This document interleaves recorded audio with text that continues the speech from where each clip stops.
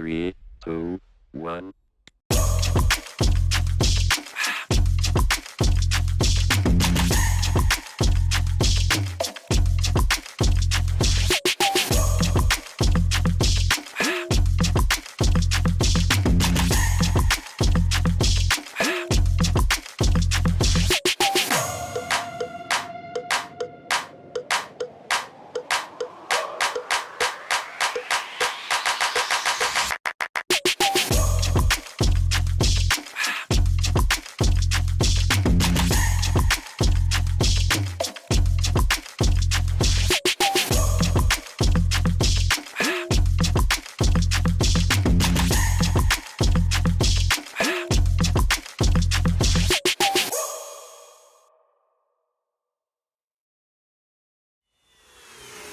This is Keanu Reeves, and welcome to Rush Lane.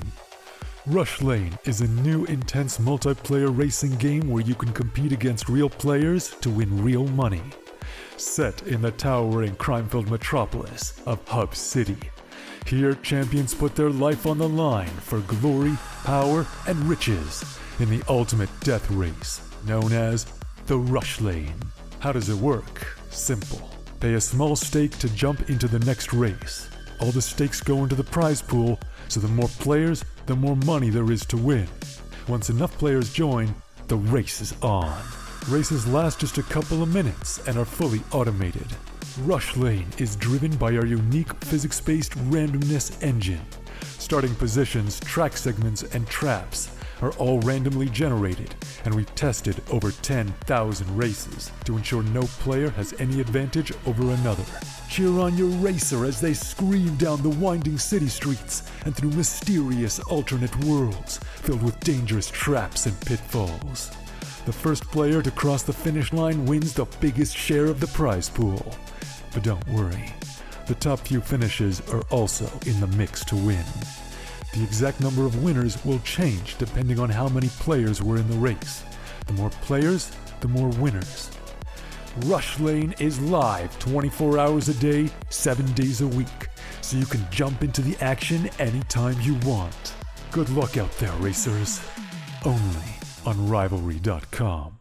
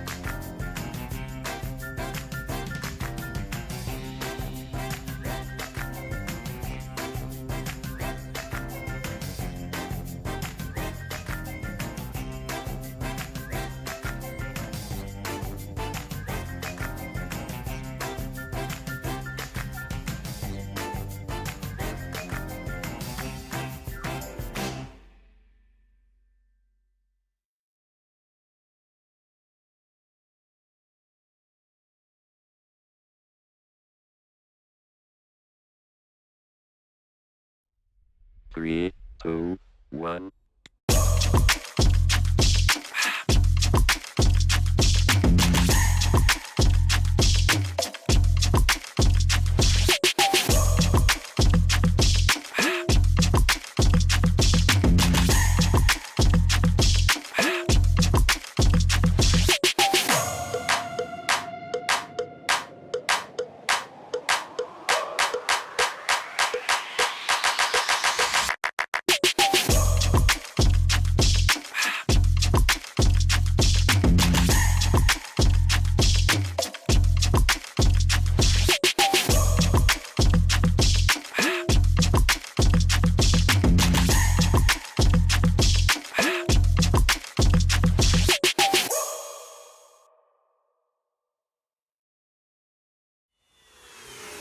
This is Keanu Reeves, and welcome to Rush Lane.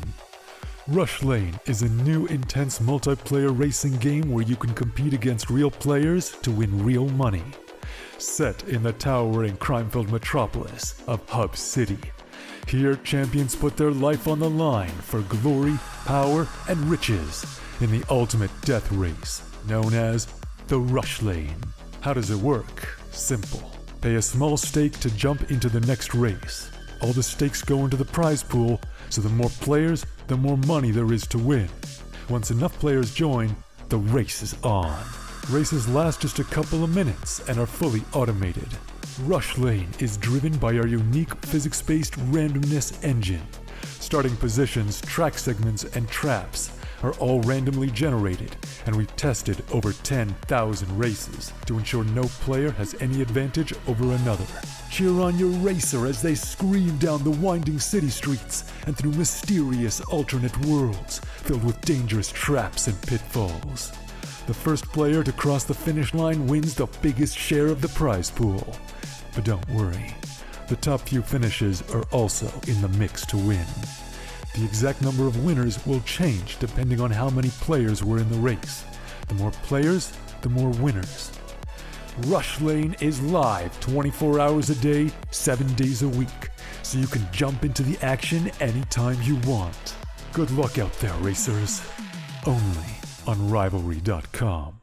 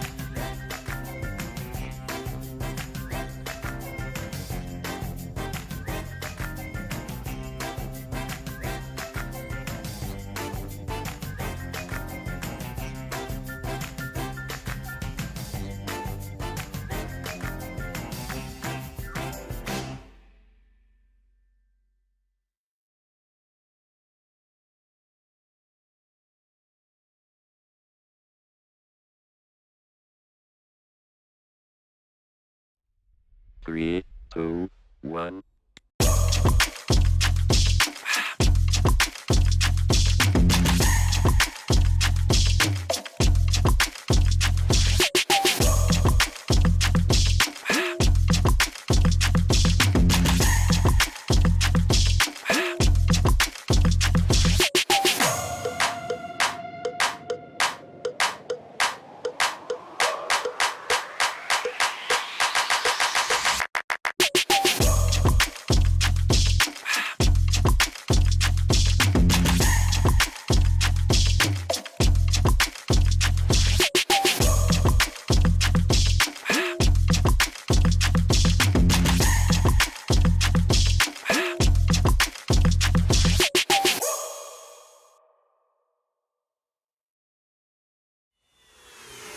This is Keanu Reeves, and welcome to Rush Lane. Rush Lane is a new intense multiplayer racing game where you can compete against real players to win real money. Set in the towering crime-filled metropolis of Hub City. Here, champions put their life on the line for glory, power, and riches in the ultimate death race, known as the Rush Lane. How does it work? Simple. Pay a small stake to jump into the next race. All the stakes go into the prize pool, so the more players, the more money there is to win. Once enough players join, the race is on. Races last just a couple of minutes and are fully automated. Rush Lane is driven by our unique physics-based randomness engine. Starting positions, track segments, and traps are all randomly generated, and we've tested over 10,000 races to ensure no player has any advantage over another. Cheer on your racer as they scream down the winding city streets and through mysterious alternate worlds filled with dangerous traps and pitfalls. The first player to cross the finish line wins the biggest share of the prize pool. But don't worry, the top few finishes are also in the mix to win. The exact number of winners will change depending on how many players were in the race. The more players, the more winners.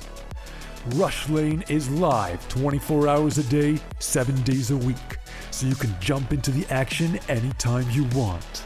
Good luck out there, racers. Only on Rivalry.com.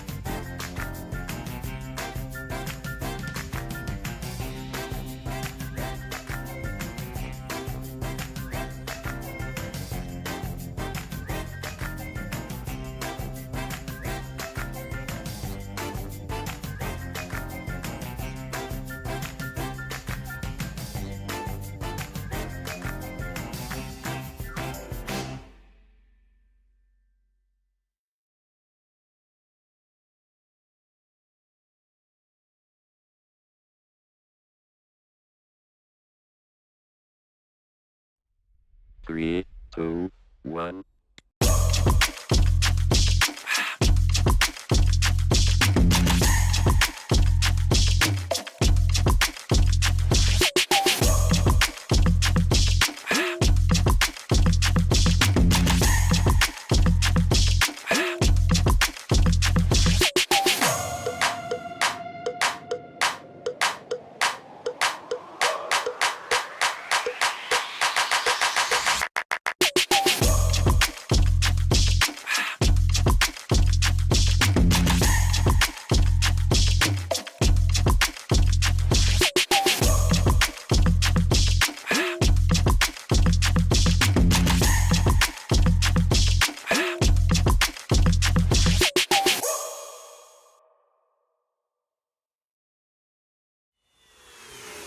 This is Keanu Reeves, and welcome to Rush Lane.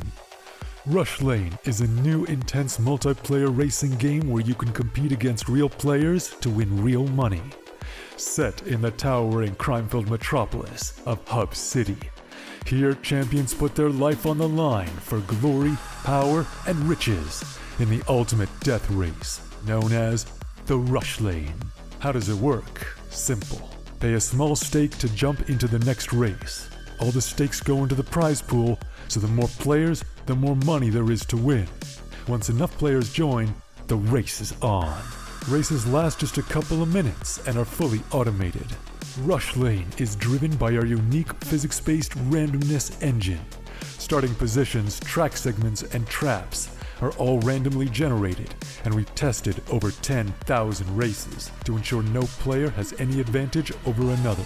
Cheer on your racer as they scream down the winding city streets and through mysterious alternate worlds filled with dangerous traps and pitfalls.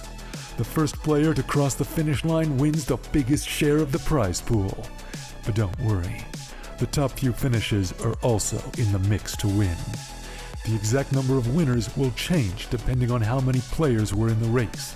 The more players, the more winners. Rush.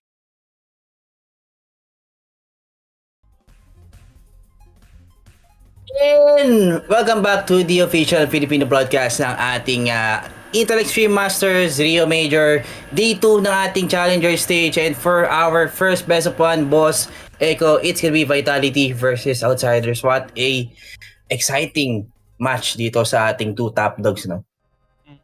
Mga sobrang exciting na matchup natin dito, boss, ganun. Lalo pag nalaman nila kung ano yung mapa na lalaroin natin. Grabe, parang parang nasa playoffs agad tayo dito eh, parang Pwede, ano no? pa, mga pang yung matchup na to, mga pang semis na kagad yung mga itong matchup eh. Grabe, James, boys, mga kaibigan, and syempre Team Vitality. Nakita naman natin yung pinakita ng Team Vitality kahapon, no? Against the Brazilian Imperial. squad, against Fallens. Diba sila Fallen, Gabriel Toledo.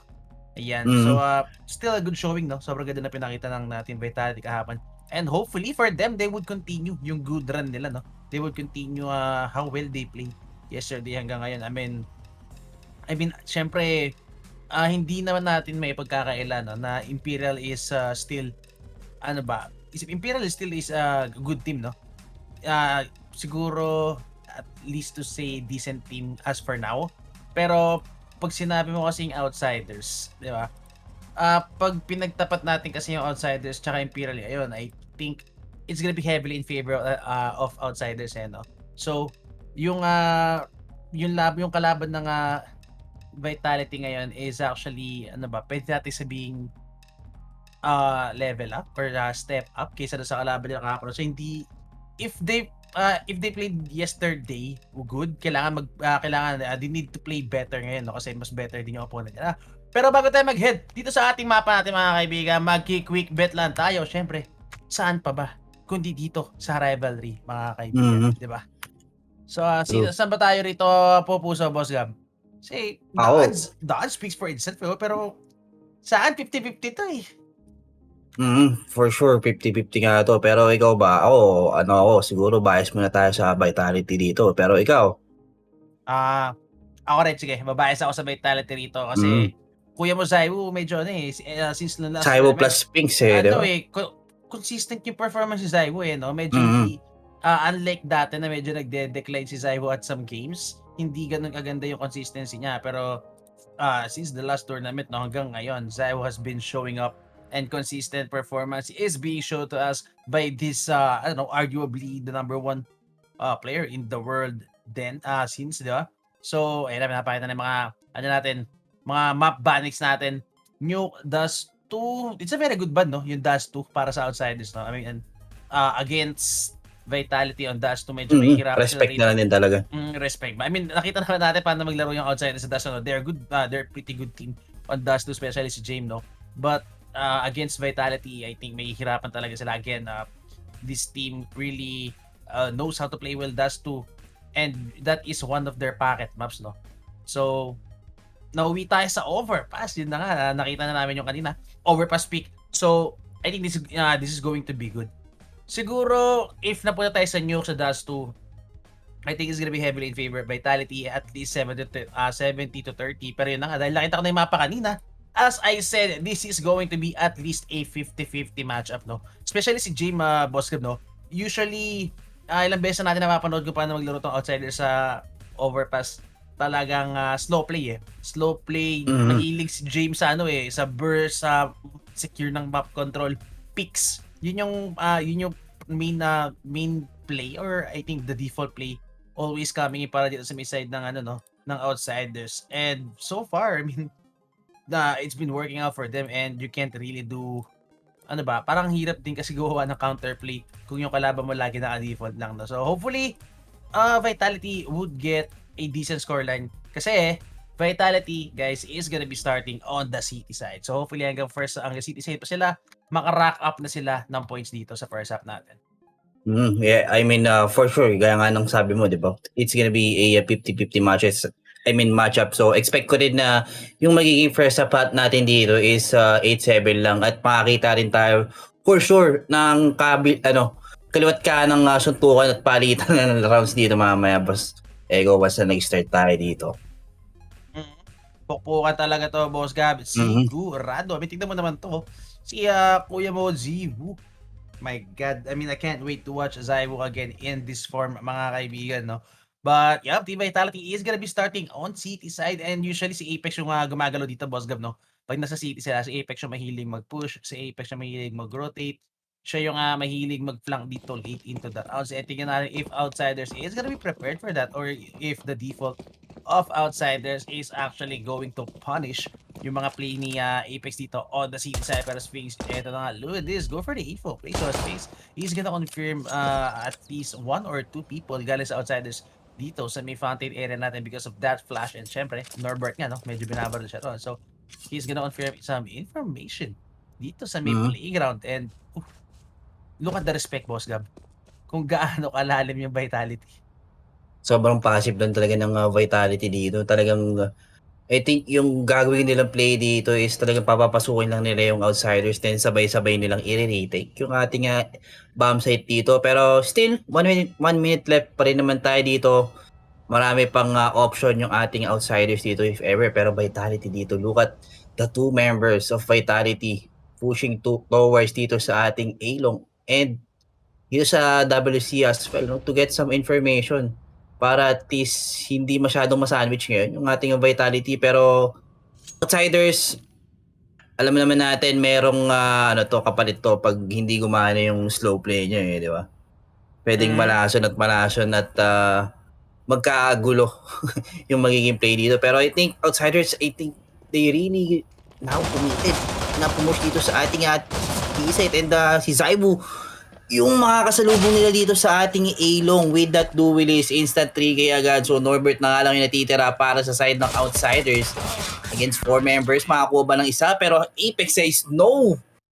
Dito kay Norbert. So just like that, it's gonna be 1-0 para sa side ng ating Vitality, Boss Ego. Grabe si Apex dito mga kaibigan. Nakita niyo naman, umi-FPJ na rin. And Zaiwu, grabe. Pinakita talaga. Just imagine, Boss Gab, no headshot. No headshot came in para kay Zaiwu. Body shot lang. Nevertheless, grabe, para talagang AK sa round 1, mga kaibigan. Pinagbabody shot, pinagbubugbog yung mga tropa nating outsiders dito sa long. Diyos ko po. And yun na nga, 3 rifles. He's gonna be brought out in this round. Galing sa Missile Vitality, flash play, Sphinx go for the info play, and hindi niya nakita si Fame dito. Fame gonna be managing to get away with his life on 60 HP. And look at this, napakaganda ng body system ng Vitality rito. And yun na kasi Sphinx dito, medyo massive na, and ako po the dink. Still gets the headshot though, pero no cover coming in. Zaiwu to the rescue with the A1S dito, and also conscious. Ito na nga, Farmville for the rest of the squad. Zaiwu looking for the Habaki Keycard, and outsiders, I mean, what do you expect? That's a Glock train para sa outsiders. So for this round, we're gonna be seeing full AKs for sure. Full AKs indeed, since hindi nga nag-force play yung ating outsiders dun sa round na yun. Kaya I think susugal ata sila dito ng play, no? I think gusto nilang i-reset ngayon yung ating Vitality. So let's see. Vitality, they still have the good guns naman dito, no, para at least contest yung pag-buy ng outsiders natin dito, Boss Ego. Tingnan natin no, kung paano lalagyan ng sagot na Vitality to. I mean, these are 5 rifles. Kicker opting to go for a full-on utility, I think, or nagbayata siya ng Deagle kanina. So, he's just gonna opt to go for a Galil for this round. Pero tingnan mo naman to, Boss Gab, 1 minute and 30 seconds remaining on the clock, and wala nang utility. Oh! Wala nang utility yung outsiders dito, pero Norbert says, what utility? Mga kaibigan, grabe. Kuya mo free, bagsak ka agad. That's 1 rifle on the ground para dito sa may side na Vitality, and pupulutin ni Apex. Yup, that's gonna be the E1S saved para kay Apex. So 2-2 pa rin naman, no? Very winnable pa rin para sa may side ng Vitality, but still playing it passive-aggressive, no?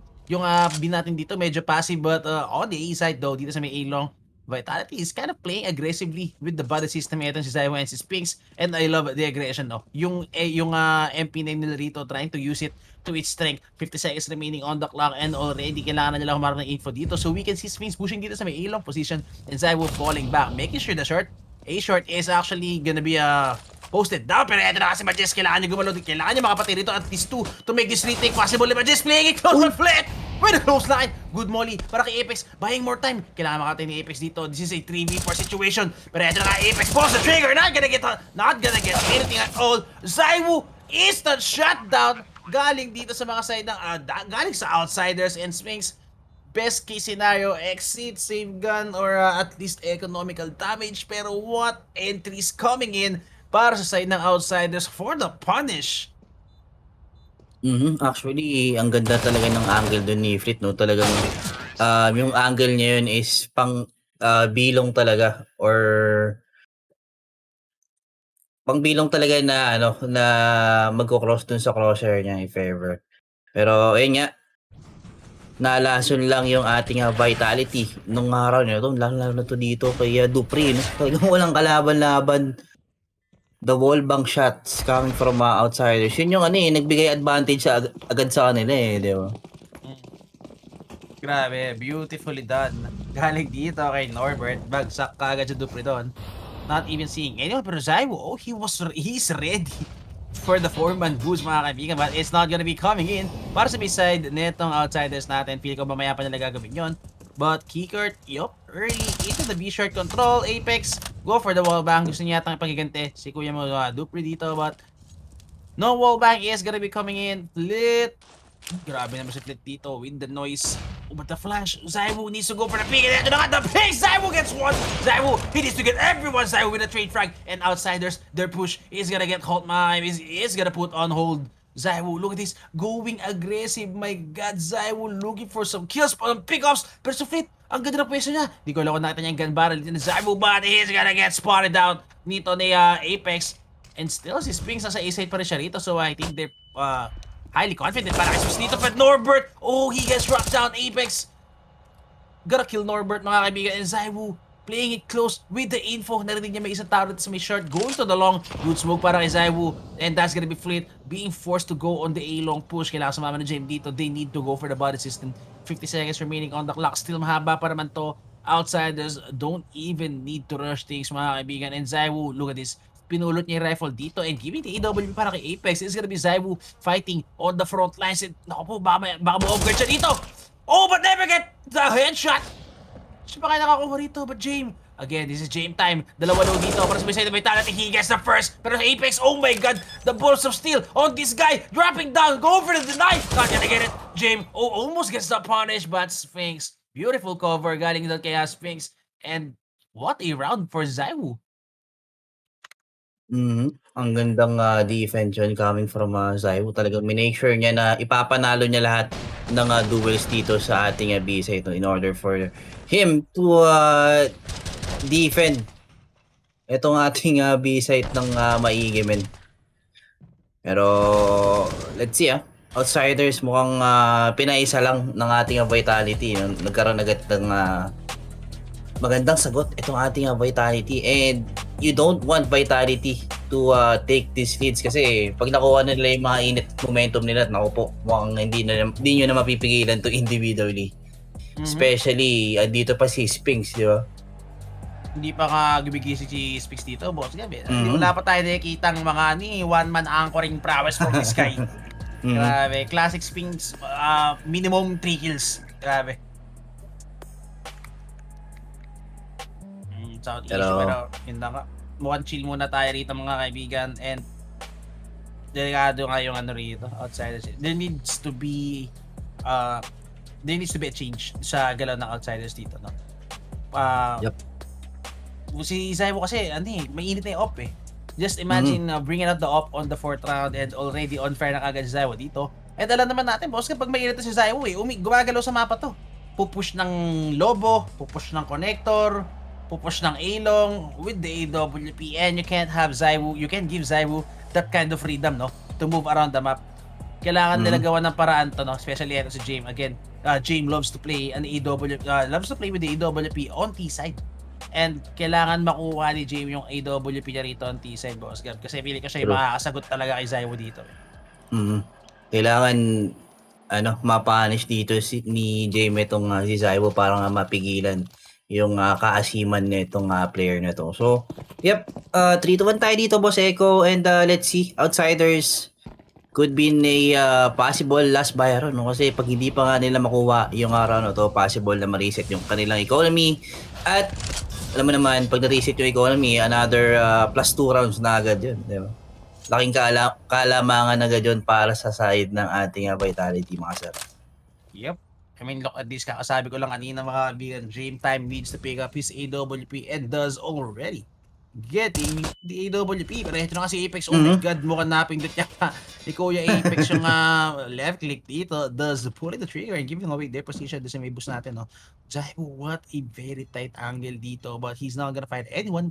Outsiders, Kickert falling back a little bit. So, ito sinasabi ko kanina, Boss Gab, no? Outsiders always playing their default, burning down the time, waiting for medyo miss yung flash dun, no? Pero yun nga, naghihintay sila lagi ng set dito ng flash. Naghihintay sila ng set piece. But yun na nga, dahil dyan sa kakahintay nyo, sobrang dahil pang utility ng Vitality rito, Boss Gavin. Zaiwu, oh James, Zaiwu with the duel! Zaiwu, would he get this? Good molly, mapapatra si James dito, pero si James sobrang chill niya pa rin dito, Boss Gav, and he needs to get the timing perfect. Pero si Free, oh Zaiwu, medyo nag-overstep siya dito, Boss Gav! That's a misplay coming in para kay Zaiwu, and he gets taken down! Norbert, makakuha pa siya ng rifle dito. It's a 2v4, and I think it is safe to say that Vitality needs to go for a save. Talagang timing is everything talaga dito para sa ating both teams natin dito. And Zyvo, medyo na-overconfident ata. Sobrang out in the open niya dun sa may Oo. bilong eh. Kumbaga, hindi rin nakamark dito si Magis eh. Parang parehas silang nakamark dun sa Vision eh. And I think that is a miscommunication no para dito sa dalawang player ng Vitality. And that cost them a reset naman ng economy para sa side ng Vitality, Boss Ego. Nako po, mukhang ito na ata yung ganti ng ape ng ating outsiders. Exactly. And yun nga, no, as I was saying, that's a misplay para dito kay Zaiwo. Getting out in the open on two angles, no? Misplay, ano nga yan, feeling ko there was a miscom. I mean, nung nagsisave pa lang yung Vitality dito, looking at Apex camera, no? Yung camera ng Apex, medyo andun yung confused look eh. Tapos nakatingin siya kay Zaiwo eh. Parang tatanong niya ano nangyari eh. Kasi ito Mm. yata. Replay. Ito. Yep, that's a miscom indeed. Ah, hindi pala masyadong hindi masyadong maganda yung angle kay Dupri kasi siya yung nakamark dun eh. Oo, 'Di parang ba? first Off contact off talaga siya, no? angle. First contact talaga yung nangyari kay Zaiwo to, which is Mm. di tama, mga kaibigan. Pero uy, I like this change in place galing sa side ng Vitality Boss Gun. Kumuha Yep. sila ng connector ngayon. They invested 3 people dito sa connector natin. And the outsiders again with a classic slow play and Fame. Tamang kuha na siya ng info dito. That's a very good info play galing kay Fame dito. And he's gonna confirm yung presence nila ni Zaiwo and his picks dito sa may A side. So, yep, still playing it very slow, knowing na nasa kanila yung gun advantage. I think waiting for another extension. Yung mga players natin dito sa may outsider, naghihintay sila ng may mapapunish dito. But I think, yep, it's a force buy for Vitality. So, 2 rifles in play pa rin naman tayo ito. Still winnable, no? Sphinx again. Sinasabi namin ni Boss Gab, yet to get activated pa rin, no? Apex, go for the info play. Wala siya makikita nang may malapit dito sa may short, no? But, little does he know, Flit is playing it close on the near the sandbags position. With the blind spot and Fame giving away some footsteps. I think they could possibly punish no si Fame dito and pick up the rifle, and that could be a chance on going on a retake. Pero ito na nga, mukhang mag-isa lang si Magis dito with the Deagle. I mean, Magis needs to go insane on the hold Nako if po. they even want a chance dito, mga kaibigan. Pero ito na nga, rotations coming in, 22 seconds remaining. Magis, buhay pa rin siya dito, not gonna get wall, he gets the tag. Pero ito na nga, yung Apex, Uy! still the delete. Flip! So accurate, mga kaibigan, ng Norbert going full on man mode.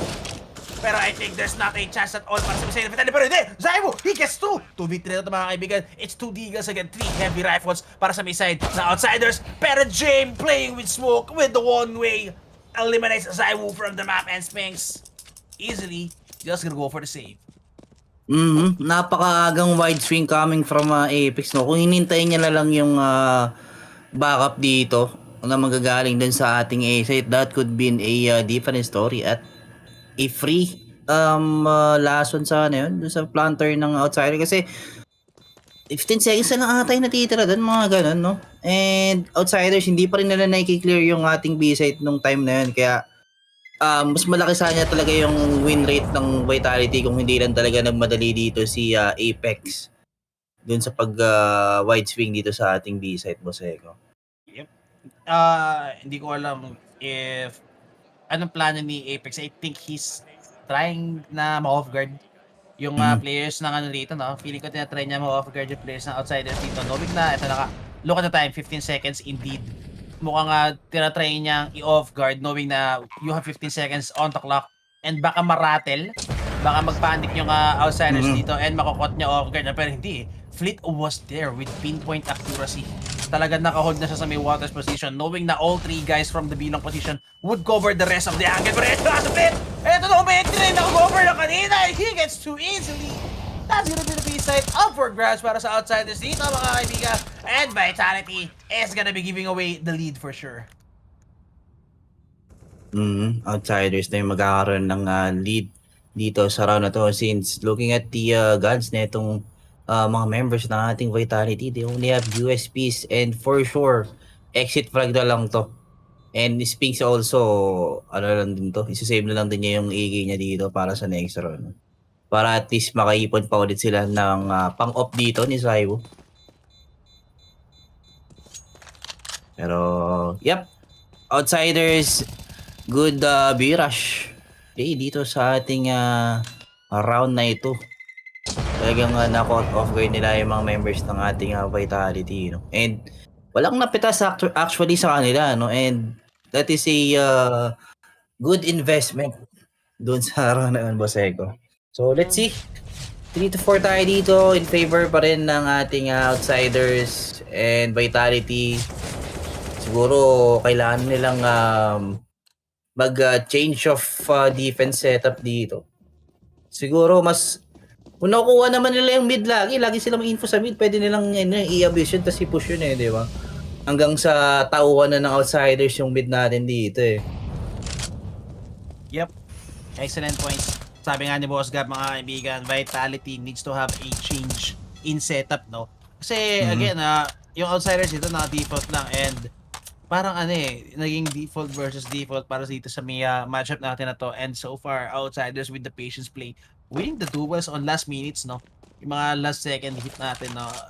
That's crucial for Vitality. If they're not gonna be winning those kinds of duels, at least try to make something out of nothing, no? Kung hindi nila kaya mag-hold ng ganong ka-low na time, then make something happen in the earlier part of the rounds. Kuha pick, hanap silang control, pressure, get some pressure para dito sa may outsiders natin. Or else, I mean, outsiders, grabe, they're just, look at this, what's gabo? They're just having the space they want. Nakukuha nila yung control ng mapa, nakukuha nila yung gusto nila. Sobrang dami nilang utility, they could easily go for all the setups that they want, mapa-A-man o mapa-B. I mean, hindi naman natin sinasabi na hindi kaya mag-gold ng players ng Vitality dito, pero you're giving them the chance of a 50-50 duel. And you don't want that if you're not gonna be winning duels at all, di ba? Talagang magagamit talaga dito yung mga body system sa side ng outsiders pag laging sobrang passive ng ganyang galawan, men. Pero tingnan natin outsiders, 15 seconds left into the clock and yung 5 member nila andito na sa ating A site and hindi sila makapag-commit dito since ang daming utilities ng ating Vitality dito ngayon. So just like that, it's gonna be 3v2 and no time na nga dito para sa side ng ating outsiders. Pero James, nako po, sinama pa nga sa ukay. Eto si Saiwo dito sa ating A site. Pero yun na nga, Boss Kim, no? The 50-50 duel this time went in favor of Vitality. Ayun yung nasabi ko, no? Sobrang daming utility dito sa may A site, the smokes, the mollies, every flash. Look at this. Look at the map, look at the overview, 'di ba? Nauwi lang sa 50-50 duel and good utility usage din siguro, no, galing sa may side ng Vitality para ma-hold off yung push nila. But yeah, that time it was Vitality coming out on top. Again, down to 15 seconds bago sila mag-hit. So Vitality kind of having the read dito, no? Kung saan mag-hit yung outsiders and Vitality evening up the scoreline 4-4.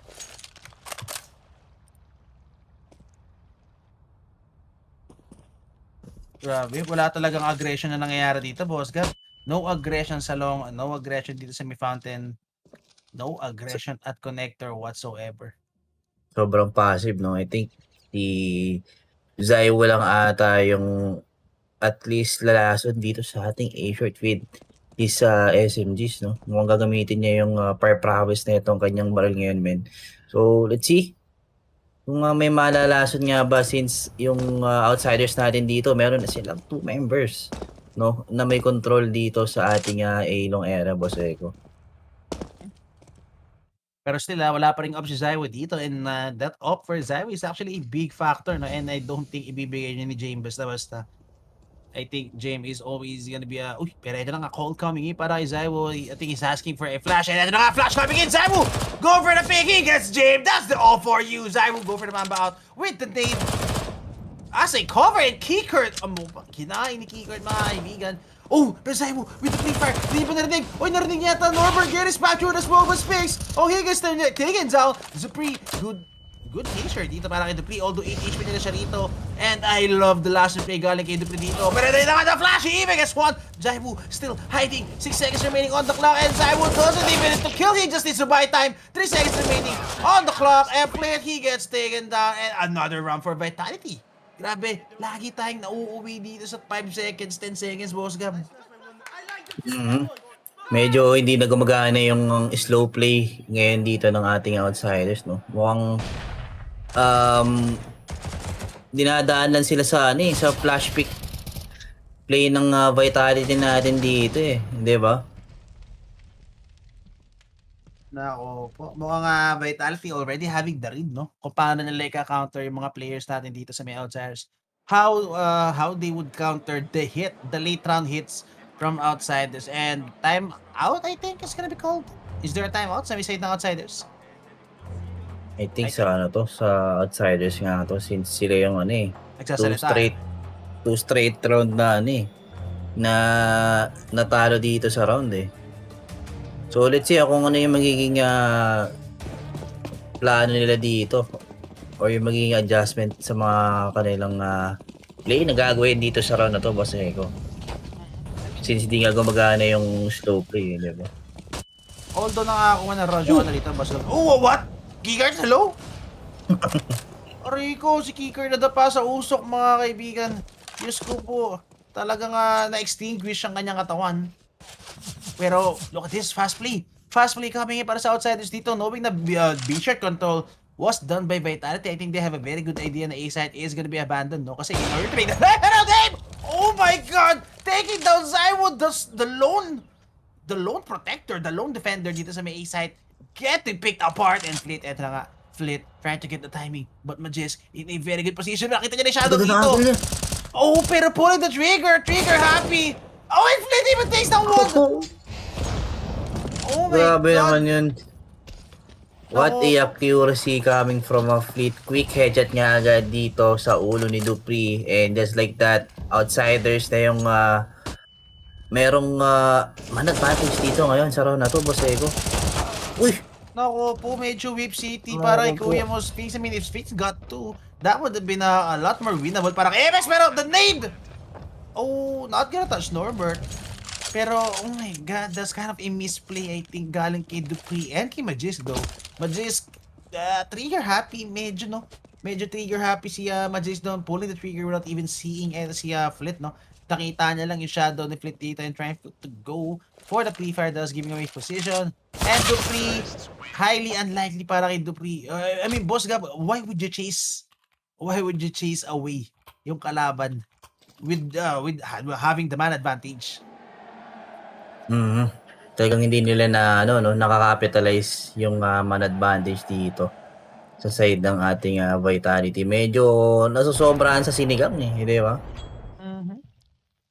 Pero grabe lang din pala yung dito, yung reflex din na ginawa ni James. Game time, no? It's game time to allow. Napakabilis. Parang may may eagle eye di ba?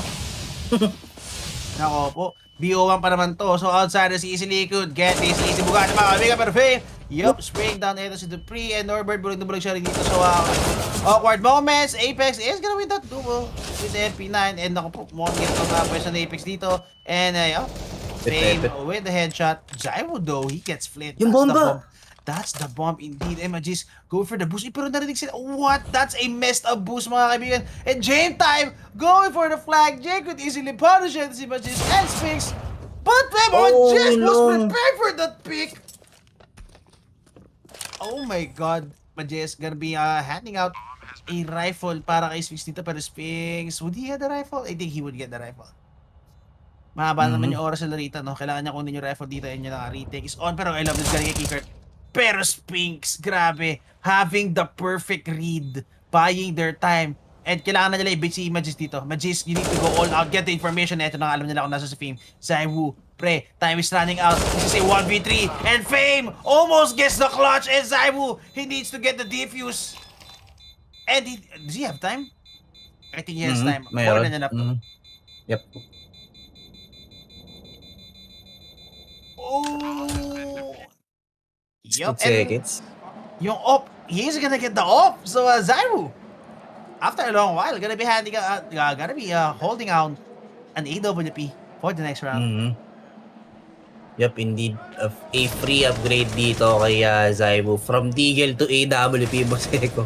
Nagkaroon pa nga ng early Christmas bonus dito. Itong si Zaibu, mga sir. Grabe, I mean, feeling ko misplay yun galing kay Fleet Boss Gab, no? Siya yung nag-drop ng bomba doon sa May City eh. Yup. Tsaka medyo napuri ata natin masyado itong si Game Time dun sa kanyang reaction. Hindi niya naputok yung off dun sa sa may connector. Napakasikip na angle nun, men. Onting flick shot lang pwede niya makuha yung member ng Vitality dun, pero wala eh. Talagang siguro narattle lang or nagulat din siguro dito si James. Mga ganun. Hindi niya in-expect na i-check pa ni Wedges no? Kasi I mean, Majis, actually, really highly unexpected yung ginawa ni Majis, even going for the check sa connector at that late of a round. And yun na nga, grabe, the game sense coming out from this guy. Beautifully done. Para kay Majis. Sphinx, well, actually, Zybe is gonna be playing the first contact and Sphinx just gonna be waiting for sure for the contact play dito sa may puno, no? So, Zybe, not really anticipating, no? Na may tao dito sa may banyo, boss. And pwedeng magkaroon ng viewers dito sa ating Elong since outsiders parang every round lagi nilang tinitake tong spot na to, men. Uy. Oh my god, what was that from Zybe? Ito na nga, look, speaker coming in, and what? Oh my god, the one tap coming in dito kay Fim and Zybe. Wala siya makakamapa out. And yun na nga, oh no, it's falling apart para dito sa mid-side ng outsiders. The AWP para kay Fleet and Fame. Oh, naku po, yun na nga, hindi na rin si Majis, hello? Oh, pero awkward. Nagkarinig sila rito and Fame gonna be waiting for Majis to go for the peak, but Majis, he needs to get this right. Pag napatay niya to for sure, it could be a winnable round. But Fame, what a headshot. No helmet for Majis does means a punish. And Dupree, oh no, whiffing the shots, mga kaibigan. And it's just not good for Dupree. You really can't see Dupree whiff like this, mga kaibigan. You hate to see Dupree whiff like this kasi I mean, he's a crucial part, no? As an anchor player, no? And ito na nga, medyo hindi na alam si Dupree gagawin niya, mga kaibigan. Players coming in from all around of the corners. And Dupree, it needs to be a hell of a clash. Galing dito kay Dupree. Yan na nga, White Swing coming in. He gets the first, pero 13 HP. Not gonna be enough. And Norbert, with AWP, taking down dito si Dupree. And what an answer galing sa may side ng outsiders, no, boss, no? The eco themselves. Sabi ko na eh. Tama talaga yung Nostra ko dito. Talagang left and right na suntukan lang yung mangyayari dito. Palitan lang ng rounds yung ating both teams. Kitang-kita mo naman talagang yung dalawang teams natin dito kahit naka-pistols lang ayaw magpatalo, Boss Eko. Barak-bakan talaga, mga kaibigan. And look at this Vitality going for a full buy. Dito sa round natin na to, no? Last 3 rounds coming in for this first half, and Vitality really not capitalizing, no? Yung city side natin dito, I think it's just outsiders playing a better T side team.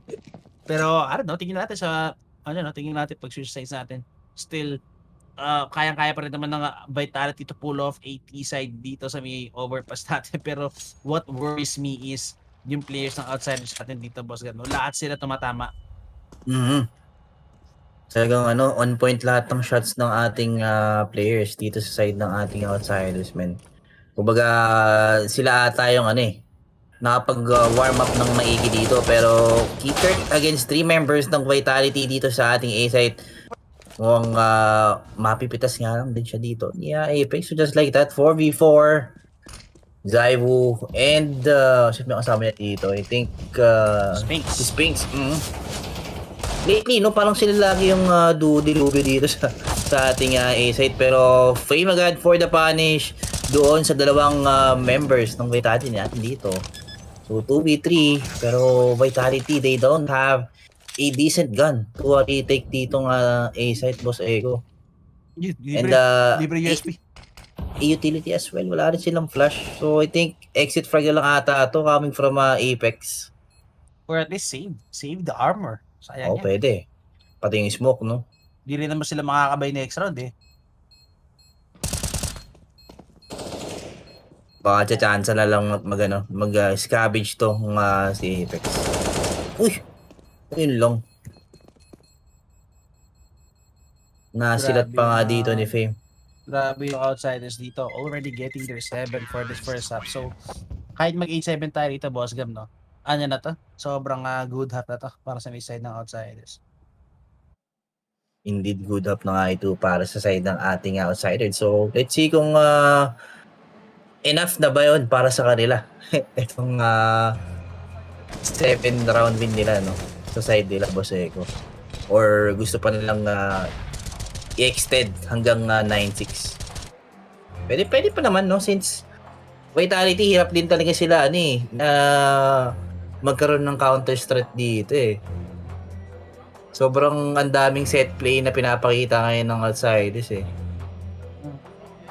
Not the map, no? Parang this is not the map pick para sa side ng Vitality. I think full eco needs to be done para sa side ng Vitality in order to have at least, I don't know, a rifle or a chance for the next round, no? For the last round, hopefully. And Dupree, knowing na siya naka-rifle dito with the save, I think at least try to make some play or tingnan natin. I mean, no guns is gonna be invested para sa side ng Vitality, no? Except for Apex with that 5-7 in hand. So Dupree, yep, I think 5-7 yung Dupree yun na binigay niya kay Apex. Mm-hmm. And Dupree, yep, is gonna be the only one with the gun for this round. Sobrang bigat ng dala dito ni Dupree. Buong team niya ngayon yung kailangan niyang buhatin with this AK-47. So let's see kung gagana nga ba itong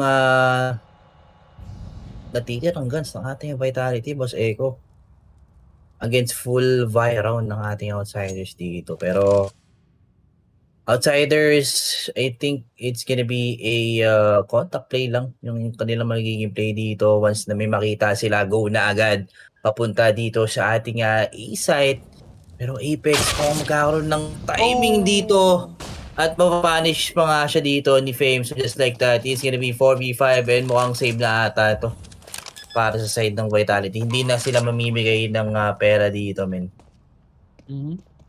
And also the AK-47 is gonna be proving to be more valuable for the next round kaysa i-try pa nila mag-retake dito. So Vitality just gonna save for this round, and outsiders again masterful read dito sa round na to. Simply walking out on the A side. No doorbells, no utility, no smokes, setups, no mo. Hindi talagang dry pick and body system, knowing na nasa kanila yung better gun power. So ganda nung pinapakita ng outside. This could even be possibly a 9-6 in favor of outsiders, ha, Boss Gab, ha? Halloween daw kasi ngayon, sabi ng outsiders. Kaya gulatan na lang daw muna yung magiging usong play dito, Boss Eko. Naku po. Grabe yung outsiders talaga dito. I mean, wala pa nga silang rito, pinapakitang something explosive, Boss Gab, eh. Sobrang basic, puro basic lang talaga lahat no? Default tapos set hit. Parang Rock Knight 2. sige, smoke natin, dalawa dito sa A-site, tapos 3 flash, okay na yun. Pasok na agad yung site, clear na agad, di ba? Parang ganun lang yung mga play na na kinakall dito ng outsiders or na itong ni James. No? Kung IGL ang outsiders natin dito. Sobrang basic call galing dito sa outsiders, and yet Vitality, I think, feeling ko it's all going down to duels, Boss Gabi. Hindi kasi makakuha ng duel yung mga tropa natin dito isa side ng Vitality eh. So I think that's what's making a huge difference dito sa first half natin. Yung difference maker siguro. But yeah, Zaiwu, look at this. Look at the frag board, Boss Gab. Zaiwu sitting on 19. He stopped fragging the board on the whole server. He stopped fragging the server. But that's not gonna be enough, no? Kailangan talaga tumulong yung team niya rito. Siya lang nakakuha ng picks eh. Siya nakakuha ng picks dito. Siya kumukuha ng man advantage. He's the one getting the kills para dito sa may side of Vitality. And someone needs to step up. Again, the duelist na naman. No, just imagine picking off Dupree and the Mamba out. Hindi man lang na-punish. Eto si Kikert, Boss Gab. Pero lure sila pareho dito, Jamie and Kikert, so very low. Nagpalitan pa nga sila ng baril dito. And the molly, beautifully done. Galing images dito. That's gonna buy more time. And I think Hit is gonna be coming in. Actually, medyo na yata mag-fake yata sila. Oh, pero si Spinks, he could shut this all down, Boss Gab, unless may headshot siya rito. And Spinks, oh, he gets one, pero he wasn't prepared for the second. Game time, serving as a beautiful beat, going 7 HP na lang siya no? But Zaibu, oh, pushing behind the truck. Zaibu needs to go big dito, Boss Gab. Or else this could be, oh, but the flash, ito na, Zaibu, denies the plant. 7 seconds remaining, that could be the round. 11 seconds pa, 11 HP para kay Kikart. And yup, 8 to 7, indeed, pero this time, it's gonna be Outsiders leading the first half, mga kaibigan. Nice flash coming from Magis, no? Talagang off-guard na off-guard yung mga member ng ating Outsiders doon sa ating A side. Kung sa round na yun, men, talagang nakadablat di ba? Kitang-kita mo naman mga white screen of death. Talaga yung nakita ng Outsiders natin doon. Pero, yep, it's gonna be a 8-7, sobrang ticket ng ating first half dito, Boss Echo, and I'm excited to see kung ano yung ipapakita ngayon ng Vitality during their D-side, man. Kasi Zaiwo dito, mainit na di ba? 19 frags. Paano pa kaya pag, umentry na tong player na to, man, baka wala na talaga makapigil sa kanya. Exactly. Pero, yun nga ito yung common dilemma, Boss Gabe, no? Would you be wanting your player, yung player mo na pinaka-mainit at the moment to be going for the entries, no? Kasi siya yung mainit siya yung nakakakuha ng mga kills dito head on Or would you want your top player to be just playing for the refresh? Kasi pag siya nag-entry dito, and who knows, di ba? Every duel is always a 50-50 duel. Paano ko siya yung mamatay dito? That would be already your heaviest fragger out on that round, no? So yun yung common dilemma natin dito. Tingnan natin kung saan maglalaro si Zaiwo, if he's gonna be serving as an ENT or as per usual, no? Siya yung naiiwan sa likod as a clutch master. Pwedeng gano'n kasi alam naman natin may mga ganong teams talaga Parang pag nawala yung star player nyo, ano na yung apat nahihirapan na gano'n, hindi na nila alam yung gagawin nila di ba? Parang pagtuturuan na kung sino ba mag-entry, gano'n, naiiba yung rules. And yep, gaya nga ng sabi mo, tingnan na lang natin kung ano nga ba talaga yung magiging play dito ng ating Vitality pagdating dito sa ating T-side, Boss Echo. And for the side naman ng ating itong ating Outsiders, no? Pagdating naman sa T-side, let's see kung gagayahin ba nila yung style ng Vitality dito na sobrang passive, or makakita ba tayo ng mga dito, mga asim play na manggagaling dito kaya game time, di ba? Feeling ko ang gagalaw dito sa may side ng Outsiders, Boss Gabs yan. Kikert. Si Kikert, yep. Kikert and si James. Kasi usually it's Fleet playing the anchor position sa maybe, no? Siya iniiwan dito. It's Fleet and si Fame yata yun. There's always two people There's always two people para dito sa may side ng Outsiders na naiiwan sa magkabila side. Either on A, either on B. Then the rest gumagalaw. May could be short control para dito sa Outsiders. Could be A long, could be a short push. Unlike yung ginawa ng Vitality kanina, no? I think we've only seen 2 or 3 rounds na nag-aggro yung players ng Vitality rito. I think now that we have switched sides, no, mas makakita tayo ng aggressive moves or aggressive takes galing dito sa may side ng Outsiders, knowing na may kita mo naman na they're feeling it May kita mo na they're feeling their aim, they're feeling their duels, and with that kind of confidence at the city side, you would want to be using that interior advantage, no? Na alam mong kaya nyo, alam nyo hindi pa gumagana yung place ng Vitality rito so as possible, nila yun, no? I-exploit nila yun, take the fight to them, kuha sila ng initial pick, flash play, then mamba out kaagad with that kind of man advantage, no? So, yun yung mga nakikita mong possible na gawin ng Outsiders dito na hindi na ipakita ng Vitality dun sa first half. Especially itong si Kikert, I've seen this player on how to play aggressive, no? Aggressive information, lalo na yung mga timings sa mga push, laging sobrang on point, Boss Echo. So, yep, let's see. Eto na. Pistol round na nga tayo dito, and Outsiders na nga yung maglalaro dito sa ating city side. So, Jame and Fame yung maglalaro dito sa ating A-site. No, sila yung magiging defenders dito sa ating A-site. And the Vitality, 4-man, long push sila ngayon dito. So, possible, i-control muna nila yung WC or pag nagkaroon ng contact play, pwede na nilang i-swarm agad itong si Jame dito sa ating A-site. So, yep. Jame will now be spotted and smoke will now be thrown to block off the vision ng mga members ng ating outsiders. So just like that, Saiwu charging in towards dito sa ating bank. Talagang di na binibigyan ngayon ng space yung ating outsiders, no, na makaporma pa dito. And naku po, ayun lang, mukhang maling desisyon na ata yung pag-push through the smoke ng ating outsiders dito sa ating truck area. Pero Fame and Kickert still, pwede pa naman sila makalason dito. Fame will take down one and Kickert and James as well. So just like that, 1v2. Wala pang plant. Wala pang ang plant. Naku po. Pero may info na yung Vitality, no, kung saan manggagaling yung last member dito ng Outsiders, Boss Ego. Oh my Yun lang na God. double ding. Parang tinaltokan sa ulo.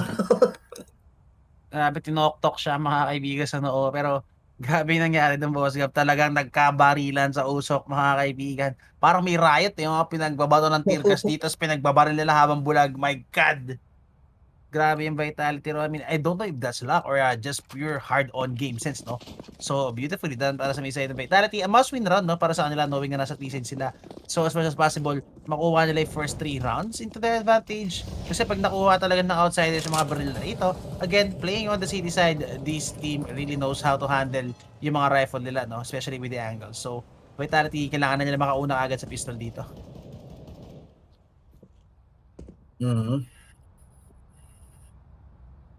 And let's see, Outsiders, yung ibang members lang yung nag-upgrade ng pistols dito. Pero hindi sila ngayon nag-armor, men.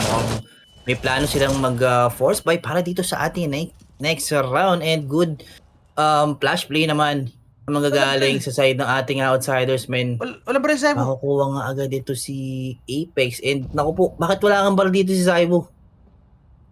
Naku po, sobrang nagtipid ata. Ay, yun lang, mahirapan pa atang i-recover. Pwedeng, ito pa yung maging dahilan, no, para maiko yung ating Vitality ngayon, Boss Eko. Nakuha na.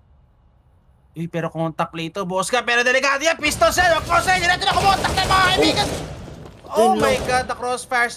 Ito na nga, sobrang low na James time with the no-scope. Not gonna finish anyone at all. Pero, surprisingly, Boss Gab, that's a B-stack. That's a 5-man B-stack sa may side ng outsiders, and yet every single one of them got shot down by the whole Vitality squad. I mean, kahit sabihin natin pistols to, Boss Gab, the fact that they got the stack and with the crossfire, ang ganda ng discipline ng Vitality rito. Talagang ready sila dun sa gagawing plano ng outsiders na lasunin sila dun sa ating B long monster, Boss Eko. Hindi nila alam, sobrang on point din ng mga shots ng Vitality members natin dito, men. Ulo agad ang tama. Ako. James time going for a glass cannon, Boss. Uy, Fame not pulling the trigger. That could have been a lineup para kay Fame dito. Pero instead, he chose to fall back, mga kaibigan. And Fame kind of undecided, I think. Sabay siya pwesto dito. James naghaharap ng pick, no? I mean, although wala siyang armor dito, James time with the AWP. I mean, this guy is quick with this gun. So, not really gonna matter, no? Yung armor para dito kay Kuya James. Nevertheless, still, as long as he's holding itong AWP natin, he's gonna be proving to be a real threat para sa may side ng Vitality. Pero Zaiwo, this is why, Boss Gab. This is why he didn't buy yung second round. Para may ilabas siya ng AWP. Pero he's not gonna land the shot dito kay Fame. Good Giga pick galing kay Fame. That's gonna bring out, that's gonna be the information para sa may side ng outsiders, no? To know na there is an AWP investment para dito sa may side ng Vitality on the T side, but hit is gonna be coming in dito sa may B side natin. It's only gonna be Flit and Kickert trying to defend his side, pero Flit, yun na nga, the over coming in. Kickert, he also gets one. Kailangan na nila naman si Kickert dito. Yun na nga, the punish coming in. Speaks also with a beautiful headshot. Pero James, that could have been a collateral para sa kanya. Norbert, he gets the one. Pero James, hindi niya nakita si Simon with the movement. What? Zaiwu with that no-scope takedown. Death from above, sabi dito ni Zaiwu, Boss Ego, naku po, it's all up to Fame against two members. He doesn't have a kit, he doesn't have any utilities. So I think this is gonna be just a save na lang ata dito para kay Fame, Boss Ego, naku po. Nalason pa nga. Oh my god, the movement of a god on top. Zaibu flying in, no scope. Grabe, sabay dura. Diyos ko po.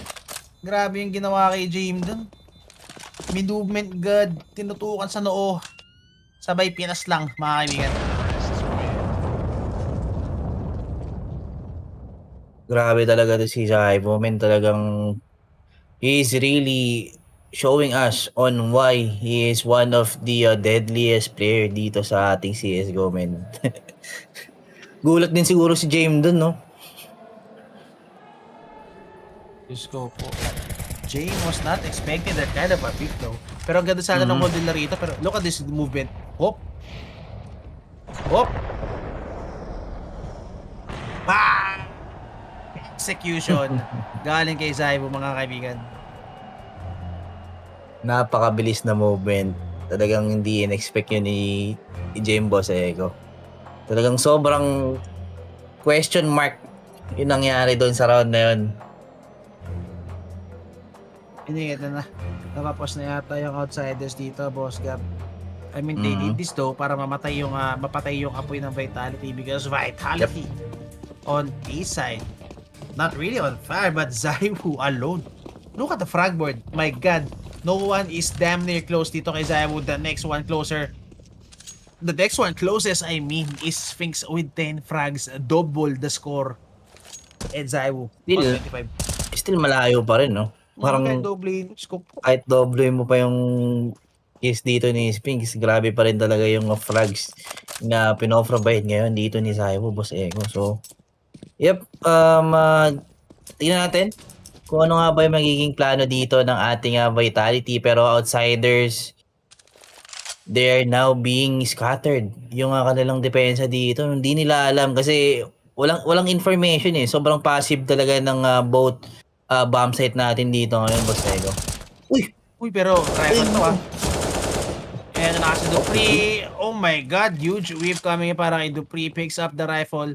And Jane Time also gets another rifle with Magis. Naku po, pagay talaga na collateral job at the nade. Oh, not gonna land though. And pwede pa sila makapulot ng AK-47 dito. So the fact that Vitality is gonna be leaving the premises, that would be a free AK-47 upward grab. Sphinx. Beautifully done, galing kay Sphinx. What an exploit. Keycard with the pick, trying to get some information, and eto na nga, mukhang rack na ito dito sa B-side, mga kaibigan, but also nandito sa split. Ang buo ko pa na ng outsiders, nandito na rin sa A-side, and James Time! Oh no, tuhog mga kaibigan, good molly and Sphinx. Oh, he gets one, pero would they expect clean dito? Good flash, oh, pero overpick galing kay Zaiwu. He didn't wait for the flash. Ang ganda sana ng flash ni Sphinx dito. That would the flash for the cross, and Sphinx is gonna plant, pero deny. Galing kay Fleet. Good plant para sa Vitality, pero what a collateral. Galing dito kay James. Kind of a misplay para that's highly uncharacteristic. Galing kay Zaiwu, no? Hindi niya hinintay pumatok yung flash ni ano rito. Hindi niya hinintay pumatok yung flash ni Sphinx. Bago sana siya mag-cross din sa B-short.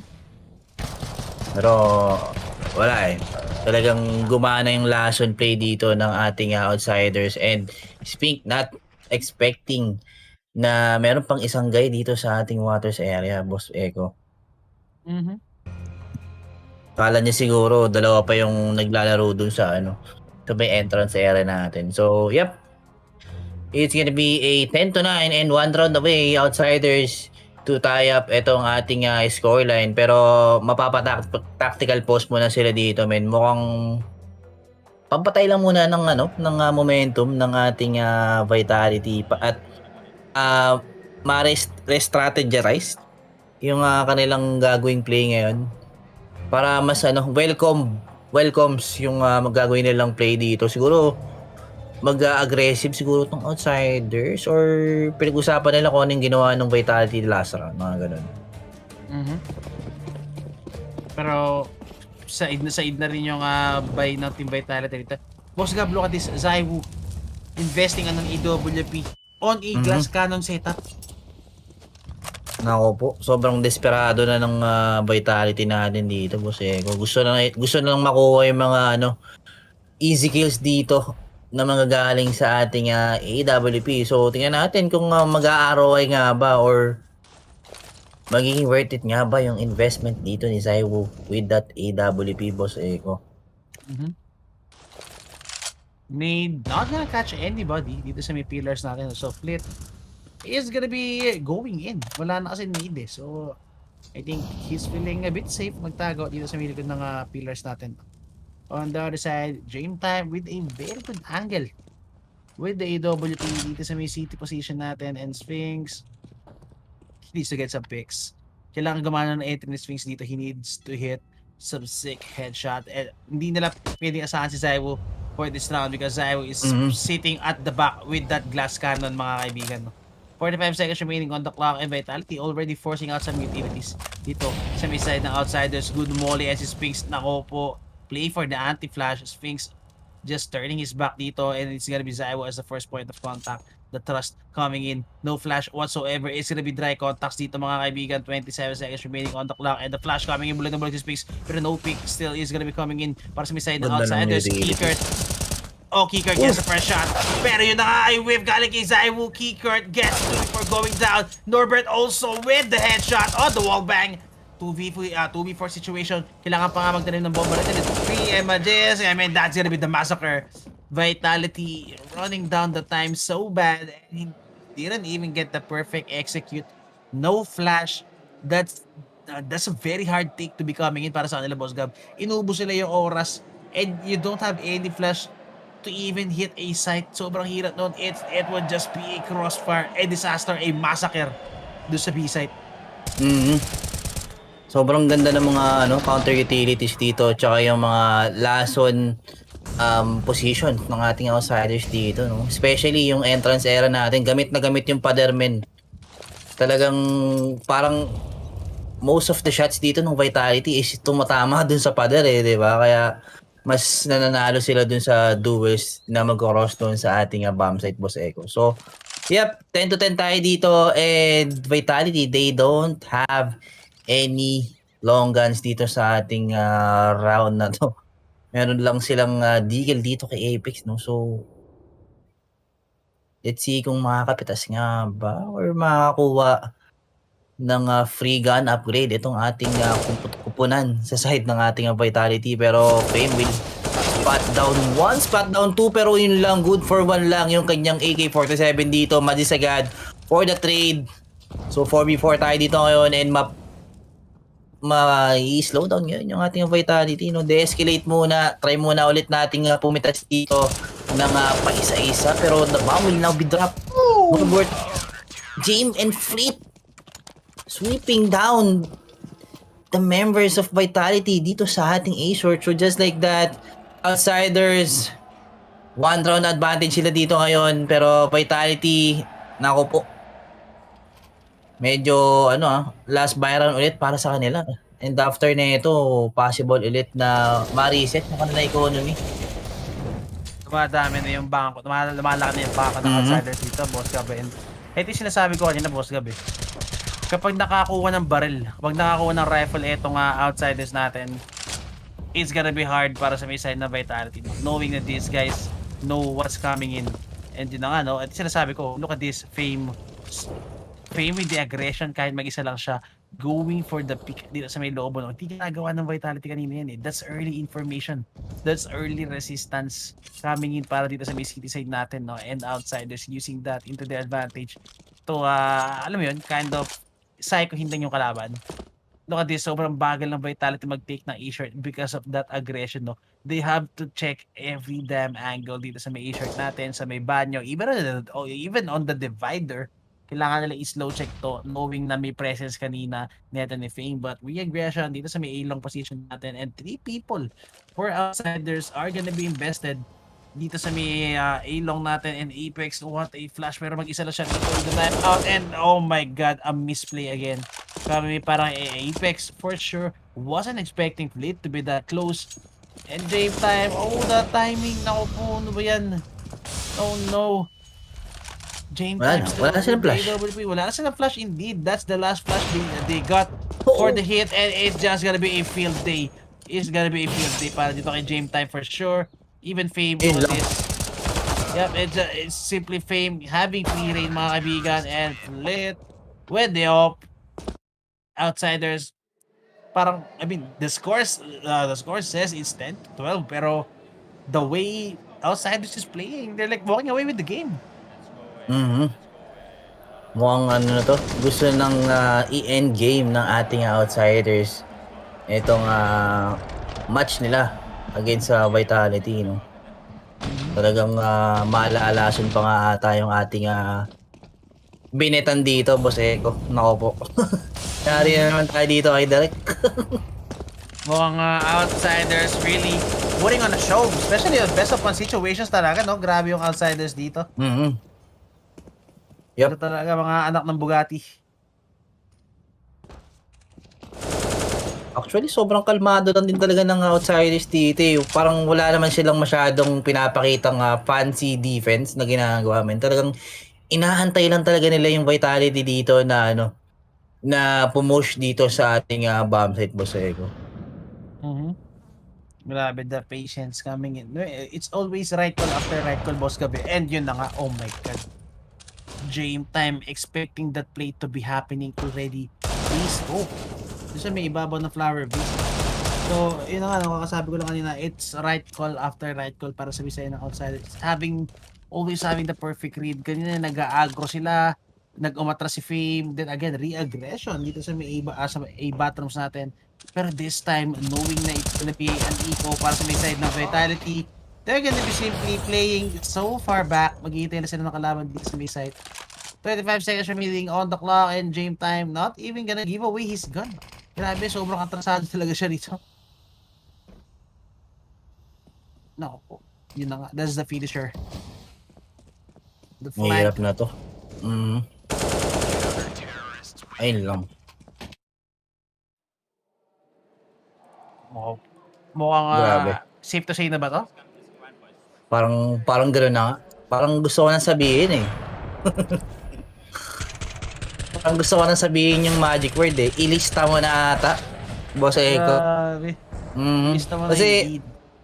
pansin ko din, eh, si Apex dito, parang sobrang dami ng errors yung, nako-commit niya dito sa team niya, eh. Kumbaga, yung mga takedown sa kanya parang hindi na ina-operate, eh, 'di ba? Hindi na appropriate na galawan ng pro. May I say na mga gano'n. Kasi mag-wide swing ka tapos naka-knife out, 'di ba? Siyempre may i-expect mo pang ano, eh, meron pang isang kalaban dun sa may ilong, eh, na pwedeng nakaabang lang sa'yo, 'di ba? Feeling ko ina-expect ni Apex na ano yun, eh, off na malayo. Kaya nag-knife out siya for at least faster mobility para makapag-check siya, no, with the movement gun, para makapag I think jiggle peek, jump peek, at least get some information if yung AW player ba talaga na which is Jane is sitting there inside the A side. But yep, not gonna be expecting someone to be that close. Running him down, mga kaibigan. Pati yung mga pagbato dito ni Dupre ng mga simple mistake. Talagang nako-commit na ng vitality, pero buti na lang Spinks dito to the rescue. Nakakuha nga agad yung opening kill dito sa ating B shorts. Will take down itong si Pete just like that. 4v5, 1 minute and 20 seconds left, and nice through the smoke na manggagaling dito kay Apex, and then here comes the push coming from Vitality. Norbert, the last man defending itong ating B site, and naku po, yun lang, muntik pa mag-line up yung tatlong members dito, pero buti na lang Magis agad for that quick reflex, taking down itong members na naglalaro doon sa may ating Baracel, no? So just like that, 3v1 James, possible save na nga ata ito kay James, Boss Eko, since AWP tapos naka-post plan pa yung mga kalaban mo, talagang no chance of winning dito sa round na to, no? 1v3 para kay Game Time, and save call indeed. I mean, Game Time, going Game Time, mga kaibigan. And Vitality, sabi nila, it's not yet over. It's not yet over, bro. It's not over till it's over. Hanggang 116 na laban tayo. And Vitality, gotta get their 11. So, keeping it close, no? And as you said kanina, boss, diba? Suntukan talaga to, kaliwa kanan. Walang lumalayo eh. Kaliwa kanan, walang umiilag eh. Hindi umiilag yung both teams natin eh. Parehong Talagang hindi gaya pares, ng pisngian eh. pisngian eh. Paisa-isa. Parang ako naman, gano'n. Parang ganyan nangyayari eh. Nung pagkasuntok sa isa, ako naman. Yun, Hindi naman masakit, di ba? Mga gano'n. hindi mo masakit. Hindi kaya. Grabe, nagpisngian yung mga tropa dito, mga kaibigan. Talagang Pisngian nga to. last man standing ang galawan ng Vitality dito. Vitality versus Outsiders and Fast A. Flash, Kabim, Norbert, going for the wall back, pero wala na siya tatamaan dito kay Spinks. Already, nandito na sa may B-shirt mga kaibigan, nagigit siya na mapapunish dito, but Nade is gonna be coming in, pero no one is gonna be playing on that short position, so no Nades is gonna be landing whatsoever. Zaiwu going for the boost, pero eto na yata yan, Spinks. Naku, pag napatay nila dito yung barrel guy natin, pero are they ready for this for sure? But Kicker, that timing. Oh no, pero ang ganda ng setup. They know what's coming in and Apex kailangan niya makakuha ng entry dito. But Jame time, oh no, he can't overextend unless he can overextend or else Jame will pick him up mga kaibigan. Sphinx. Grabe. Unlucky really para kay Kuya Sphinx dito, boss. Ganda. The read is there. Napakaganda ng read ng Outsiders. Don't just imagine mollying yung position na yun, no? Talaga niya, oh my God, Zaiwo missing the perfect timing fame. Got the information and I don't think he's even gonna give chance kay Zaiwo dito to actually pick him off. Pero Apex, look at this, playing it close with the silent position. And Apex, oh but Fame goes aggressive mga kaibigan. Naunahan na nga niya dito. Eto si Apex at Fame na naman with a second. Zaiwo, he gets a second. Pero Dupree, although they need to go big, pero wala sila mapapatay dito. 27 seconds remaining and Zaiwo, not a chance. 1v4. He needs to save this AWP, pero they're gonna go for a chase. 28 HP. Well, I mean, 28 seconds remaining. And Giger, naku po, nalusutan niya, pero dumupit. What? Di yata naman may kinabas sa likuran niya. He needs to turn around. Pero he won't. And that's gonna be the round para sa side ng Outsiders. So, Vitality, although winning the round kanina, wala silang pera yata ngayon, boss. Rico Best. Mukhang ano to. Collapse nga ata talaga yung economy ng ating Vitality dito mga sir. And look at the emotion na nanggagaling dito kay Apex. Ang player na laging galit. Grabe, unlucky really. Para kay, I think he was waiting para sa tropa niya bago siya mag-pick, no? Pero Fame, grabe, just getting the perfect timing. And yun na nga si Dupree, nagulpi pa rito mga kaibigan.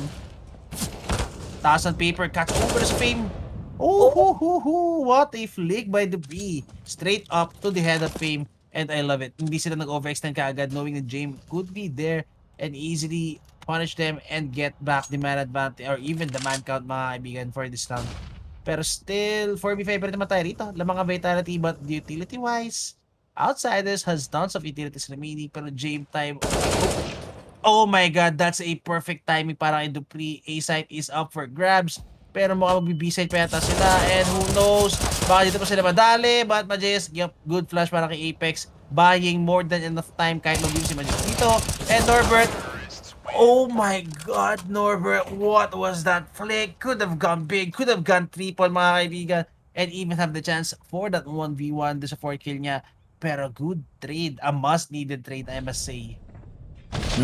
Good trade and good damage yun, Boss Ego. Look at the economy ng ating Vitality. I think some of the members nakagalil lang ata dito para sa ating next. Not really sure or pwedeng naka-upgrade ng AK-47 pero kukulakin naman ngayon sa sa utilities. So let's see.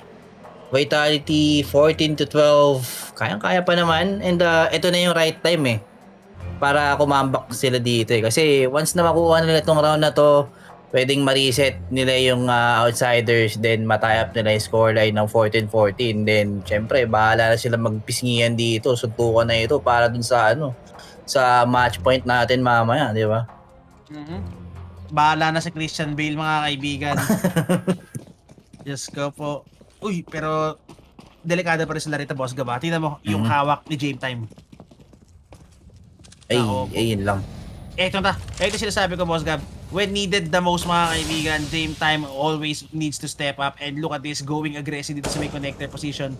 Naghahanap na ng pick si Kuya mo James dito. And Vitality would expect this fight to be coming in sa may side ng outsiders. Pero ito na si Apex, mga kaibigan. Tumalong na kayo the rat. Naku po, Kickard. Oh no, the close range rifles. And ako po, not like this. Outsiders go for the quarter century. 2v5, it needs to be a hell of a clutch. Galing dito kay Sphinx at kay Zaiwu, the two big stars para dito sa Vitality team. And Zaiwu, nako po, Zaiwu, he needs to step up, well, he doesn't need to step up, pero he is being needed, mga kaibigan. And jump pick, Zaiwu, kailangan mo makuha to. Pag nakuha niya to, rack na ito. Sphinx needs to go for the push, pero hindi ko alam kung ano nangyari doon. That was a very reckless push, Boss Gab. Sobrang reckless ng push laro sa B-long position. Not really expecting a close range angle being played and pushing through the smoke. Kind of misplay para sa side ng Vitality dito. And Zaiwu, oh no, hindi nila alam na may tao rin sa B-long. Oh, pero what a headshot galing kay Zaiwu. Speaks, he needs to be fast. Pero hindi, Fame is here. And Fame, going for the trigger discipline, mga kaibigan. Nakita niya na pareho. Pero he's gonna punish Whopper and Zaiwu. Wala na siyang oras dito. It needs to be a hell of a play, but that's 1v4 with the AWP. It's not gonna be a chance at all para dito kay Zaiwu. I mean, just imagine if that would have been an AK-47. Zaiwu could have gone big, pero hindi. Sphinx with this back turn, beautifully done. Ang ganda na ginawa ng Sadis dito, boss, no? The moment na nakuha nila yung advantage, spread out. Kuha ng information yung pistol, going sa A-long, does the flank para dito kay Fame. Grabe. And this is the last time out para sa outsiders, boss, gaba. They really want to close out yung best of one natin dito, no? Ayaw na nilang mapa-overtime to galing sa Vitality. And look at the money. Look at the money galing sa Vitality, boss, gab. Mukhang wala nga atang pera yung ating Vitality dito, and outsiders being really good dito sa ating best of one. So, talagang lason na lason yung ating tough contenders natin dito, Boss Eko. And point out ko lang dito, ang ganda ng ng ginawang bait setup dito ng outsiders doon sa ating bilong monsters, men. I think Vitality, they're expecting na naka-play far yung outsiders natin doon sa round na yun, pero nautakan sila dito ng outsiders, men, di ba? High risk, high reward, kaya nakuha nila ngayon yung ating match point. So, yep, pressure is on para sa side ng Vitality, pero game, naku po, hindi niya naputok yung AWP niya, men. Too much respect being given to James. Kailangan na nila patayin ito. Hindi nila alam. Wala kasama si James. James, tayo look at this play. Oh dear God, mabuhay siya. James, manage to get away. How did that? Oh my God. Si Zaiwu, just in time na mapapatay niya si James time, pero he didn't pull the trigger. Nagmamba out pa siya. Ang tunay na palos, kuya mo, James. Grabe, that is so hard to watch, mga kaibigan. Nakatutok na yung crosser ni Zaiwu sa ulo ni James. Bigla siya nag-banya palayo. Ay, just pero double off to, boss ka ba? Fame now, having the secondary EW, pero I don't think they know na hindi si James yun, no? Uy, pero eto na nga, look at this. It's a 5v5 suntukan sa may A-side, boss Gab. It could end right here, right now. Pero Zaiwu with the headshot and James time. Oh my God! With the wallback headshot, kills the one on the flower pot. 30 seconds remaining on the clock. And ito na nga, getting activated. Majisk with the headshot. Majisk gets headshot, I mean. Oh, pero si Dupree still dropping headshots dito. Pero then, Norbert with 3. He gets the shot. He gets the round. And that's gonna be outsiders again. Winning the best of one against Vitality. Grabe, unlucky really. I mean, is it unlucky really? Para sa side ng Vitality, hindi gumagana talaga yung ilang players natin dito, boss Gab. Ang ganda na sana ng start ng Vitality natin dito. From 3-1 start, men, hinabol sila ng outsiders natin hanggang sa naging 8-7 yung ating first up doon. Dito sa ating first best of one sa ating Rio Major Day 2, mga sir.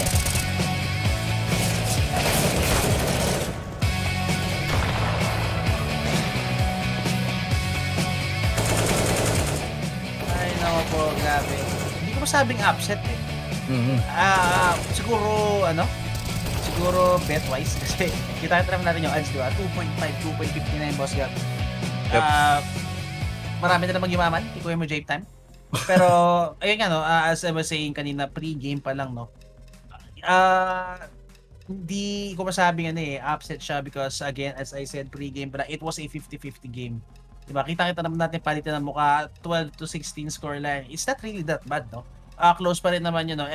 Really could go either way yung laro natin na yun, no? Pero, yun na, mga kaibigan, again, James boys, really, everyone step up That's the difference, Boss Gab Para sa akin, that's what made the huge difference dito sa matchup natin na to, no? Parang, kung susukatin mo, although makikita natin yung frags, makikita kasi natin yung frags sa Vitality nito, dikit-dikit, 12, 13, 13. Si Zywolay lumayo with, I think, ending the match with 29 frags after 28. Pero sa kabila, no, although pantay-pantay yung frags sila, no, it isn't really that, hindi ganun ka-impact kumaga siguro nakaka-frag sila pero yung mga frag nila hindi nila nako-convert yung round Unlike dito sa mid side ng outsiders, no, even on T side pala nila, no, everyone is hitting their shots, everyone getting their entries, nakakakuha sila ng mga butas na kailangan nila. The timing hits perfect for these guys, the read and the read and the stock, everything. Ang ganda nung gamble. Ang ganda ng gamble na ginawa nung outsiders dito against Vitality, really paid off. And I think it's just basically the read, no? Para dito sa side ng outsiders. So Vitality, outsiders just turning out to be the better team, no? Para dito sa mapa natin to against Team Vitality. Well, very well-deserved win naman yun para sa side ng ating outsiders kasi nga, gaya ng sabi mo, ang ganda ng performance nila dito ngayon sa ating day 2 ng ating Rio Major. So, yep, I think we will just have a short break. So, sa pagbabalik namin, we'll still have another match dito. I think it's gonna be Grayhound versus Pig. Yan mga sir, wag kayong aalis. Magtitigil kami ng short break. So, don't go away. We'll be right back. And, yep, see you. 3, 2, 1.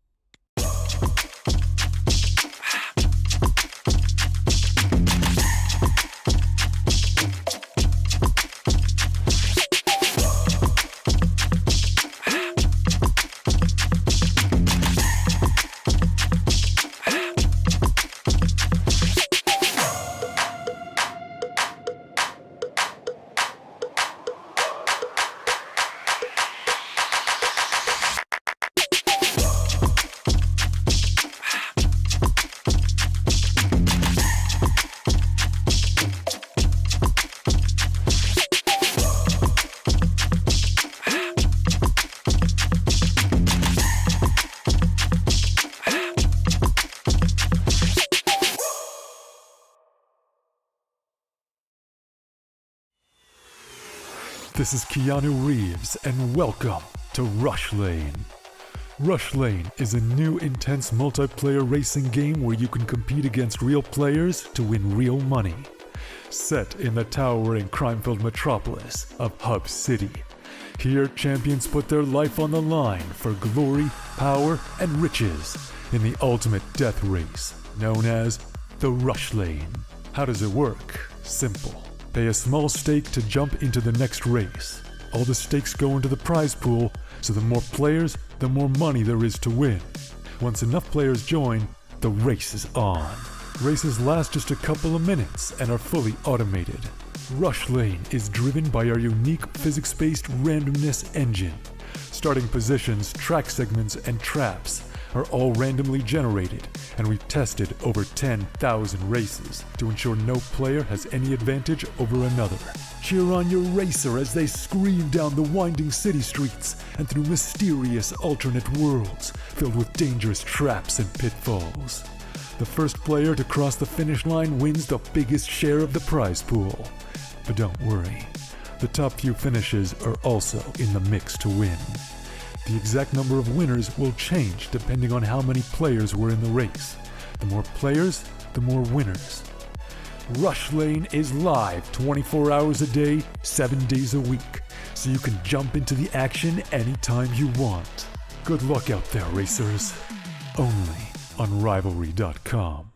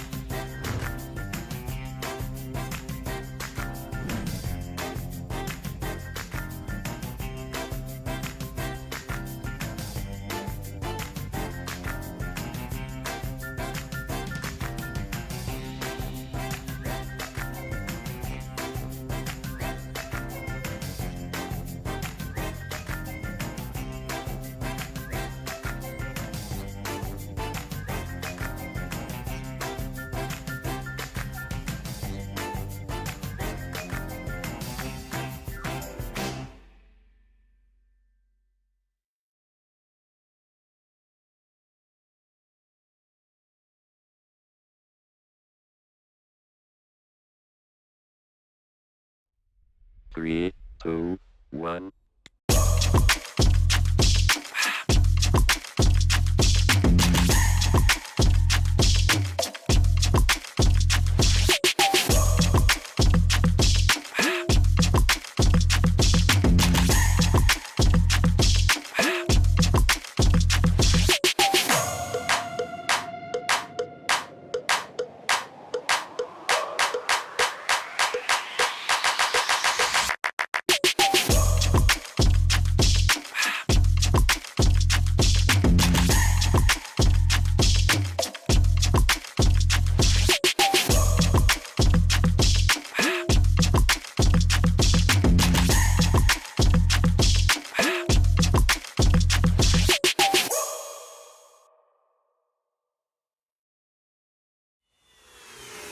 This is Keanu Reeves, and welcome to Rush Lane.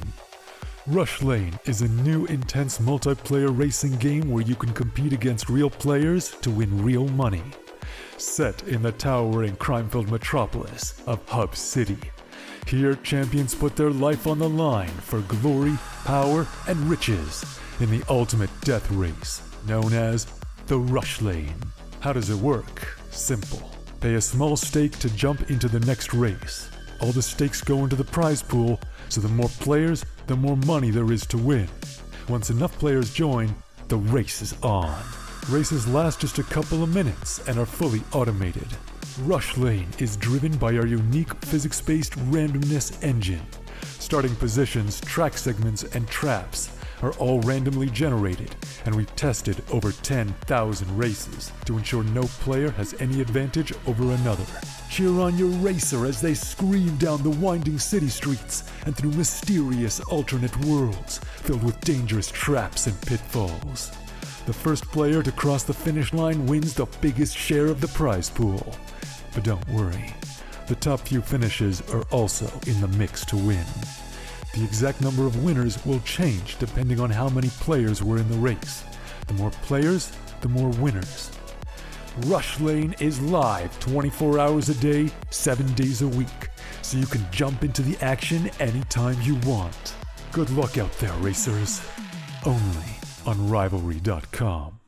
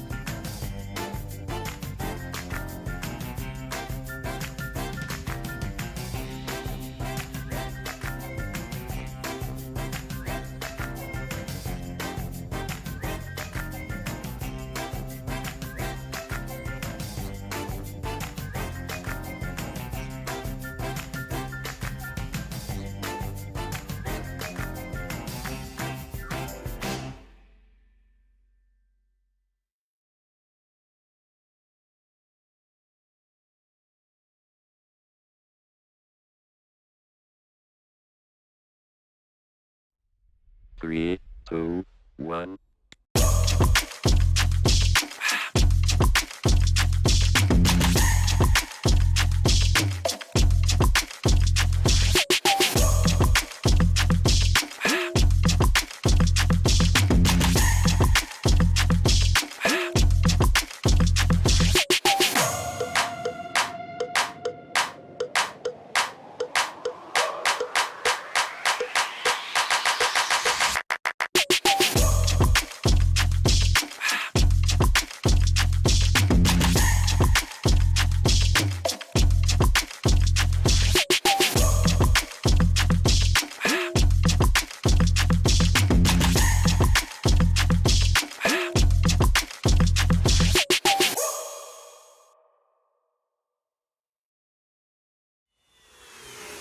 This is Keanu Reeves, and welcome to Rush Lane. Rush Lane is a new intense multiplayer racing game where you can compete against real players to win real money.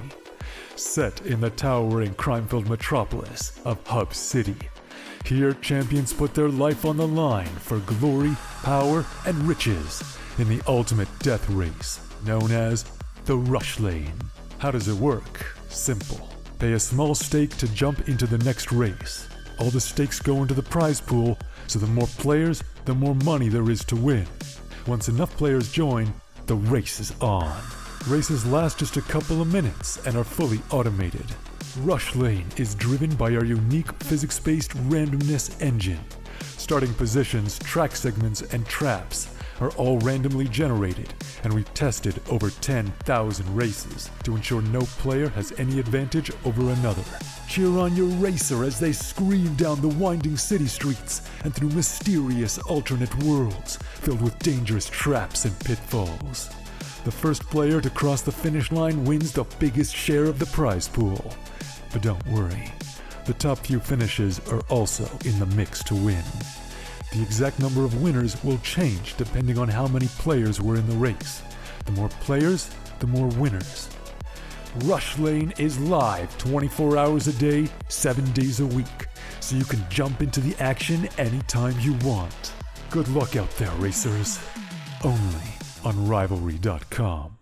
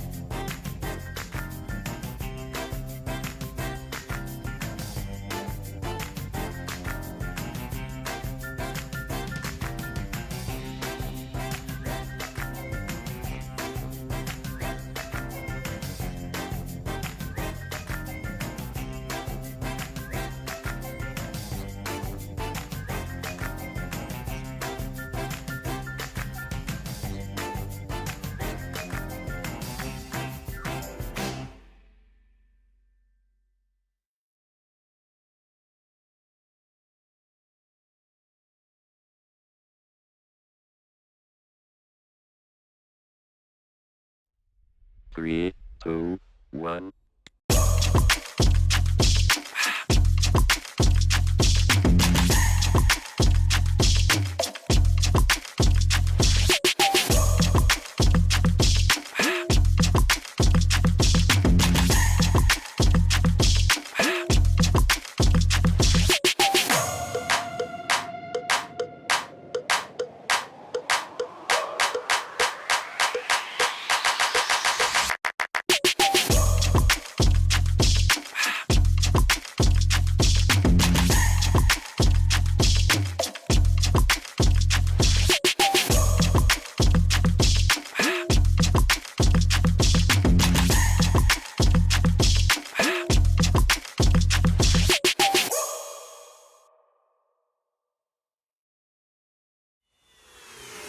This is Keanu Reeves, and welcome to Rush Lane.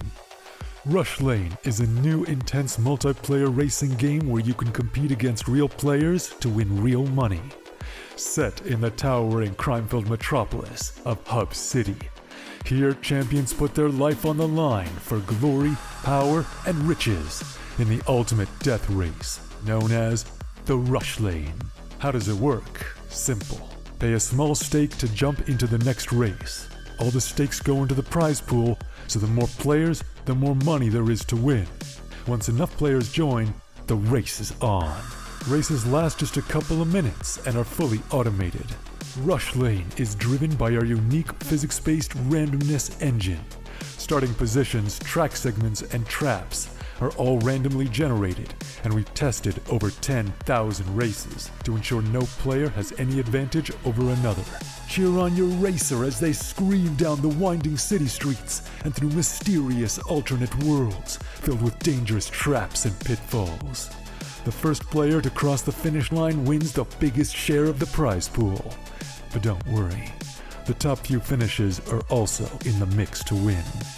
The exact number of winners will change depending on how many players were in the race. The more players, the more winners. Rush Lane is live 24 hours a day, 7 days a week, so you can jump into the action anytime you want. Good luck out there, racers. Only on Rivalry.com.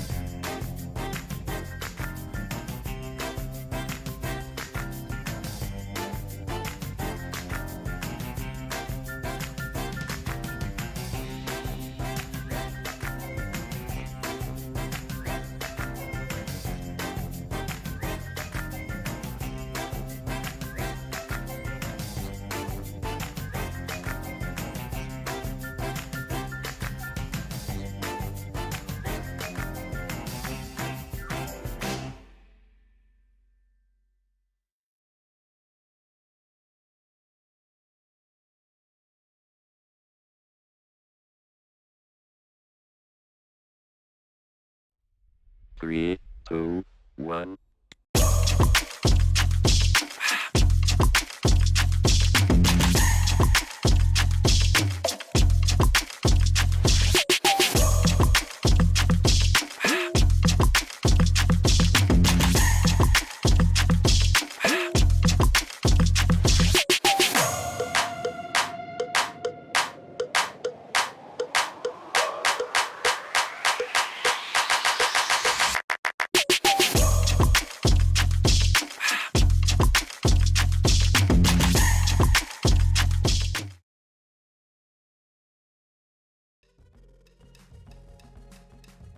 And we're back na nga dito sa ating Intel Extreme Masters Rio Day 2. Tayo dito ngayon mga sir. And for the next best of one, it's gonna be Big versus Greyhounds. Boss Echo, anong masasabi mo dito sa ating next matches? Ano masasabi natin? Parang ano, sino bang roster ng Greyhounds kaya? It's been a while, na. It's been a while since narinig ko yung roster nitong ano, no? Oh, okay. So nagpalit para sila ng order dito, sila Zico. Ano to, 'di ba? Australian superstars pa rin ba to? Ala Greyhound. Nako po. Na actually nakakamiss The old Renegades no? Nakakamiss sila, Renegades, exactly. Yung mga Australian All-Stars na. Asa na nga pala si Nifty, no? Naglalaro pa ba si Nifty? Wala na yata sa... Parang wala na yata sa pro team or wala na yata sa pro scene or at least sa top sasabihin nating mga S-tier teams, no? If ever man naglalaro pa eto si Nifty. Pero eto, Grayhound Gaming. Yung sila talaga yung sila yung gusto ko mapanood dito, boss Kano. Sobrang nakakamiss yung especially si Azir. Si Azir yung gusto ko yung pinaka-namimiss ko na Aussie. Pinaka-namimiss ko na Aussie player, no? Etong si Azir, yung IGL ng Renegades dati. 'Di ba? Versus Big. So, I think it's safe to say, no? Boss Gab, I think it's safe to say na pwede nating sukatin ng 70-30 to 80-20 to, no?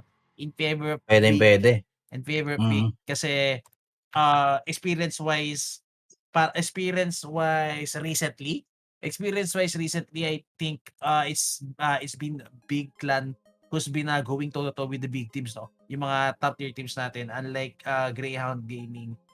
Feeling ko ngayon na lang ulit sila lalaban ng suntukan on on the big stage. Oh, pero yun nga, no?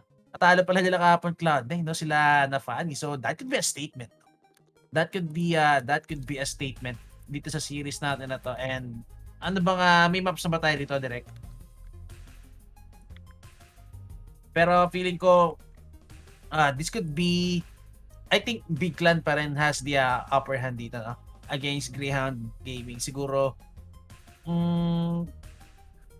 feeling ko yung advantage ng Big Clan dito yung ano nila, Boss Gab. Yung ano ba tawag doon? Yung patience nila. Yung resiliency. Yung Resiliency nila. feeling Mabilis ko sila yung makaka-comeback agad. yung mental fortitude ng Big Clan dito, feeling ko that's their best weapon, no? If ever man na makakuha ng early lead etong Grayhound Gaming. Pero syempre, before heading into the game, guys, mag-bet muna tayo. Syempre, saan pa ba tayo magbe-bet? Walang iba kundi sa Rivalry, ang ating sponsor, mga kaibigan. Pero oh my God, look at the odds! What the Grabe. odds? The odds speak for itself. As I was saying, pwede natin i-call ng 80-20 yung odds natin dito. 86 pa nga, 86-14. So, ako I would like to say big, pero puso ko nasa Grayhound eh. So, ano ba? Siguro lagyan natin ng handicap, mga ganyan. Bigyan natin ng ano. Ano bang ano mo dito? Under o over ka ba dito, Bosengo? Parang gusto kong umandar dito sa Commander, no? Oo, siguro kahit sa big minus ano tayo. Minus kahit 2.5 lang. 2.5. Oo, para medyo may bigat tayo rito. Mhm. Kasi feeling ko yun nga, grabe 86-14 tinalo yung 80-20 ko. The odds. Oh my God. Pero yun na nga. Tingnan natin, no. Hindi naman natin kina-count out, guys. Hindi naman natin kina-count out yung Grayhound Gaming dito. They also have the experience, no. Pero syempre iba yung ngayon iba yung meta ngayon. Iba yung galaw ng players natin ngayon, and so far it has been Big Clan in the scene for a while na mas matagal na it has been Big Clan for this on the scene for a while, unlike yung yung Greyhounds natin dito. So hopefully, no, it's been a long time since nakita tayo ng Aussie power, no. Ito sila Lias, no. Yep. Grabe, nakakamiss yung mga pangalan. I would love to see them play. Samantalang Big Clan hoping na sila, no. Hoping na mag-qualify sila rito or get the wins, get the points, no. Para makapasok sila ng playoffs. Kasi Big Clan, alam ko sila yung usually lagi nagfo-fall short, no. Even with a very good and stacked roster, no. So hopefully at least ma-figure out nila yung differences sila on why it's not working, no. Hopefully ma-figure out nila bakit hindi gumagana yung mga plays nila even with this kind of lineup, no. And I don't know, tingnan natin kung pwede pala mag-i-upset to, Boss Gab, no? Kasi knowing na wala masyado sa scene, wala masyado laro tong Grayhound Gaming. Ito yung lagi natin sinasabi kapag bago sa scene yung mga players natin, no, nandun yung gulat factor There could be plays na hindi i-expect ng kabilang team dito, no. 'Di ba? Example, yung itong Big Clan natin actually playing with the top teams. So syempre, pag top team siya, pag S-tier teams, iba yung mga galawan dyan 'di ba? Parang mimid ka na kaagad kung paano mag-isip yung players Pero if you are against a lower tier team, no, medyo iba yung galawan dyan. And this is a best of one series, Boss ka ba? So, lasonan talaga to. Sobrang possible ng lason dito. And tingnan natin, baka meron bumugati dyan, mga naka-times 4 times 7, di ba? Baka pakisend na lang sa Gcash namin yung mga natin dyan. Pare, pero ayun na. Mga ayon sa sources natin, reliable sources, mga kaibigan, the map, magiging mapa natin dito sa series na to is gonna be Dust 2. So, medyo nakaganyan na yung scale, tapos gumanon palalo, no? Parang Dust 2, Dust 2 on Big Clan. Dust on Big Clan is actually a very good combo, no? A very good pair. Pero as per yesterday, Dust 2 rin nanalo. Sa Dust 2 rin na nagwagi etong Grayhound, no, against Cloud9 na Fanny and the whole squad, sila Shiro Manyo. So tingnan natin I think fair fight, it's gonna be a fair fight pa rin naman, no. Grayhound is gonna be given a fair fight dito sa may sinong city natin dito direct? Pili ko magmamatter kung sino yung una mag-City. Kasi parang may dalawa na tayong nakasalaro ng Boss Gab, no? Kung sino yung Ayun. nag-City, Naku po. forma agad ng 14 eh. 14-1, 13-2 eh, no? So, Mga ganun. malaking factor yun. And big pa si City rito. Pero pinakamalaking problema para sa akin, Boss Gab, ang pinakamalaking challenge ng big dito, sino yung offer nila? Saan ba? Sa Greyhounds? Sa Big Clan. Sa Big Clan. Si Searson Searson. ata. Yun. Si Searson. Ang pinakamalaking challenge nila rito sa Searson. Kasi we've seen time and time again no, sa Dust 2 na si Searson medyo hindi gumagana. No? Medyo Medyo malamig no? Medyo weather yung performance ni Searson dito. And again, Big Clan strong map is Dust 2 and the fact that their AWP player is not performing consistently, that really is going to be a pain. Di ba? Or alam mo yun, tinik sa leeg netong Big Clan. Kasi kailangan niya talaga maging factor eh. Kailangan niya mag-factor in sa mga fights natin dito with the AWP. So, ang nakakatakot dito kapag yung offer ng Grayhound yung gumana rito. Sino bang offer ng Grayhound? Si Nifty eh. Si ata magiging offer dito sa Greyhound. I think Sino it's ba, gonna si be Ins? si Ins ba or Si Vexite iniisip ko si si Alistair eh. O si Alistair nga yata. Pwede si Alistair, di ba? Saan team galing to si Vexite? Or si Ins. Hindi ko sure. Order. Saan nga ba to? Galing siyang Chip Esports dati. Baka iba yung IGN niya dati. Parang sobrang bago ng niya eh, no? Ng IGN. Ngayon ko lang nabasa yung Vexite 2020 pa siya actually. Oo nga 2020 pa nga siya eh. Pero yun yung the other 4 players, ito na makilala natin to.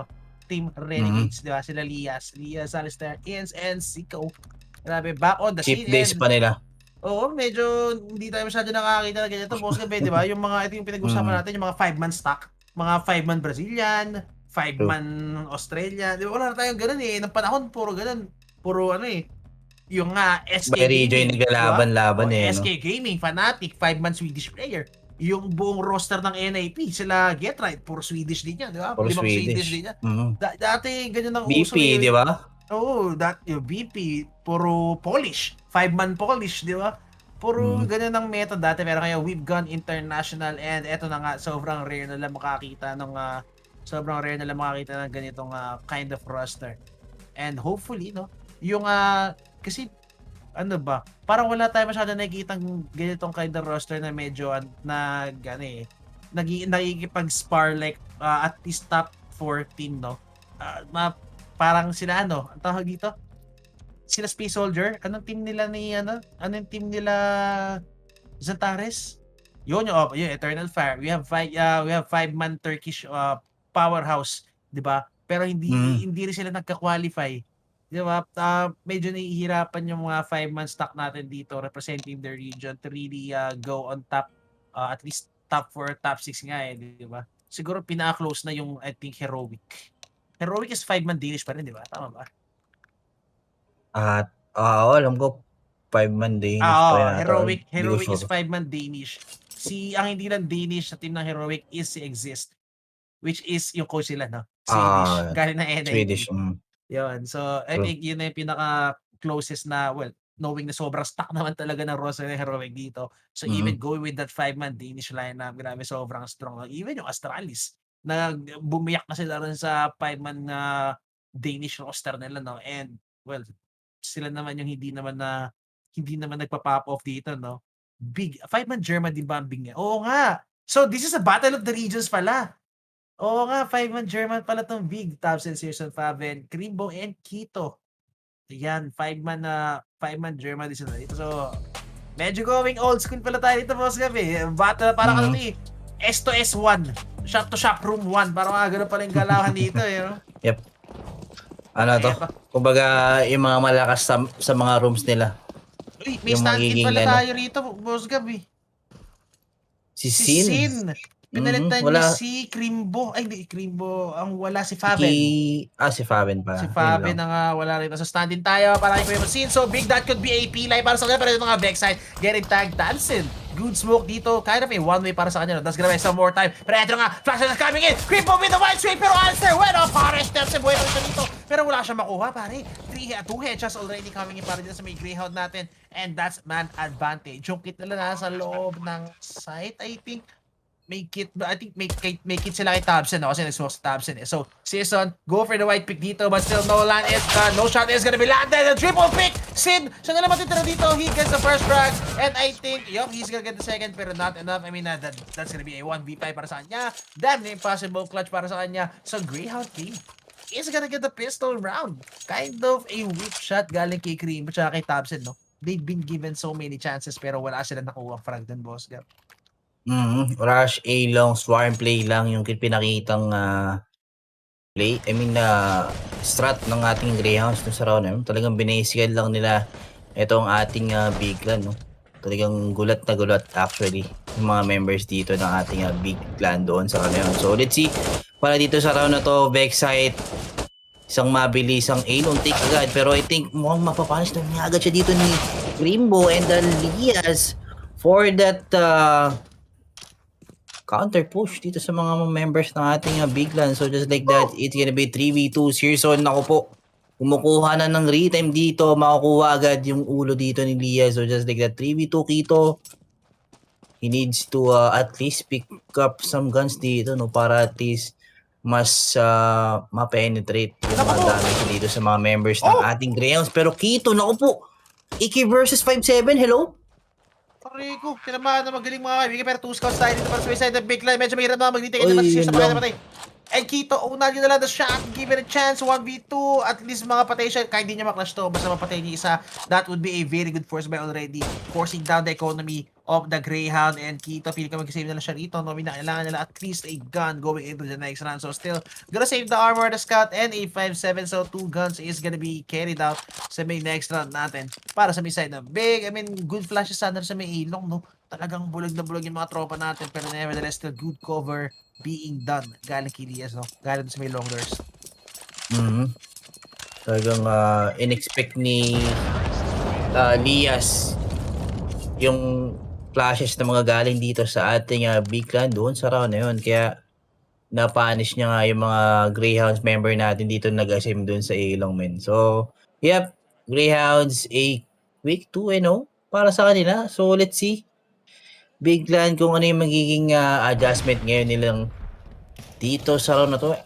Not really sure kung ano, nung nag-force buy sila dito or upgraded pistols lang ba yung binili dito sa round na to. Kasi kung nag-force buy sila dito, nako po, mukhang na dito. US Prince, mga kaibigan. Naman to. Rico, tinamaan na magaling si Siko, mga kaibigan. And I think AK yata yun, Boss Gab. Naku, free AK pa nga ata. AK pa nga. Ay, ilang beses na natin nakita to, Boss Gab, 5-7, close range. Dito sa may tunnels, may tulog sila rito. Tulog talaga to pag hindi rumispeto yung Greyhounds natin dito sa mga members ng ating big clan, Boss Eko. So, yep. 1 minute and 15 seconds left.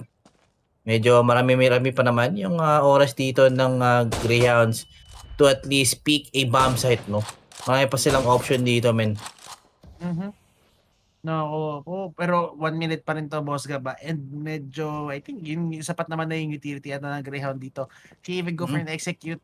Ano ba to? Mag-fake pa sila na mid. No, I think they're gonna go A-long, no? Knowing na naka-rifle sila rito, they have the superior gun weaponry. They're gonna go for the long-range battles. But Searson is here with the scout. Tabsen also with the AK-47 sitting here so far back on the A site, mga kaibigan. And Searson, he could do so much damage dito, Boss Gab. Look at this. Oh my God, what a pick galing kay Ins. I mean, nevertheless, he gets tagged, pero that's the frag. Tabsen, pwede siya lumasyon dito, Boss Gab. Pwede magpakita si Grimbo dito. And if Grimbo, dahil Tabsen, magtago ka na, pare! Magpapakita! Naku po, disgrasya na nga. Tinamaan yung Jasport. And hinanap na nga ni Ins. Naku po, that would have been big. Sayang naman. Grabe talaga tong mga Greyhounds. So, talagang may pinapatunayan ngayon dito against big clan. So, scene 1v3 with a single USP in his hands.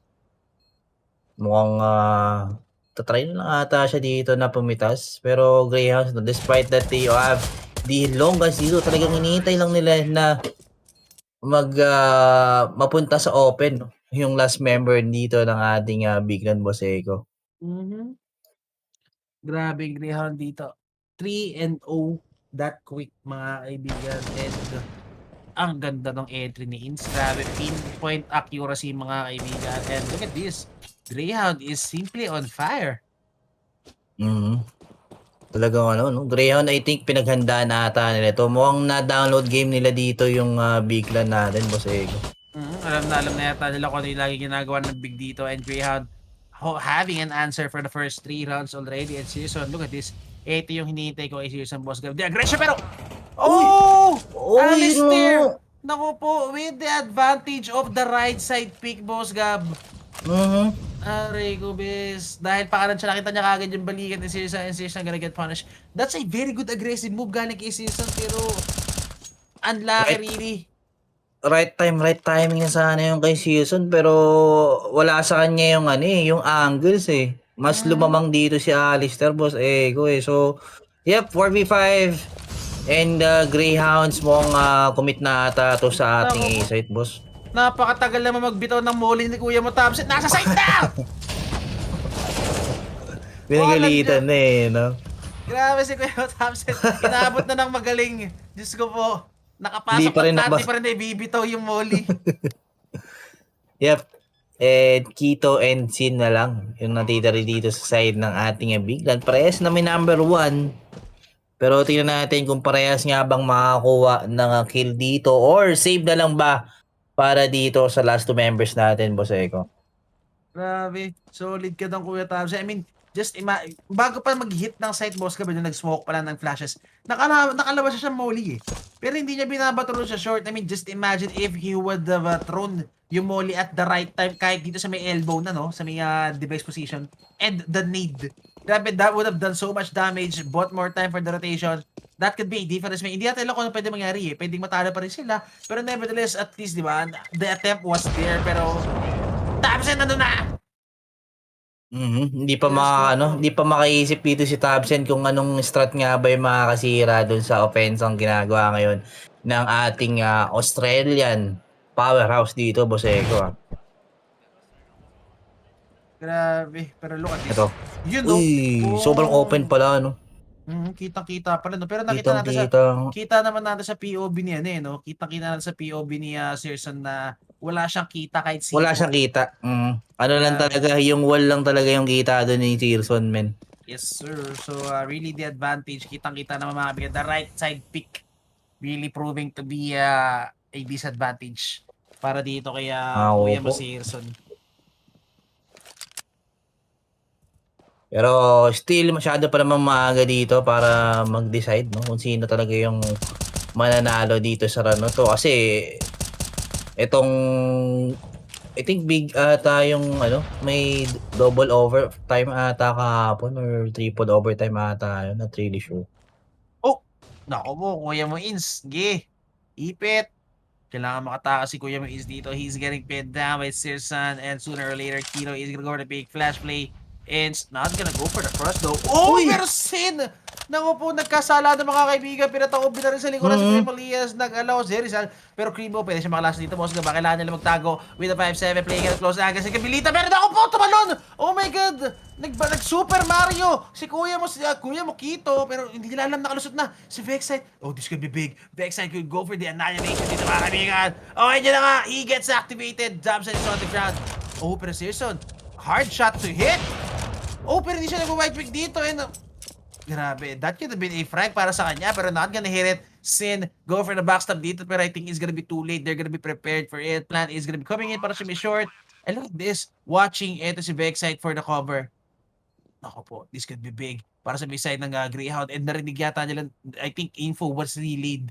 Kaya si info was relayed kaya Searson na nasa baba na sila. Look at this, Searson already looking at it. Oh, pero alam niya. Oh! Naku po, na late ng information Sin. He could easily have gone for the pre-fire doon, Boss Gab, no? If nasabi ni Searson, if naunang nasabi ni Searson na nakatago dito si Vexite. But, that is so gutting. Kailangan na magmamba out.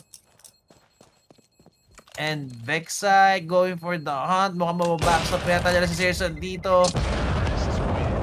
But Searson is gonna go the other way. Mukhang masasave pa nga dito ni Searson yung kanyang AWP. Pero Greyhounds, no?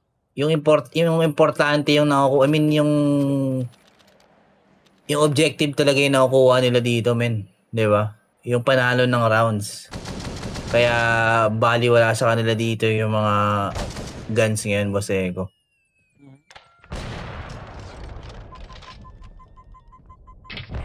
Grabe, galit na yung mga Greyhound natin dito mga kaibigan. And bulag si Vexai. Pero hindi! Oh my god! Oh my god, the flashes are coming in. Ito na nga, A-long take is gonna be here. But Types is trying to save the round dito. Taking back 2, getting the man advantage back. It's an even man count na mga kaibigan. 3v3 na tayo dito. Types still untouched. 100 HP remaining pa rin para kayo mo Types dito. So really, gonna be a fair fight na ngayon, no?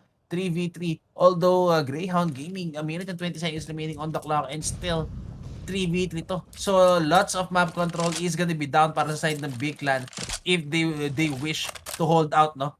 Tingnan mo to, si Kito, Boss Gab, dalawa hawak niya. Sinusubukan niya hawakan yung mid doors at the same time etong B-side. So sobrang hirap nito para kay Kito. No po. Multitask ngayon dito si Kito, men. So let's see kung madidepensahan niya ba ng Big Clan itong round na to, since Greyhounds, no, talagang hindi na mapapigilan yung kanilang momentum dito. Talagang no rooms for error yung each one of them dito, men. I mean, each one of the players dito ng ating Greyhounds. So yep, Big Clan mukhang na-pull up na yung rotation dito papunta doon sa ating B-side. Pero yung plano dito ng Greyhounds, no, talagang stick to A talaga. Mukhang si Sigo lang yung magiging pain dito. Bibenta yata ni Siko to, pero mukhang hindi niya yata mabibenta. Hindi yata siya tunay na business man. Pero ito na nga, still na short pa rin si Searson. Ayun na nga, patay na nga si Siko dito mga kaibigan. And Searson gets taken down by Alistair. Oh no. And yun na nga, naku po, pinakita pa ni Tabsen yung legs niya mga kaibigan. Kito trying to clutch the round. I mean, meron siya kit dito, pero a single flash to work with. So it needs to be a one-on-one duel para dito kay Lias. Actually, hindi na kailangan i-duel ni Lias to eh. And, as long as they confirm na dito si Kito, and he's gonna confirm. Yep. So eto na, the jig is up. Hindi kailangan silipin ni Lias to. Huwag ko cross to sa crosser ni Alistair. Oh! Alistair. Open plant din to, ha? Open plant indeed. So mga Kito, Areco, Diyos ko po, sa maramit pa kayong balikat. My God. And I'm not really expecting na magiging ganito yung lead early round ng ating Greyhounds, no? Talagang mukhang tama nga yung nostro mo dito na na iba-iba talaga yung meta per region. Kaya yung Big Clan natin dito medyo hindi pa nakukuha yung kung paano maglaro dito yung ating Greyhounds, no? Talagang struggling pa sila dito na gumawa ng counter strat, Boss Ego. Yung gulat factor talaga, hindi nila na-expect kung paano gumalaw yung Grayhound. Dito yun na kasi Graybo, look at this punish is gonna be coming in. Pero eto na, 2 pistols, 2 rifles now. Up for grabs mga kaibigan, Kito and kasi naman dito kukuha pa ng AK. Eto na kaya tayo, kailangan ng big break mga kaibigan. Again, 6 down na sila mga kaibigan and wala pa rin sa kanila nagko-call ng timeout, no? So, highly unlikely galing dito sa may side ng Big Clan. They're 6-0 down. And wala pa rin sa kanila, hindi pa rin sila nagpo-post to try and to try and I think extinguish yung apoy nung Grayhound dito. Pero good smoke and Searson, look at this. He knows heavily what's gonna be happening dito and ayaw niya bitawan yung angle kahit in-smoke na niya. No, Alistair try to look for some pickups and the AWP, look at this, grabe, the discipline from this guy, not unscoping yung sniper rifle niya dito. ENC is gonna be the one who needs to make some openings, no? Knowing na siya yung naka-rifles dito.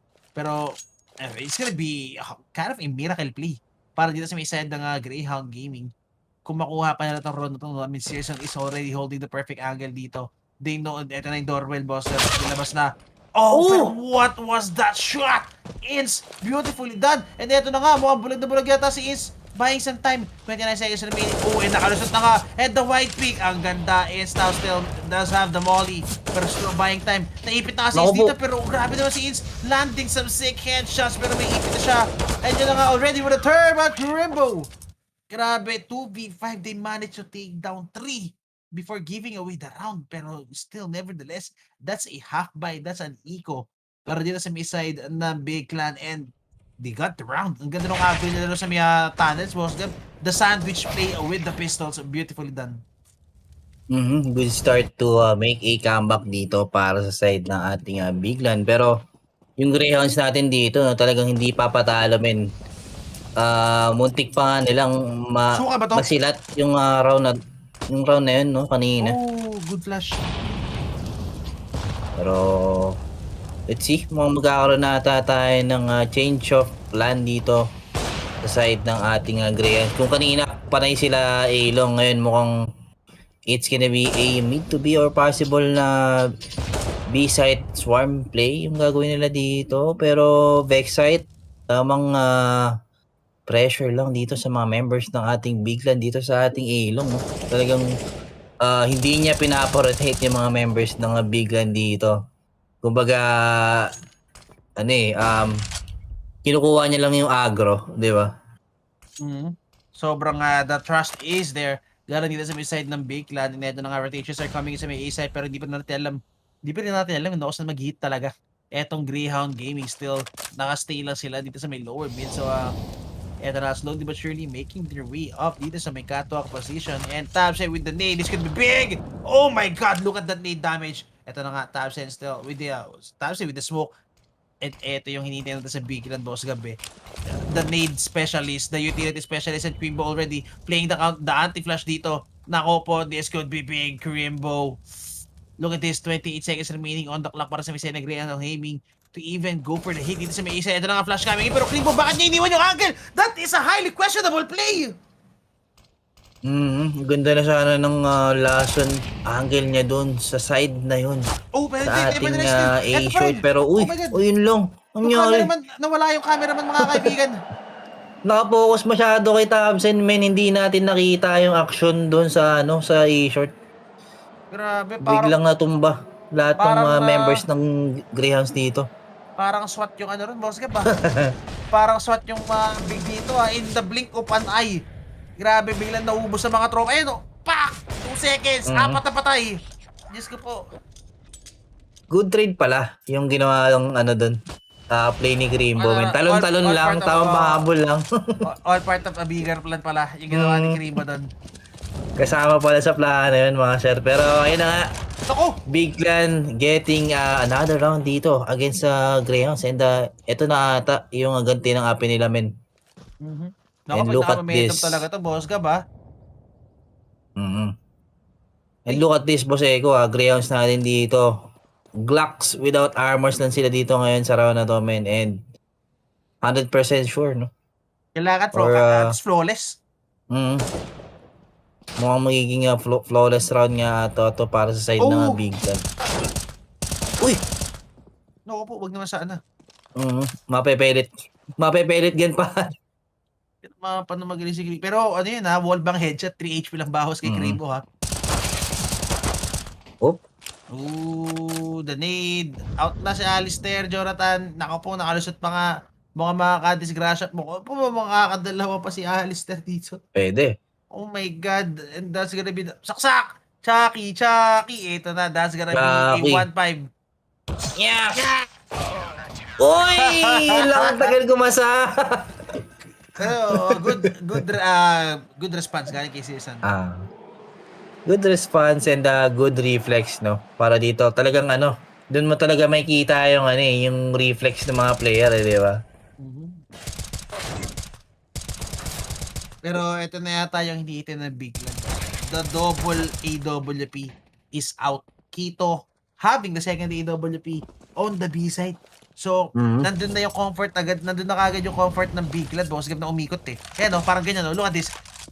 The fact that they have a single AWP player dito sa may B side, kaya nila mag-invest ng 3 tao dito sa may A side. And at the same time, mid is getting covered, no? Unlike yung usual na setup nila rito na 3-2, 2B, early take sa A ng 3, then ililive nila yung mid na libre. This time, they could actually afford to actually add a one-man, no?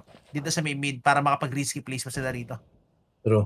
Talagang tiwala na ngayon sila dito kay kay Kito na kayang-kaya depensaan mag-isa itong ating B-site, no? Or kahit bago man siya mamatay, kaya niya na talaga makakuha ng -1 agad dito. Kaya hindi mahihirapan yung big clan, no, na i-retake itong ating B-site, men. So, let's see. Greyhounds, 55 seconds left. And medyo struggling pa sila dito kung saan nga bang outside sila dito pupush sa round na to. Pero good utilities na binato ngayon sa side naman ng ating big clan and backside. Nako po, ayun lang. Na through the smoke pa nga. And here comes the push coming from Greyhounds, and Kito missing his shots dito with his AWP. And finally, Kito getting 2 members dito ng Greyhounds, and just like that, it's gonna be 6-4 and 2 rounds away, Boss Eko. Ito na, Para gumagana na. matayap yung ating scoreline dito ng ating big line, no? Mukhang pinalamang lang muna ng big line to. Nag-unat-unat pa lang yata rin na sila Kito eh. Grabe, si Sin. Grabe, boss ka ba? Just imagine, this is at the back of a stand-in. May stand-in sila rito. Uy, pero seriously, bulag-bulag. Go for the pick still. Dito ko pistol niya, kailangan mag-mount. Cover being made by Kribo. And ito na nga, oh my God! Kribo going pick! Pero Elias pa dito. Pero dito pa din seriously dito. Pero not without a fight, mga kaibigan. Thompson is here, holding the angle. And look at this, the discipline, the tops. And yup, I mean, again, another pistol round. And si Kribo lang yung namatay again. So, eto na nga. Good time. Buskab, 0-6 into 5-6 real quick. Napakabilis. Parang sinaniban sila dito ng liquick eh. Parang noong una, nakatali pa yung kamay nila eh. Sige, muna na kayo. Tapos nung kinalagan, 5 straight rounds galing sa big, mga kaibigan. Diyos ko po, I mean, I wouldn't be surprised if makuha nila yung 9-6 up dito. Look at Gobby. Grabe. The encouragement, the speech man. Pagaling motivate eh. Motivate muna, God, no? Motivate ka dyan eh, si Gobby eh. Pero at least, no, na-calibrate na nila yung isa't isa. Napag-usapan na nila kung ano nga ba yung mga mali at yung mga loopholes, no, na na-abuse dito ng ating Greyhounds, men. So, let's see. Big Clan, I think this is gonna be a boost dito sa ating A-short. And hindi pa nila ginagawa to, no? Pwedeng makalason agad ng isa pag hindi naging careful etong ating Greyhounds dito sa ating lower talents, no? And I think it's gonna be backside yung unang magiging biktima dito ng big. And yep, there you have it. Kito taking down etong anti-fragger ng ating Greyhound. Sabi niya kanina ka pa backside, masyado ka nang makulit dito. Ngayon, bibigyan muna kita para hindi ka na kumulit. Uy! How? Ayun lang. Rico Bez, si Kito tinamaan na magaling, mga kaibigan. Si Alistair, inalis si Kito. Pero 4v4 tayo rito, Boss Gab. And still, nakaka-go-over po siya, may A-short. And they are not in position. They are not in any position para ma-deny ito, Boss Gab. Thompson with the nade shooter. Uy, pero hindi. Ang ganda naman nung stare down dito, mga kaibigan. Pero eto na nga, they don't even need to overextend, no? Para dito kay Thompson, 4v4 retake. And the heat is on para dito sa mid side ng Bekla. And si Revis is on the city position with that AWP. So medyo mahirap yung pwesa ni Season dito, Boss Gab, no? Pero si Lias, bulag na bulag. Kailangan nila patayin to. And yun na nga, we're not even doing Singapore time and sin! Kobe na double headshot! Pero Alistair, he needs to go big. The AWP. Look at this, Alistair. Anong kailangan niya i-watch dito? Naipit na yung dalawa dito, Alistair. And ends, where are you going? And Alistair, Season with the frag, pero oh my God, grabe, the boost. Season having a free 2 kills doon, mga kaibigan. Still, the post proving not to be effective. Yep. Talaga big gamit na gamit yung boost dito sa ating area, men. And Greyhounds, they didn't expect that boost, kaya hindi nila masyadong hinold yung angle na yun, men. Diba? What a transfer. Nagtatry sila mag-reposition kaso wala eh. Nautakan sila dito ni Searson eh. Beautifully done. Indeed. So, Uy, kumulit! Kinain yung nade mga kaibigan, and Tabsen going full on aggro mode dito, trying to spam through the molly, through the smoke, I mean. Tinamaan si Backside, bahagya, but Backside is not gonna be face down may that mga kaibigan. Still, Backside staying here on the A-long doors, waiting for any opportunity, no, na makapita siya rito. Even the molly being thrown dito sa Mia A-long doors natin, trying to control, no. Tabsen burning out that molly early into this round, just trying to make sure Grayhound is not gonna be pushing sooner or later dito sa may long doors natin. But yep, retake is coming inside the Grayhound, and look at this, big after an early take on the A-long position, fully abandoning it, and mukhang mag-retake mga sila ng A-shirt dito, boss Gab. Naka-ready na ng flashlight Stabsen, no? So I think Flash is gonna be coming in soon enough dito sa may A-shirt position natin. It's a setup. Look at this first contact galing kay Season, and a ready flash on the short position, pero mawala sila ng dahil dito. Just simply playing it passively yung mga players natin dito sa may Grayhound in the middle and even on the Elo. I think it's gonna be an A pincer at least. And look at this, still the setup is coming in, but that molly will disrupt the setup na meron yung big dito. Still, no hit is gonna be coming in. 30 seconds remaining on the clock, and kailangan na nga gumalaw ng Grayhound dito. Binibenta na yung mid take dito, and not knowing it's gonna be a long hit. Pero Cesar is aware of that, and again, this is an AWP. You can't shut this down. Pero the flash, beautifully done. Pero wala siya napatay dito, and Cesar hits the second shot. And eto na, Cesar going wild. Cesar with 3 on the A-long hit. Yes, ulit na siya dito. 1v5, he takes down 2. Pero that's not gonna be enough. Cesar whipping a couple of shots, pero nevertheless, at the back of some beautiful flashes galing dito sa Big Clan. Grabe, that push was stopped to a full. Good utilities and good accuracy dito, no, para kay Searson, man. Talagang nice slowdown nila at na-caught off guard nila yung mga member ng Greyhounds natin dito while pushing dito sa ating A-long, no, Boss Eko. So, yep, let's see. Greyhounds, nako po. Looking at their guns right now, mukhang hindi nga magiging maganda. Upgraded pistols and galids lang para dito kay Lia. So, let's see. Nako po. Oh my god, what was that, Krimbo? Hello?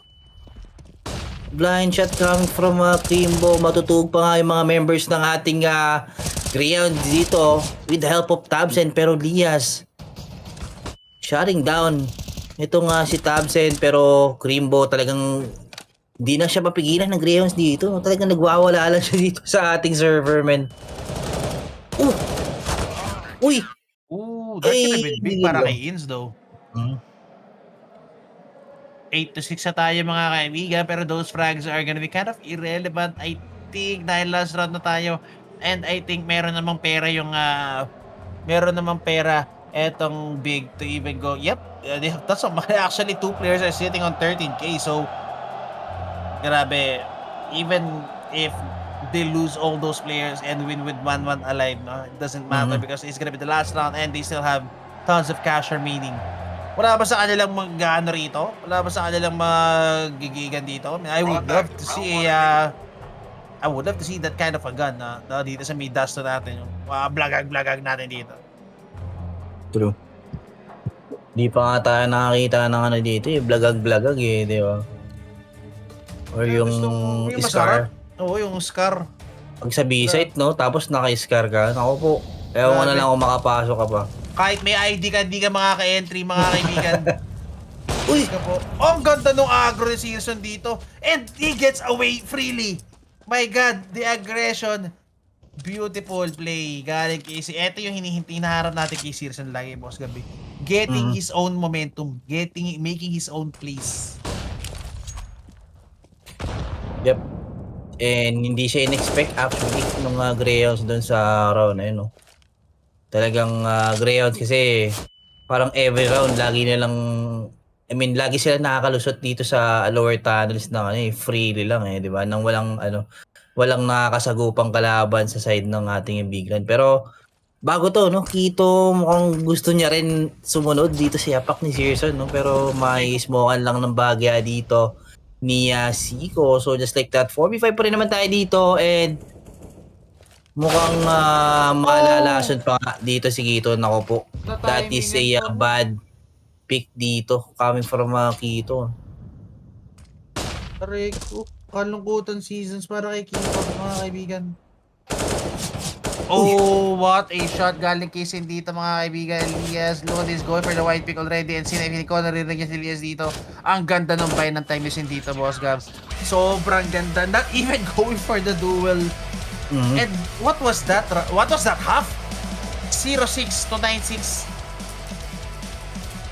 Grabe, straight 9 rounds yung ginapang dito ng ating Biglan. Nakala ko, matatambakan ng Grayhound. So talagang pinalamang lang talaga ng Biglan. No? Talagang Biglan, this is one of their best maps. Bread and butters nila to, men. Pero Grayhounds, no respect sila dito sa bread and butters nilang Biglan natin. Kumbaga, gusto talaga nilang, tumray dito, di ba? Pero sabi ng Biglan dito, sige, gusto ka, di ba? Kumukulit na rin yata kayo eh. Grabe, parang hindi lang bread and egg mayo na to, boss Gab eh. Playground na nila to eh, di ba? Oy, Diyos ko, kahit nakapikit yung kaliwang mata niyan, mga kaibigan, this is dust 2 para sa Biglan. Pero hindi pa naman tapos to, no? I mean, 96 is not a bad half, no? Just imagine getting a 6 straight rounds on T side. That is already a very good investment, no? 96 scoreline on the first half on T side. That's a very decent scoreline, no? Pero ang nakakatakot kasi hindi yung scoreline, ang nakakatakot yung momentum na bit-bit. Yung momentum hindi. Yung momentum na bit-bit ng netong Biglan. Just imagine getting 9 straight rounds uncontested. 'Di ba? Wala clutch eh. Siguro at least 2 man alive, 3 man alive na titira para dito sa may side ng Biglan pag nanalo sila. Pero I haven't seen a clutch win. You know, we sa 1v1, no? It's a highly convincing round on City para dito sa may side na Biglan. Pero again, that's the City side for them, no? On T side, medyo questionable. Pag T side ngayon dito, feeling kong gagawa na rito is ang gagawa nito is si Krimbo or si Tabsen maybe. But I highly doubt Tabsen is gonna be the entry man, no? Usually it's Tabsen, I think it's Tabsen calling the shots and throwing all the utilities around the map dito. So he's gonna be kind of the support guy, he's gonna be the refragger dito. And yung mga tropa natin dito na kailangan bumutas, actually it's gonna be Kito pala, no? Si Kito yung si Kito yung usually gumagawa ng butas dito. So well, Kito so far is online naman, pero at the back of a secondary AWP kasi, boss Gabi. So hindi ko alam if ganoon din kainit eto si Kito, no, on rifle, on AK-47 for the entries. Or I don't know, tingnan natin. I mean, so far naman, no, Krimbo, Tabsen, gumagana, no, even Sin. Grabe, Sin has been hitting insane headshots with the AK-47 on City side. So far, all the players from Biglan naman, no, contributing and well, hitting the shots. I mean, that's what matters, no? Kung magi-start, kung maglalaro kayo on T side, no, you're gonna be the one penetrating inside the site, no. So still, even with bad kind of utility, but if you can really hit some insane shots, it wouldn't matter, no? Mami-mitigate or mabe-break even din dito yung mistakes as long as they're gonna be hitting some insane shots on T side. Well, tignan na natin kung sino nga ba yung mag-pop up dito pagdating sa ating second half. Pwede nga itong Grayhounds natin, pinagandaan din nila yung yung magiging city side nila dito or saan ba nila tinambakan yung anong side ba nila tinambakan yung C9 natin dito? I think city side din ata yung kahapon not really sure, no? Pero kaya nga lang sabi natin kanina dito, this is their playground, no? Kaya for sure marami silang mga set play na baon dito, hindi lang iisang play lang yung nila dito. I-execute nila dito against sa Grayhounds. Lalo na pagka nagkapit-pita na dito ng goal time spin. Talagang may ilalabas itong ating Biglan. Ay, nako po, nilabas na si Dalisay, boss Gab, para dito sa may Grayhound. Pero fake ba to? Lower take ng lower tunnel para dito sa may side ng mga Grayhound and sandwich play.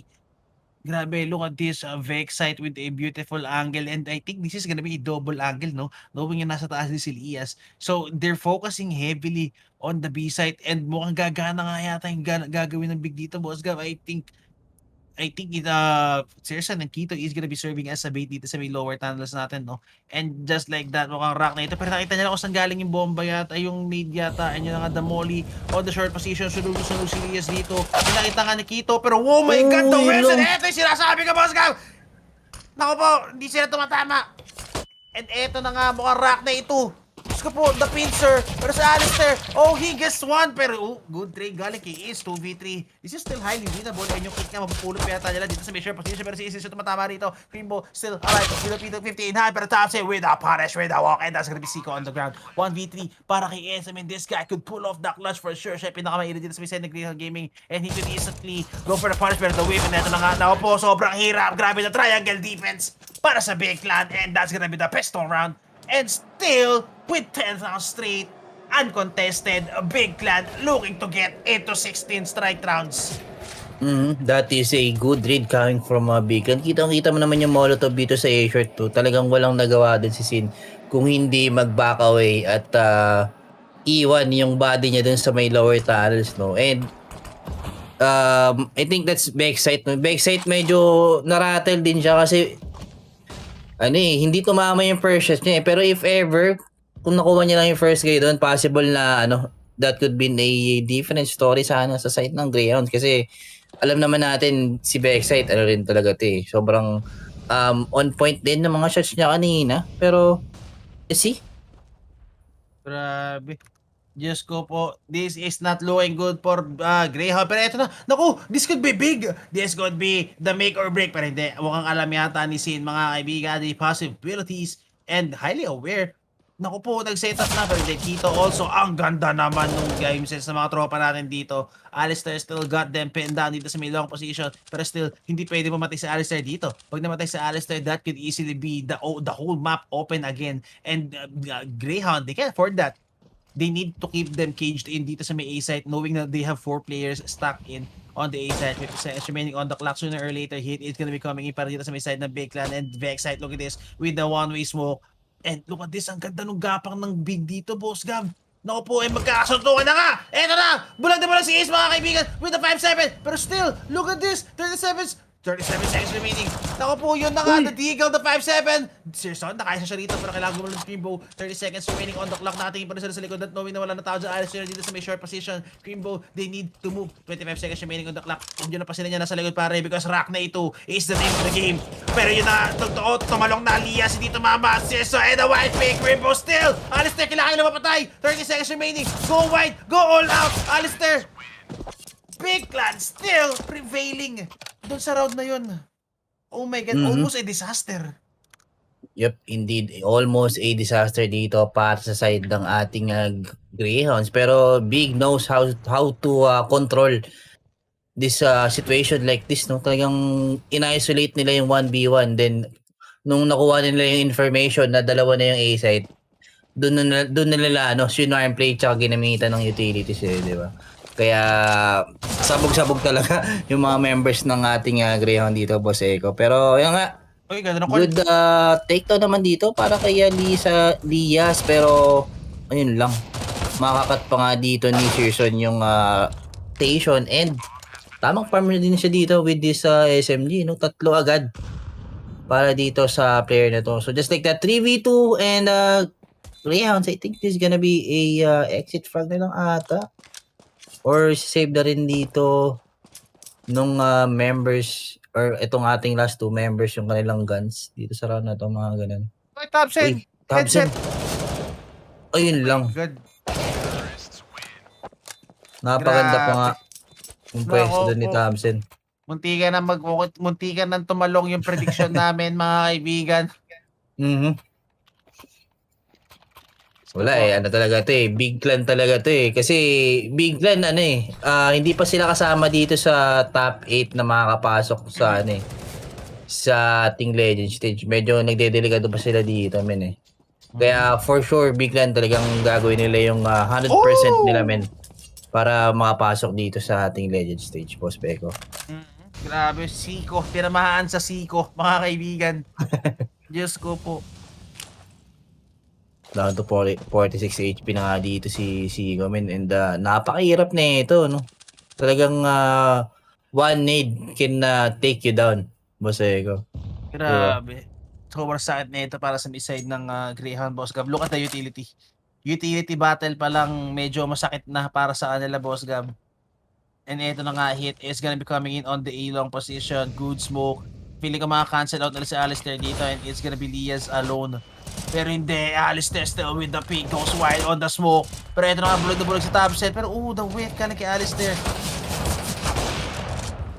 Alistair still with the balls of steel. Opo, and ito na nga nasunod siya. 3 HP remaining. But it's good cover coming in. Pero Thompson na still with a good recovery. Pero ano gagawin niya? Tutuloy ba siya rito? Ikot siya ng B-side. Sicko. No, pwede niya mabackstab si Searson dito. Ito na nga. But Searson, the whip! No! Searson? What? Searson is on fire! Oh my god. Just imagine managing to whip the shot and na-recover niya pa yun. Ang ganda ng Molotov indeed, mga kaibigan. It's getting the AK-47 minutes na. This is the closest Grayhound could be getting into a round 1v2. Thompson, 7 HP. Pero Searson was for the deny. Grabe, just imagine having an AWP lurker, Boss Gab. Naka-lurk, nagkakanta-rotation sa mid. Hello? That is a sexy flick coming from Searson. I'm not really expecting na makukuha pa niya yung dun, no? Oh my Pag-maambaut ng netong ni Siko dito sa ating midman. Grabe kawawa si Siko. Yun, namatay siya sa dalawang wallbang. Pareho ni Searson. Diyos ko Kanina, nasiko lang no? Tapos nasiko ulit. Grabe, magkabilang Siko tinamaan talaga. Hindi ka na makakabaril, mga kaibigan. Oh my god, and Searson. Disabled talaga malala. Grabe, again, look at this. Look at the read, Boss Gab. Nakaabang sila lahat. Ang ganda. Beautiful. Parang Searson tinamaan siya dito through the smoke and ins. Grabe, champ active, malala.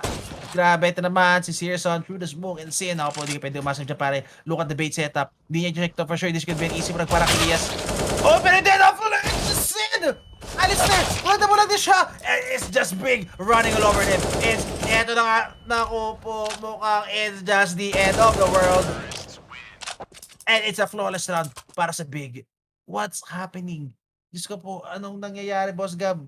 Wala nang areko. Ang sakit sa bangs ng ginagawa ng big dito. And look at this. Look at Alistair and the whole squad para dito sa may Grayhound natin na you can see the struggle in their faces, no? Parang alam mo yung hindi nyo na alam yung hindi nyo alam yung gagawin nyo? Yep. Talagang uncontested. Yung biglan talaga yung nagpapatunay sa sa kasabihang pinalamang na gusto manalo pa. Diba? Nag-unat-unat lang pala talaga. Unat-unat lang pala talaga yung yun. dito. Just go po. Warm up lang pala nila yung yung 6 round dito sa Grayhounds, men. Oh my god. This is frustrating. Ito yung sinasabi ko, Boss Gab, no? Ito yung sinasabi ko kanina, pre-game pa lang, the best asset na meron etong biglan is their mental fortitude, the resiliency. Di ba? They are down 0-6 in highly dominating performance, no? Highly dominating showing galing dito sa may side ng Grayhound Gaming. Pero hindi. Kahit 0-6 sila, kahit nawawasak sila, they managed to punch back harder. Na 6-0 sila. Sagot tayo, 14 straight rounds. Ganun nila kalupit. 14 straight rounds agad yung magiging bawi nila dito against Grayhounds. And the Grayhounds, kitang-kita mo naman yung kanilang mga emotions, men. Kumbaga, na talaga. Kinaya na sila ng black hole dito, men. Hindi na nila alam. Sobrang mental boom na yung Grayhounds natin dito. Pero Alistair, naku po, that could be a free kill sana dito kay Searson. Pero Searson, naku po, anong mouse ba gamit nito? Parang times 2 ata yung pag-click dito ng yung left click niya Pero hindi niya Ang bilis pumutok ng op Pero eto nako po, hindi ka pwede kumulit ko yung backside. Dalawa nakatutok sa'yo. Ito Ipit mga Thompson. Ulo! Uy! Good pick galing kay backside dito. Pero ito lang, naipit na siya. Good smoke para kay backside. Dahil sila give him lots of space para makagalaw dito. Go for the jumping mga kaibigan. Making sure na hindi sila tama dito to the smoke. Pero Searson, look at this. Grabe, galit na galit. Even shooting through the smoke with the deagle. Hoping to punish siya sa backside. Pero backside makakalis. Searson, one last. Oh my god, grabe. Sagutan para sila rito. Vexite still giving heavy presence and Ins. Ito na nga, grabe nagkakabar niya to the smoke. And Ins, good dodge para sa kanya. Pero hindi niya matadodge yung mga bala ni Kiro. But Kiro, oh, the nade DS. Good Okay. backup coming. Pero, boss Gab, tingnan mo si Crimbo. Look at this kung nasa si Crimbo. Ako po. Nako, si Siko lang yung problema nila rito. Pero hindi nila kailangan problemahin niya because you just have to go for the cross. Ito na nga, Crimbo. Go for the cross. Malalaman na nga nila ang tunay na revelasyon, mga kaibigan, na B-site is up for It's grabs. open. Yup, pero may smoke pa kasi Crimbo dito pero hindi niya rin ginamit. What is smoke? Grabe, smoke is dangerous for your hands, man. The flick, Siko! Not gonna take that decision, no. what? Oh no, the Deagle! Excite with the hero play, but the Crimbo is highly well aware of that. Lias 1v3. Grabe.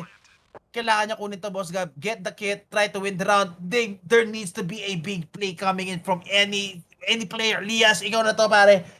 Di ko pwede bigay ito basta-basta, Jonathan. Pero, Arico, is it 16 straight rounds? Dapat parang nag-minus 7.5 tayo with the balls of steel. Pero still, pasok pa rin naman yung bet natin, di ba? Minus 2.5. Tama ba? Alam ko, pasok pa rin naman yung direct pag ganun, no? Ooh! This is a Pero very yun lang. crucial gun, no? Galing kay Elias, no? Grabe, nakabalik Crimbo. Uy, nakabalik Crimbo. Ayun, oh! Oy, the wave! Crimbo? Naka po! Oh! Ako yun lang. Good save, though, para kay Elias. Pero nevertheless, it's gonna be 15! It's match point! It's match point! Para dito sa big clan, mga tropa. And aray ko talagang kahit ako mapapakamot ako sa ulo. Mga kaibigan, mapapakir ka talaga sa mukha. With 15 straight rounds galing sa big. Diyos ko po. Anyari sa Pinas. Ito po. Nangyari nga sa Pinas indeed. Pero kita-kita mo naman yung crowd natin dito. Talagang nagwawala na dito. At todo cheer talaga sila ngayon dito sa ating bigan. Dahil dun nga pinakita nila, men. Ay, yun pala. Sa kabila pala yun. Nasa pura pala yung yung crowd natin ngayon, men. Kaya pala maingay eh. Kasabay yung laro ng Puria, mga kaibigan. The Brazilian, simple. Pero Vexite, good pick galing kay Vexite, no? Pero Serson, still good cover pa rin, no? Good trade. And again, on an even man count, mga kaibigan, 4v4, 3v3, 5v5, laging lamang ang T-side, knowing na, isang side lang yung i-hit nila, and the forces of the city-sideds are going to be divided into two sides. So, lamang na lamang na kaagad sa manpower or sa numbers etong T-side natin. Big Clan, good molly. Galing dito kay Akito. Flushing out. Ito si Ins, no? On the close angle. Again, that MP9 is highly dangerous or really a threat, no? In this angle. But Alistair, look at this super scope, mga kaibigan. No? On the top mid, pero wala siya. They're just lying and waiting dito under his nose on the double doors. I think Big Clan will try to make this mid to be play work, no? Pero si Alistair yung magiging That's the bomb. depensa dito sa ating mid, and madodrop pa nga yung bomba dito, and 20 seconds left into the clock, and matatagalan pa nga yung pag-recover dito ng ating Big Clan. Gobi. Pero still, uy! Eto na nga yun, Boss Gab. Siko! Ako, pinas ko. Siko? Naku Oy! po! Ayun lang! Sinilip! 16-0. Sorry. 16-6 pala, mga kaibigan. 16 straight rounds para sa Big. What happened there? Grabe. Pak! 84-16 odds is real. Grabe naman yun. Napakasarap yung ginawa dito ng ating Big Clan, men. Talagang sobrang solid. And that's what you get when you don't respect dito, sabi din ng ating Big Clan Baseco. You don't respect the old school. You don't disrespect the old school talaga, mga kaibigan.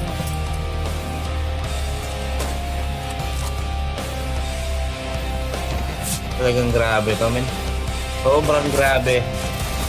Talagang ang buong akala ko, Grayhounds dito, mate 10-5 nila yung half or 12-3, mga ganun. Pero Big Clan, nako po, nagalit bigla eh. Nilabasan agad ng ng super weapon play eh.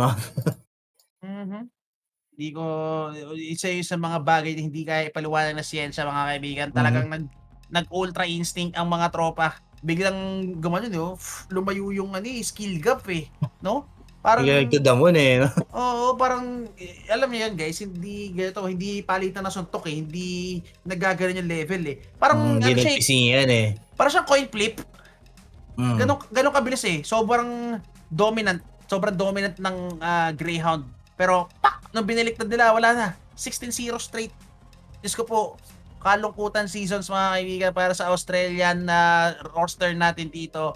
Pero well, again, tumama yung roster namin ngayon ni Boss Gab, di tulad kanina. Well, that's 50-50, no? Yung laban natin kanina, 50-50 talaga yun. So, could go either way. Pero this time, nakabawi tayo sa bet, mga tropa, no? So, good handicap. Buti na good call kay Boss Gab para mag-handicap tayo ng bahagya, no? Kinabahan tao, kaya 2.5 lang yung binet natin eh. Pero, good cheap pa rin tayo ron, mga kaibigan. So, good win para sa sa big dito, Boss Gab. I mean, ano ba points natin points natin dito? Bakit di naka-score yung bakit di maka-score yung Grayhound? Hindi ko maipaliwanag din eh. Hindi ko ma-pinpoint kung saan sila nagkulang eh.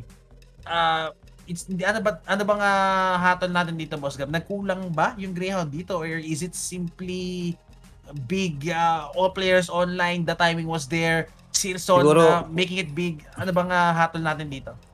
Siguro lang din siguro good mid-round calls coming from Tabsen kasi sobrang nabasa niya na yan yung ginagawa dito ng ng Grayhounds eh. Kaya ina-abuse na lang niya yung yung mga loophole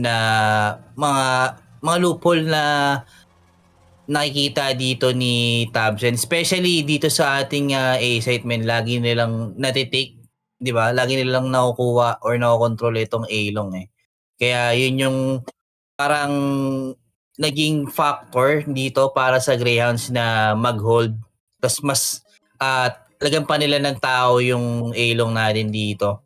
Then nung nilalagay na nila yung tao yung A-long, doon naman nag-iba ng strat itong si Tabsen, men. Kumbaga mas na-utilize na yung mga mid to B, yung mga sugal play dito sa sa B site, 'di ba? Yung mga ganun ba, kaya medyo nawala na rin ng confidence tong Grayhounds eh. Talagang hindi na nila alam yung gagawin eh. 'Di ba? Yung parang yung later rounds na more passive na eh. Hindi na tayo nakakita ng mga mga aggressive setup eh, 'di ba? Kumbaga less air na sila, kaya inabuse sila ng big time kasi alam na nilang takot nang magkamali yung Grayhounds natin dito, Boss Eko. Parang na-rattle na sila, no? Na-rattle na. Indeed. Yun na yung pinaka-term doon. Parang yun nga, wala sila ng advantage na tulad ng sinasabi natin sa big na mental fortitude. No, yung composure, wala sila nung hindi ganun katibay pa yung composure nung Grayhound natin dito. Unlike ng big. So big, big just proving to be the better team by tons, mga kaibigan, dito sa mapa natin na to. Sobrang layo. Sobrang layo talaga. Feeling ko yung 6 rounds na nakuha ng Grayhound doon, panugit lang. Panugit lang, no? Para panugit. Sige, pabayin natin ng unting laro para di naman nakakalungkot. Sabi ng big na dito. Parang ganyan lang yung call dito. But, I mean, that's gonna be the second best of 1 series and I think the last best of 1 series, mga kaibigan, para dito sa, for tonight. Our next series is gonna be a best of 3. Kaya guys, no, kasi meron pa tayong best of 3 series dito, dalawa yung best of 3 series natin. Our next series is gonna be a hell of a match also. It's gonna be MOUZ versus Fnatic. So eto na, pumupunta na tayo sa mga big teams natin, Boss Gab, no? MOUZ versus Fnatic na ikakas ni Boss Sticky and Choco. So guys, don't go away. Again, it's me, Eko. Kasama ko ito, syempre, the one and only. Ito si Boss Gab, no? So guys, that's it for us. Di Boss Gab, 2 best of 1 series hatid sa inyo, naming dalawa. That's it for us. Papaalam na kami. Don't go away. Meron pa tayong dalawang best of 3 series hanggang alas 8, hanggang alas 9 ulit tayo rito.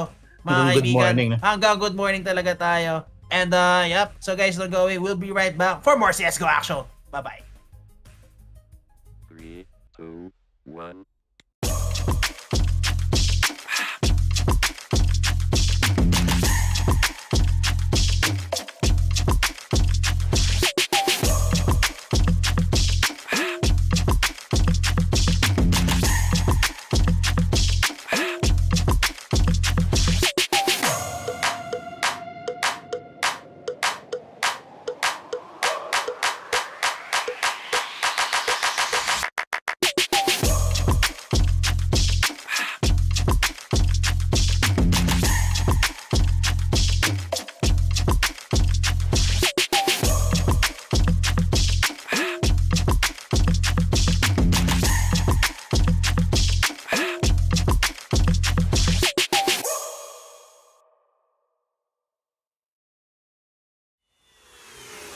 This is Keanu Reeves, and welcome to Rush Lane. Rush Lane is a new intense multiplayer racing game where you can compete against real players to win real money. Set in the towering crime-filled metropolis of Hub City. Here, champions put their life on the line for glory, power, and riches in the ultimate death race, known as the Rush Lane. How does it work? Simple.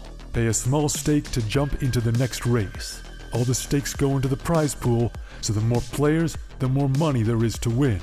Once enough players join, the race is on. Races last just a couple of minutes and are fully automated. Rush Lane is driven by our unique physics-based randomness engine. Starting positions, track segments, and traps are all randomly generated, and we've tested over 10,000 races to ensure no player has any advantage over another. Cheer on your racer as they scream down the winding city streets and through mysterious alternate worlds filled with dangerous traps and pitfalls. The first player to cross the finish line wins the biggest share of the prize pool.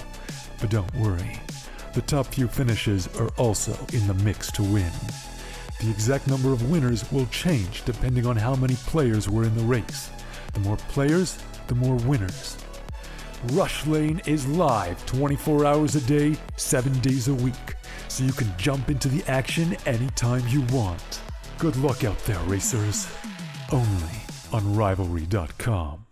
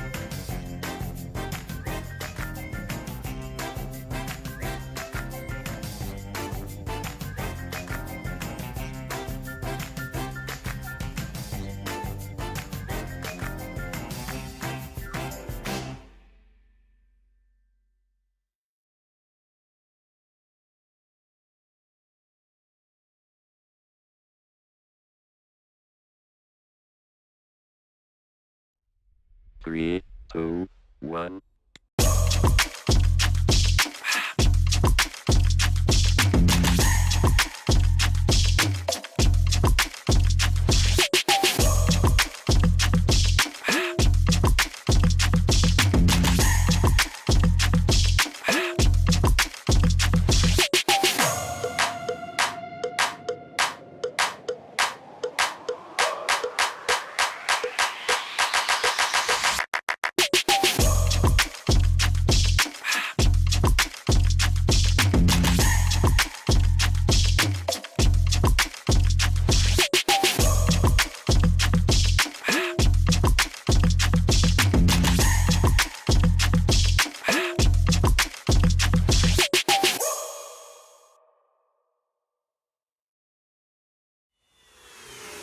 This is Keanu Reeves, and welcome to Rush Lane.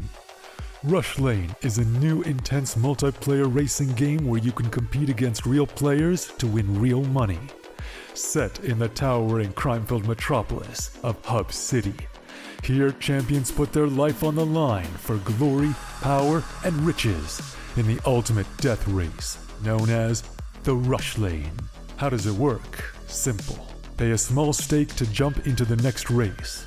All the stakes go into the prize pool, so the more players, the more money there is to win. Once enough players join, the race is on. Races last just a couple of minutes and are fully automated.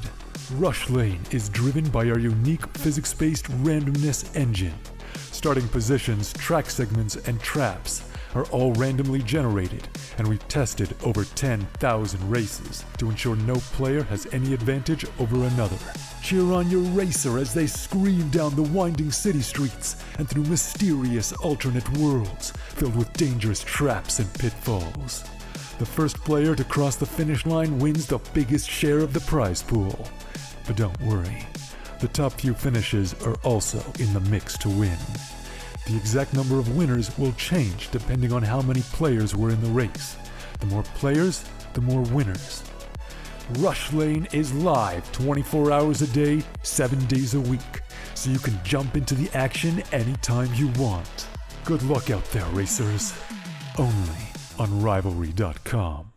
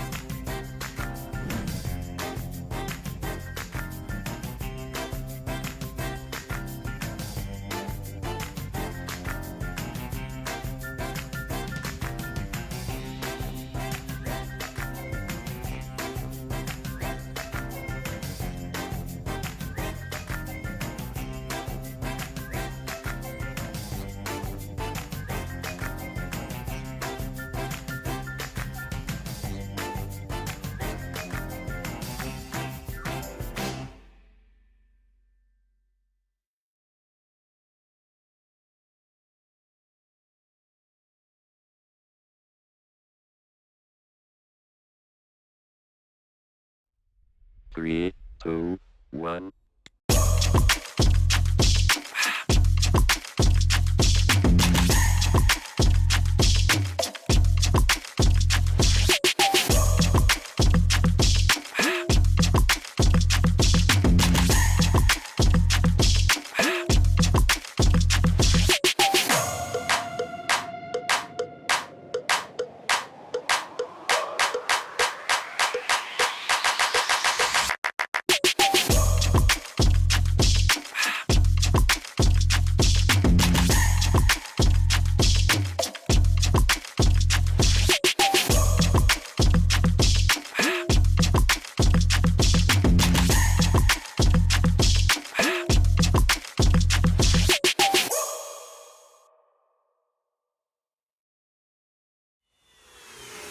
This is Keanu Reeves, and welcome to Rush Lane.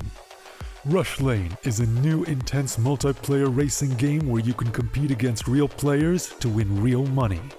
Set in the towering crime-filled metropolis of Hub City, here champions put their life on the line for glory, power, and riches in the ultimate death race known as the Rush Lane. How does it work? Simple. Pay a small stake to jump into the next race. All the stakes go into the prize pool, so the more players, the more money there is to win. Once enough players join, the race is on. Races last just a couple of minutes and are fully automated. Rush Lane is driven by our unique physics-based randomness engine. Starting positions, track segments, and traps are all randomly generated, and we've tested over 10,000 races to ensure no player has any advantage over another. Cheer on your racer as they scream down the winding city streets and through mysterious alternate worlds filled with dangerous traps and pitfalls. The first player to cross the finish line wins the biggest share of the prize pool. But don't worry, the top few finishes are also in the mix to win. The exact number of winners will change depending on how many players were in the race. The more players, the more winners. Rush Lane is live 24 hours a day, 7 days a week, so you can jump into the action anytime you want. Good luck out there, racers. Only on Rivalry.com.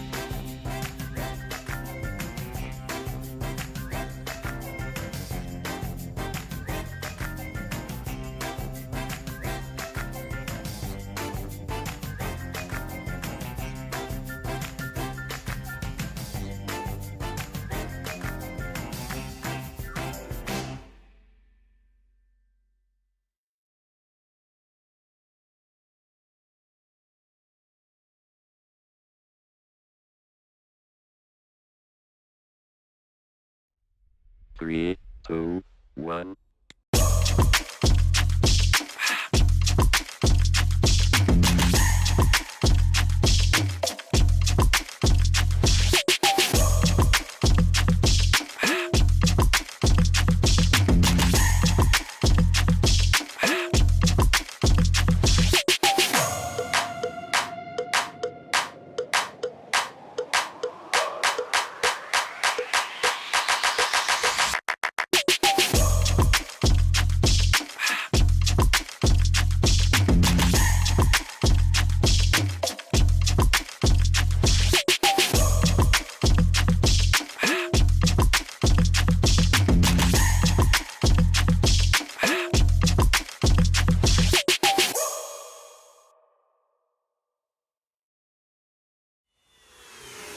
This is Keanu Reeves, and welcome to Rush Lane. Rush Lane is a new intense multiplayer racing game where you can compete against real players to win real money. Set in the towering crime-filled metropolis of Hub City. Here, champions put their life on the line for glory, power, and riches in the ultimate death race, known as the Rush Lane. How does it work? Simple. Pay a small stake to jump into the next race. All the stakes go into the prize pool, so the more players, the more money there is to win. Once enough players join, the race is on. Races last just a couple of minutes and are fully automated. Rush Lane is driven by our unique physics-based randomness engine. Starting positions, track segments, and traps are all randomly generated, and we've tested over 10,000 races to ensure no player has any advantage over another. Cheer on your racer as they scream down the winding city streets and through mysterious...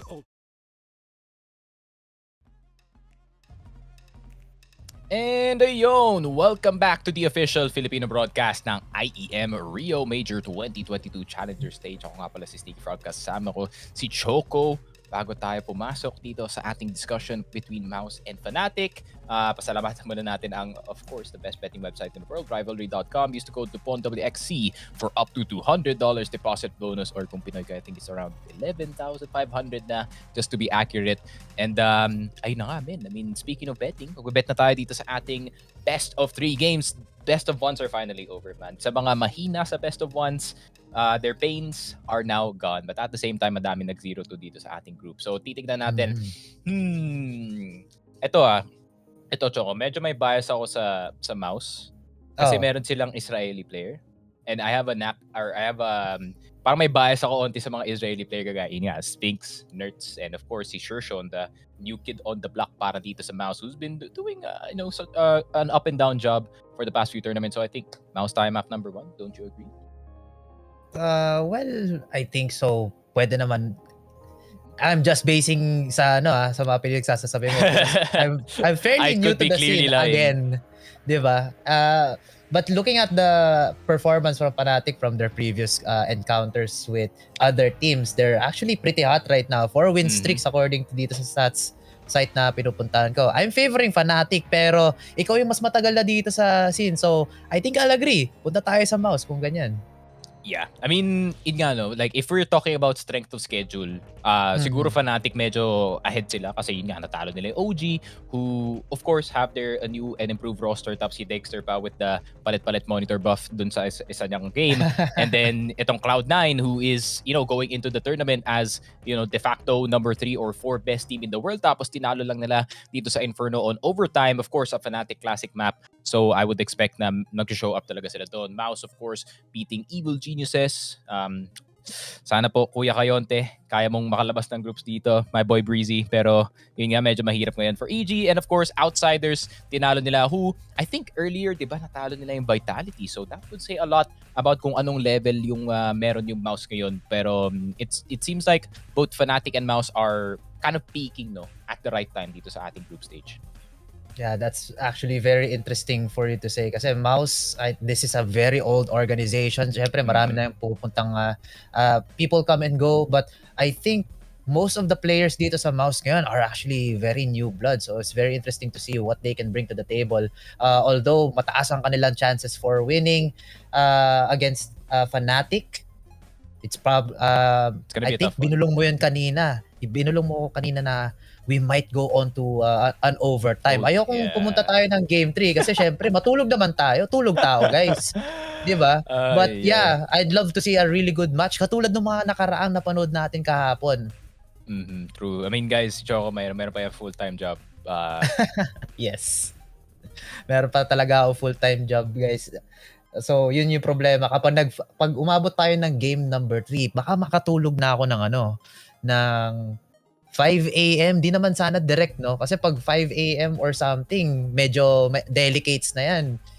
Magmomotor pa ako. Nag-crash pa. Ayoko sabihin ako. Sumem lang ako biglang nag-loading, pare. Ano ba yan? Yeah. Okay lang yan. It happens. And yun nga, I mean, ano pa yung point na, what point was I coming across yung dito? Huwag tayo pumunta ng game 3 overtime. Yeah. Merong full-time job ito si Choco. I'm just a dirty degenerate who stays awake until 8 a.m. So, ready ako sa mga ganitong schedule talaga. And I think, if papag-usapan natin yung structure ng team, no, I think, yun nga, just like you said, there is a lot of young players dito sa MOUZ. I think yung they're very similar nga dito sa Fnatic, where Fnatic, they have Crims and the rest are just very, very young players. Para naman dito sa MOUZ, it is Dexter. And Dexter kasi parang tatay yan eh. Tapos meron siyang 4 na anak. He's trying to at least contain ang craziness ng 4 na players dito who in their own right are actually really, really good talents, especially itong si Frozen, who has been talked about ever since he was 15 or 14 years old dun sa mga academy leagues. Napakalaking hype para dito sa bata na to. And ngayon, nandito na siya sa MOUZ, proving himself why he's one of the best. And of course, the man on screen, si Shershon, pare. Grabe talaga. The Israeli players know how to produce the best talent from their region. And itong si Shershon is a perfect fit para dito sa MOUZ. And tignan mo naman on screen, 28 and 14. This man knows how to frag. Yeah, pulling up very strong numbers. So, yeah, ang maganda yung point na sinabi mo, yung mga minor regions, mga like Israel, mga tao dito Pakistan, they actually produce very good esport players. Hindi lang dito sa Counter-Strike but like other esport titles as well. Kaya natutuwa ako dahil people are getting known. Ang problema nga lang, it's not that the whole country itself is being represented. Nahahatak lang sila, napipirata sila papunta sa ibang mga regions katulad dito sa EU or like other larger regions katulad ng NA. But still, good representation for other countries, for other nationalities. Kailan kaya tayo magkakaroon ng Filipino naman dito sa IEM or sa mga majors natin? No? Soon We do kaya have ulit. one. Meron tayo isa. Meron ba? But he is on Evil Geniuses and he is kind of struggling at the moment. So, ayun nga, Kuya Kayonte, of course, si Breezy, who is currently 1 and 2. I mean, that's not too bad. That's not too bad really, no, para dito kay Kuya Kayonte. So, he's basically chilling. Pero, alam mo naman yung competition dito sa Challenger stage. Everyone is hungry to get doon nga dito sa Legends. And speaking of Legends, man, this game is gonna decide whether or not makakapasok ba ang MOUZ or Fnatic dito sa ating Legends stage. And, of course, the pressure is on para sa dalawang teams natin. Who is gonna be the main star? Who is gonna be yung mga players na will not crack under pressure? Kasi we have a lot of young players dito. And alam mo naman, when it comes to the pressure game, man, some young players, they crack. Some young players, they actually thrive off of yung thing na yun. Kagaya na nakita natin kahapon with Big. Sin, of course, such a key player dun nga sa kanilang comeback on OT. Kalaban nila dito si Furia. He did get some key frags and the man has no fear, or the kid has no fear in his eyes sa pagpasok nga dun nga sa backline ng kalaban nila just to try and see to get or just to get an opening para sa kanyang team. And it seems like the young players are here to show up and they're just as hungry as yung mga veterano natin dito sa mga teams. And ayun nga, I mean, this is gonna be a very, very hype matchup. I would say this is the most equal matchup we're gonna get dito sa ating challenger stage. And we've seen a lot of OTs. But ayun nga, I mean, I might have cast a curse to you, one of these teams, that's for sure. This might end up as a 2-0. Pero ayun na nga, hopefully we do see some good CS. Pero for the sake of Choco, sana it doesn't go all the way. Yeah, hopefully makita tayo mga fast games. But yun nga, basing on just how strong both of these teams are, both their age and their experience in so many previous tournaments. Kasi kung titingnan mo, Fnatic, I'm just scrolling through their accolades right here. They're very well decorated, mind you. Ang dami lang mga awards so far. So, kung titingnan ko lang to as just like a regular bystander, Fnatic to. But still, MOUZ is like a very old household name. They can pull their own weight pwede sila makipag-boxing dito against Fnatic. It's gonna be very interesting. So, I'd love to see an overtime pero wag sana ngayon. Yeah, Pwede naman especially game 3, pwede considering pa. yung yung context ng game natin. I think si Dexter, of course, he's that one Aussie guy dito sa MOUZ who's been doing a great job IGLing and controlling yung mga players natin dito. But Fnatic, man, Crims has not lost a step. This man has been playing for so long. He was there when JW and sino pa ba? Sina Pronax and a lot of the old Fnatic guard were still playing, and the man is still here. I have no idea why, pero ganun pa rin siyang kagaling, no? Kaya niyang makisabay with the younger players on the block and providing ang mga players dito ng Fnatic with a kind of like a veteran presence, no? Like yung parang pag nagka-crack na sila under pressure, you could look at him and pwede mong sabihin, oh guys, huwag kayong kakabahan kasi hindi ako kinakabahan. So, ayun nga, I mean, it seems like he has done a really good job of just slotting in dito sa ating Fnatic. And what's surprising, no, is he's not even the IGL. Yung IGL dito sa Fnatic is actually si Mezzi, who is a UK player. He's been playing around for quite a long time. I think he was in the roster he was in that roster na I think yung CSGO skins with Henry G. Si Henry G pa yun nagmamanage doon. And they had some really good achievements back in the day. Pero yun nga, the UK scene has not really expanded in terms of yung Counter-Strike natin. But I would say this is the best that you can get. Probably, of course, itong si Nico Dos and si Roedge fresh from Mad Lions, if I'm not mistaken. Or yung isang Sprout na team. I might be wrong about that. That's for sure. Kasi they have been bouncing around from team to team from time to time. Ayun, I'm actually mistaken. Copenhagen Flames, one of the best, if not the best ancient team dito sa ating tournament. So guys, it is gonna be very, very hype matchup. But iniisip ko dito, what is the featured matchup between these two teams? Kasi I'm already thinking that it is gonna be Frozen versus sino ba yung statistically? I mean, Frozen really blowing everyone out of the water in terms of yung statistics, no? Yung 1.25 rating niya dito sa ating stats and the 0.76 kills per round, which is insane para dito sa kanyang role, which is that second aggressive player para sa kanyang team. And then yun na nga, as we do see on screen, 15th major attendance. Man, isn't it crazy, no? Now, we've had like more than 15 or more than 20 majors na dito sa ating 18 CSGO majors in the lifetime of Counter-Strike Global Offensive, and it really is making me happy that the game is still going strong, especially considering how loud the crowd was yesterday. Yeah, exactly. Hindi sinasabi, maraming nagsasabi na dead game na daw ang CS, but the scene is still strong. Hindi nga lang dito sa ating local scene, but yun nga, nung napanood ko talaga yung kahapon, like, wow, bakit wala tayo nito dito pa rin sa Pilipinas? So I'm just really I just really appreciate yung kung paano mag-support yung mga Brazilian fans natin sa CSGO. Hopefully we get the same traction again here in the Philippines. Pero yun nga, hilig kasi nila yung may lumilipad-tipad, tapos may nabubuhay ulit. Tapos may bro, we don't do that here, pare. We do alam ko na alam ko na, Sneaky, alam ko na. Kasi doon sa isang game, pwede kang magka-jowa. Ang mga naglalaro kasi ng CS kasi puro lalaki, puro matatanda na. Napapanot na rin katulad ko eh. Totoo yan, actually. Totoo yan. That's kind of a thing rin, no, sa mga, why the, Dota is less popular dun nga sa Korea compared to the other MOBA that I will not mention kasi nga, a lot more women do play it, and alam mo naman, gusto makisabay ng mga boys with the girls, of course. Pero yun nga, we're gonna be having time with the boys naman this time going into itong game number 1 natin, and I think the veto is just gonna be coming very, very soon. Dito, I'm already thinking about high priority para dito sa Fnatic is gonna be, of course, that Inferno, that Mirage. Natalo nila yung Cloud9 on Inferno, which is Cloud9's one of Cloud9's signature picks pagdating dito sa ating major, and natalo nila dito sa ating best of 1 in OT. So that is gonna be one of the maps that you're gonna have to watch out for. I think para dito sa MOUZ, Mirage is gonna be very, very high priority, but I think both teams are no problem para sa kanila maglaro ng Inferno dito. I think equally experienced. I think if tatamaan ng Fnatic yung weakness ng MOUZ dito, baka makahanap sila ng Dust 2 game or maybe even an overpass game. Pero ayun nga, Fnatic, it seems like all across the board yung kanilang stats with the exception of Dust 2. Yun nga, they have a really, really stellar job. I think Inferno, medyo clickbaity yung stat ng Inferno, 20% win rate. Pero yung isang panalo is that matters. Yeah, that's true. Inferno, at I think madami talagang team na nag-excel sa medyo older maps natin. Overpass is, yeah, I think it's a good pick for both of our teams. Pero Dust 2, why, yeah, Dust 2, bakit hindi, no? So, I don't know. I don't know, Sticky. What's gonna be our future maps going into these games?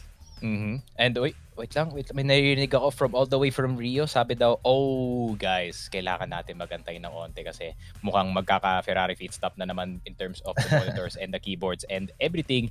So guys, wag kayong aalis kasi even me and Choco are excited to get into this game. So ayun nga, when we come back, MOUZ versus Fnatic is gonna come on. So see you in a bit.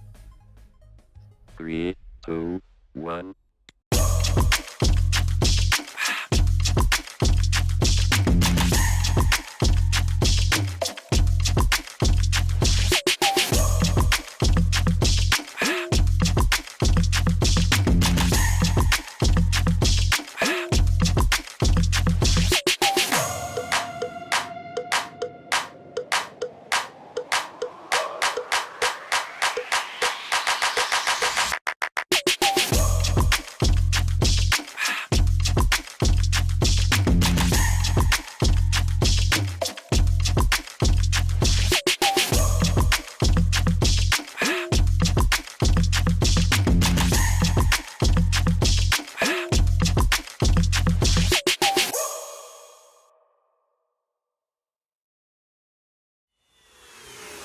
This is Keanu Reeves, and welcome to Rush Lane. Rush Lane is a new intense multiplayer racing game where you can compete against real players to win real money. Set in the towering crime-filled metropolis of Hub City. Here, champions put their life on the line for glory, power, and riches in the ultimate death race known as the Rush Lane.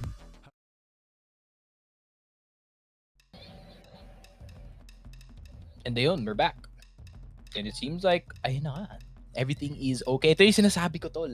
Mas mabilis pa ang mga organizers kaysa sa Ferrari na magpalit ng wheel kaysa nga magpalit ng monitor dito sa ating groups. Ganyan talaga. It seems like IEM is running perfectly and in a very good shape. And it seems like lahat ng players natin ready. Nakalabas na ang papeles dito ni Sir Sean. Titignan niya mamaya kung nasa ng position ng mga kalaban niya through that piece of paper na kaprinta doon kung saan yung mga players, kung anong default na pwede nilang gawin dito.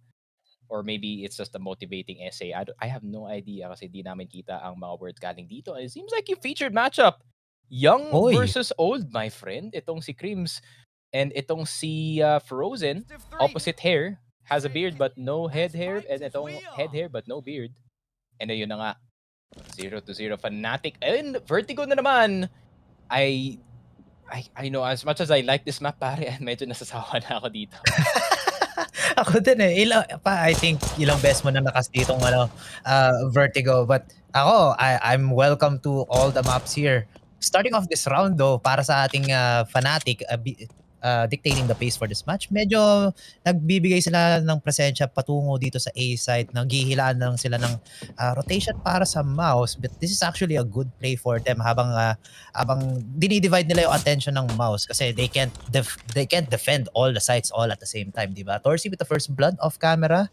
Sayang hindi natin nakita, but still a good kill for MOUZ as they have now the man advantage. Yeah, it's gonna be a challenge para dito sa mga observers, no? Kasi yung Fnatic, they really like to spread themselves out dito sa ating mapa, trying to see if they can gain an advantage and then pull out and then, you know, eventually go for a thing dito sa ating side. But instead, with the disadvantage, papasok sila actually. Rowedge trying to go for the entry.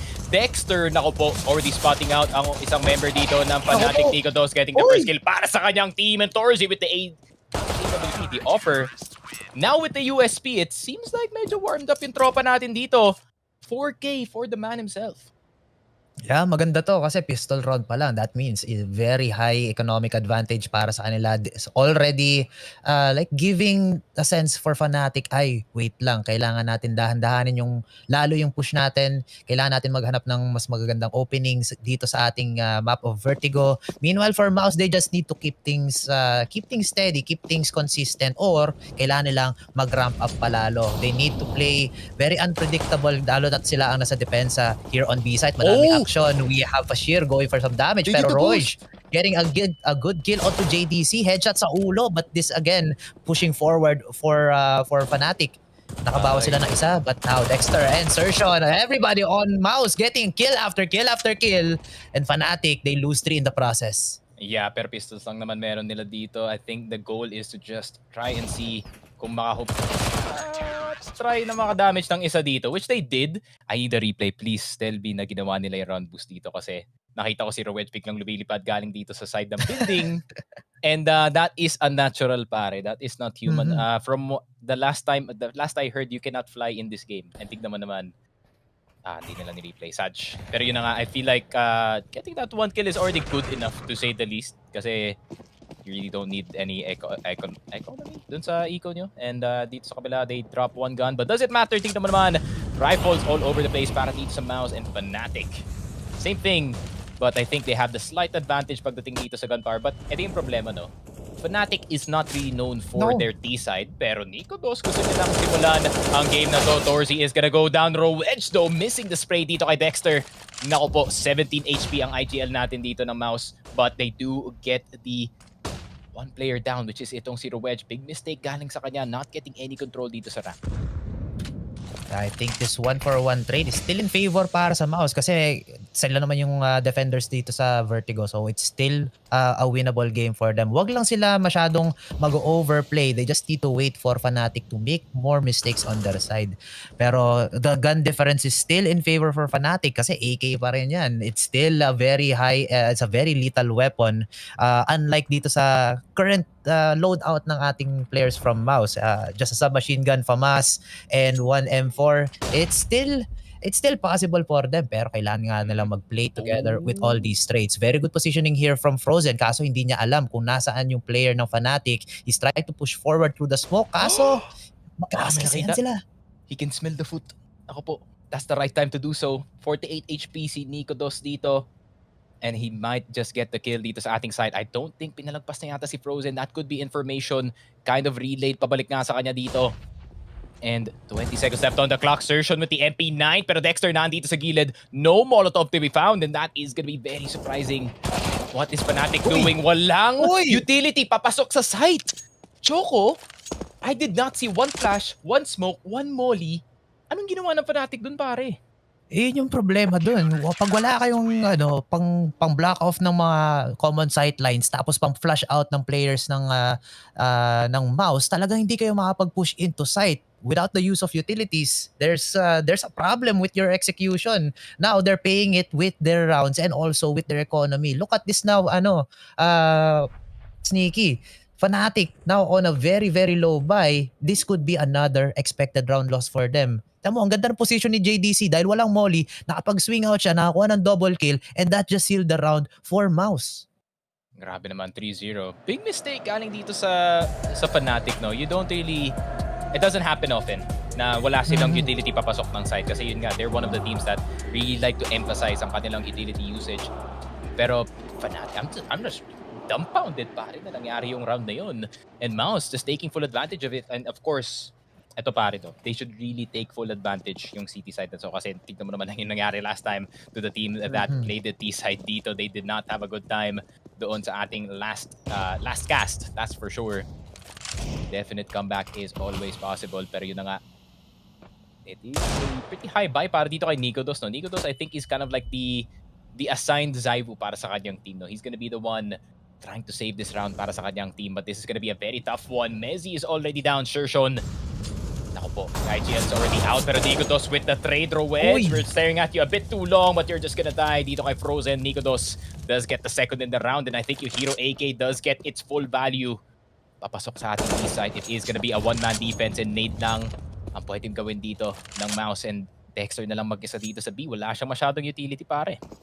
Oh, maganda rin yung ginagawa ng Fnatic dito. Kahit wala sila masyadong utility, they were still able to find 2 picks on the side of MOUZ. Pero they need to find more. Lalo na nag-invest sila ng baril dito kay Nikodos. And speaking of Nikodos, pinatumba siya, pinalipad palayo dito sa ating building. That's gonna be a huge investment loss already. Crims with the trade though. Gets the 1 dig.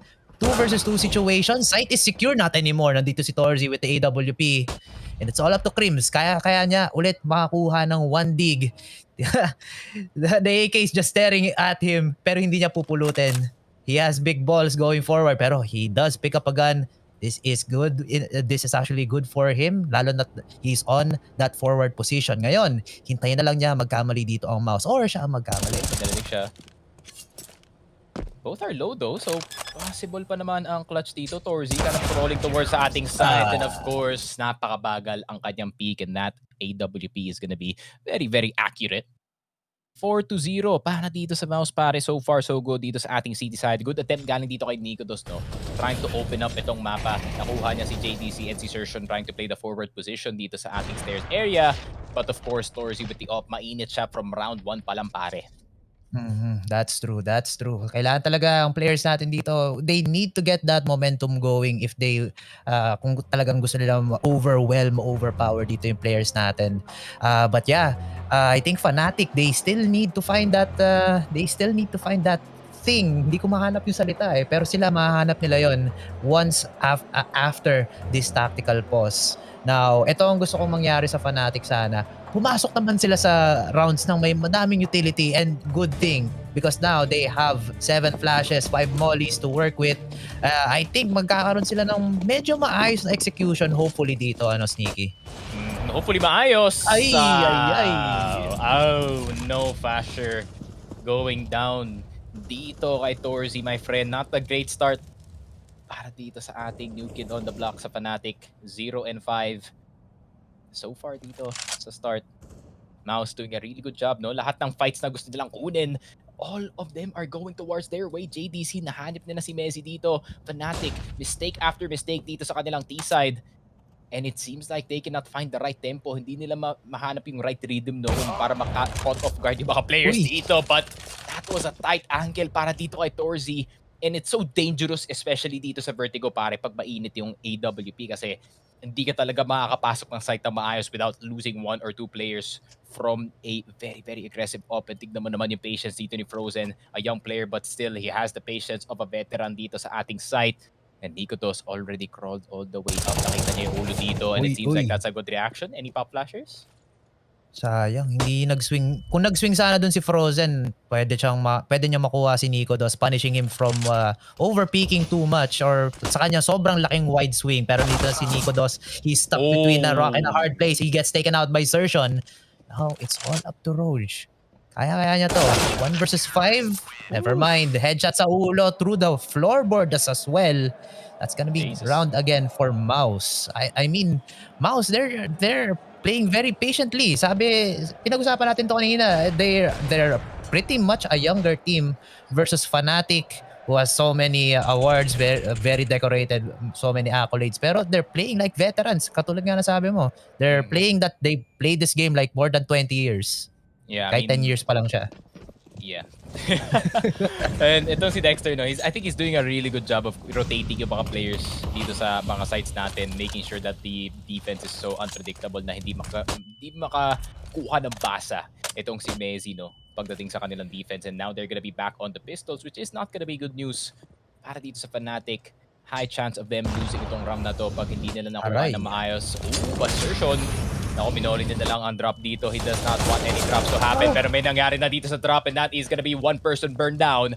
Messi ang mawawala. But that is worth it faster. Saan ka nanggaling, my friend? And the entire push, it was actually a 1-4 instead of a 5 mid push. And Dexter, I mean, meron ng M4 itong Fnatic but still they are down in terms of the gun power. Pero MOUZ, equal na yung numbers dito pare. 3 versus 3 situation, still not bad kasi it is still a 3-man retake. Talagang playing off trades lang dito ang kailangan gawin ng MOUZ. And speaking of trades, walang mangyayari dito para sa side of Fnatic as they get taken out immediately. Napakabilis sa mga pangyayari, ladies and gentlemen. Dexter finding 2 kills and then Torzy just cleaning things up with that site. And I don't know, ang daming magandang ginagawa, ang daming magandang ginawa yung Fnatic dun sa round na yon. There was a horror play coming out from, sino nga ba yung nanggaling sa ano? Fasher. Si Fasher, di ba? He came from the stairs, nakakuha siya na isang kill, which also gave them the gun upgrade. Kaso, the problem is, I don't know, mas mabilis lang talaga yung retake dito ng MOUZ compared to the reaction time of Fnatic. That is true. Hindi naka-set up yung Fnatic na maayos dito sa site, no? I think they had to consider kung ano merong baril sila, kung ano merong utility na meron sila in the pocket as well. And it seems like hindi nga nila nahanap yon just in time. Dorsey, very aggressive, pero Nico Dos, good pre-fire galing sa kanya. He knows that there is gonna be one player trying to see if he can get early control dito sa my cons, and ayun na nga, punished. Galing dito sa Fnatic. MOUZ now up to or down to 4 players. And tignan mo naman, pressure from both sides. It's still the same default galing dito sa Fnatic, no? Trying to see if they can get another one on the board bago sila pumasok ng site. But that could slow down their push by quite a lot. And MOUZ, nako, pag na-pressure na ng oras itong Fnatic, nako, that could be a very dangerous thing. But I feel like B-take na yung mangyayari dito. Yeah, B-take indeed. Nandito halos lahat ng tauhan ng ating players from Fnatic. Sertion and Mezi will go for the trade. Still the man advantage para sa ating attacking team. Now the rotations from MOUZ slowly moving forward onto B side, pero tatlo na lang sila dito. Nico Dos already on that forward position, very aggressive, pero this is a high risk, high reward play. Kapag nakakuha siya ng isa or ng dalawa, that is basically round secured. For MOUZ though, kailangan nila i-clear itong very close angle, but wow, good nade. Para siyang si Kobe Bryant from long range. But still, they need a kill if they want to win this round. But looking at their movement, I think MOUZ, this post-round call, or hindi naman post-round, this call from their IGL, they're just gonna be saving. Save na lang nila yung kanilang mga I mean, tignan mo naman yung economy nila. I mean, despite na 6 wins na meron sila dito sa ating game, their economy is not that high. I think they're just enough for, I think, 1 or 2 gun buys dito, which they want to preserve the guns as much as possible, especially itong AWP ni Torzy. And they want to keep the economy high for the next few rounds. Kasi pag mataas yung economy mo dito sa city side, this is gonna be a very tough time para dito sa mga T-side. And Fnatic, of course, getting the first round dito, really well played. Easy pasok lang tayo dito sa ating B-side. It came from a pick dito nga sa ating sa A-side, no, from that bronze player dito kay Torzy, maybe flying a bit too close to the sun. And it seems like Fnatic, they do get the first round, pero tignan mo naman, still a lot of guns para dito sa MOUZ, in a very bloody round para dito sa Fnatic, no. Some of them do not have that much utility kumpara dito sa MOUZ, who already threw some of it, pero makadami pa rin. Yeah, there's still some utility to work with, so I think it's still doable para dito sa Fnatic. Pero MOUZ, they still have that 5-point advantage. They have all the confidence in the world. Yes, natalo sila isang round, but to err is human. Hindi naman sila mga robot or mga insane oddbots na nakikita natin noon pa. Wag yung tanongin yung edad ko. But yeah, MOUZ are still in a very good position. They have secured a lot of these angles, pero Fnatic, naghahanap na sila dito ng butas sa armor ng MOUZ, and if they can slowly chink at it or chip away at it, then it's possible for them to win. Now MOUZ, they're making some funky movements right here. Mukhang yung calls is actually trying to fortify B side or look for a lurker on the side of Fnatic, but Fnatic, dahan-dahan na silang umaabante dito sa A-site. Merong nakita dito na ulo si Frozen. Kaso, nakita rin siya ni Crims. It is a good kill, but it's still a 1-for-1. Grabe naman Dexter, harap-harapan with the AK. He does not give one. Napakadaming kalaban dito. And Sertion, who was on the flank the entire time, nakakuha na ng dalawa. And he does make it a 1v2 situation. It is up to the veteran na si Crims para gawin yung clutch na to. Merong op sa kabila. Torzy, ready and waiting with a Molotov, and hindi na nga pinapasok dito sa side para sure friend na hindi sila magka-plant dito. It is gonna be them, pero actually that's enough time to go for the plant, pero Crims, he did not want to end up dito sa ating round with 0 money, so instead he is just gonna give that life away. And ito na nga yung sinasabi ko, Chocoman, as long as you have guns dito sa city side, it is gonna be so difficult para dito sa T side na makapasok, especially with the way that MOUZ is playing, no. They are not scared to take those early fights, and itong si Sertion is gonna be quite a pest para dito sa kalaban din. Mag-lurk-lurk lang yan, then he is gonna get so much value. That's his role, man. Yeah, yung mga lason play ng ating mga lurker is always great to see them being tawag dito, that diversion. So laging on your feet talaga dapat yung players natin from Fnatic because MOUZ are actually playing their strats very effectively. Just judging from the scoreline, makita yata tayo dito ng love, hindi naman love set, pero Nico Dos, he's already making a statement, but he's being shut down by Frozen. Frozen with a double for himself. Nako, lahat ng players natin ay nagkakamali na dito for the side of Fnatic, and also for MOUZ though. It's all now onto a 2v2 situation. Surgeon and Mezzi will get their trades, kaso it's now all up to Fashir. Nakakuha siya ng horror play kanina, but is he going to be able to close this round out? JDC is alive. Still possible. Goes for the spray, kaso hindi nag-connect lahat ng bala. Nadruwingan yata ng outline dito ang ating players on Fnatic, and that is just a bad round for them. MOUZ still on the point advantage. That's a quick tactical timeout for Fnatic. The second one already para sa side nila. So they really want to preserve the next two para sa ating next half. But if times do get rough, then they can use the third and the fourth para mabalik nila ang lead na to. Pero it's a great entry para dito kay Nico Dos, no? Pero sinabi ni Frozen, you are not the only young star dito sa ating server. I can also frag as well. Si Shershon going in, and 15 HP was the difference yung round na yun. Kasi hindi mo talaga mabablame yung timeout galing dito sa Fnatic, no? Kasi that's a very tilting round, man. It's like so close yet so far para sa side nila. Yes, that's true. I don't know. Teka lang, gusto ko lang maiba ng konti. Iniisip ko si Frozen, alam ko matanda na siya, o si Forest ba yun? Ewan ko na. Forest is 30, my man. 30, bata pa. 30, bata pa yun talaga. I mean, may misconception kasi no, na as soon as you hit 26, magre-retire ka na. Pero it seems like hindi nga yung problema. What are those nades? Grabe naman, nabawasan yung buong Fnatic. Why are you standing in front of the entrance, my friend? And it seems like they just dropped 2 nades like it was nothing. Itong si Surshon, he has to peek now kasi itong spot niya is gonna be pre-fired anytime soon. JDC has to go for the peek, pero instead he has na pre-fired dito. Mezzi has the angle, but it is already too late. Choco, naku po 8 HP dito si Mezzi. Nico Dos, full HP pa pa, pero 4v2 na yung situation. JDC just accepts death.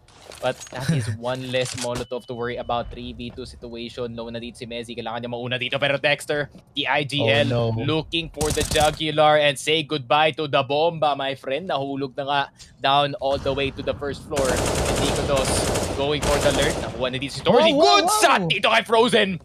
Teka lang.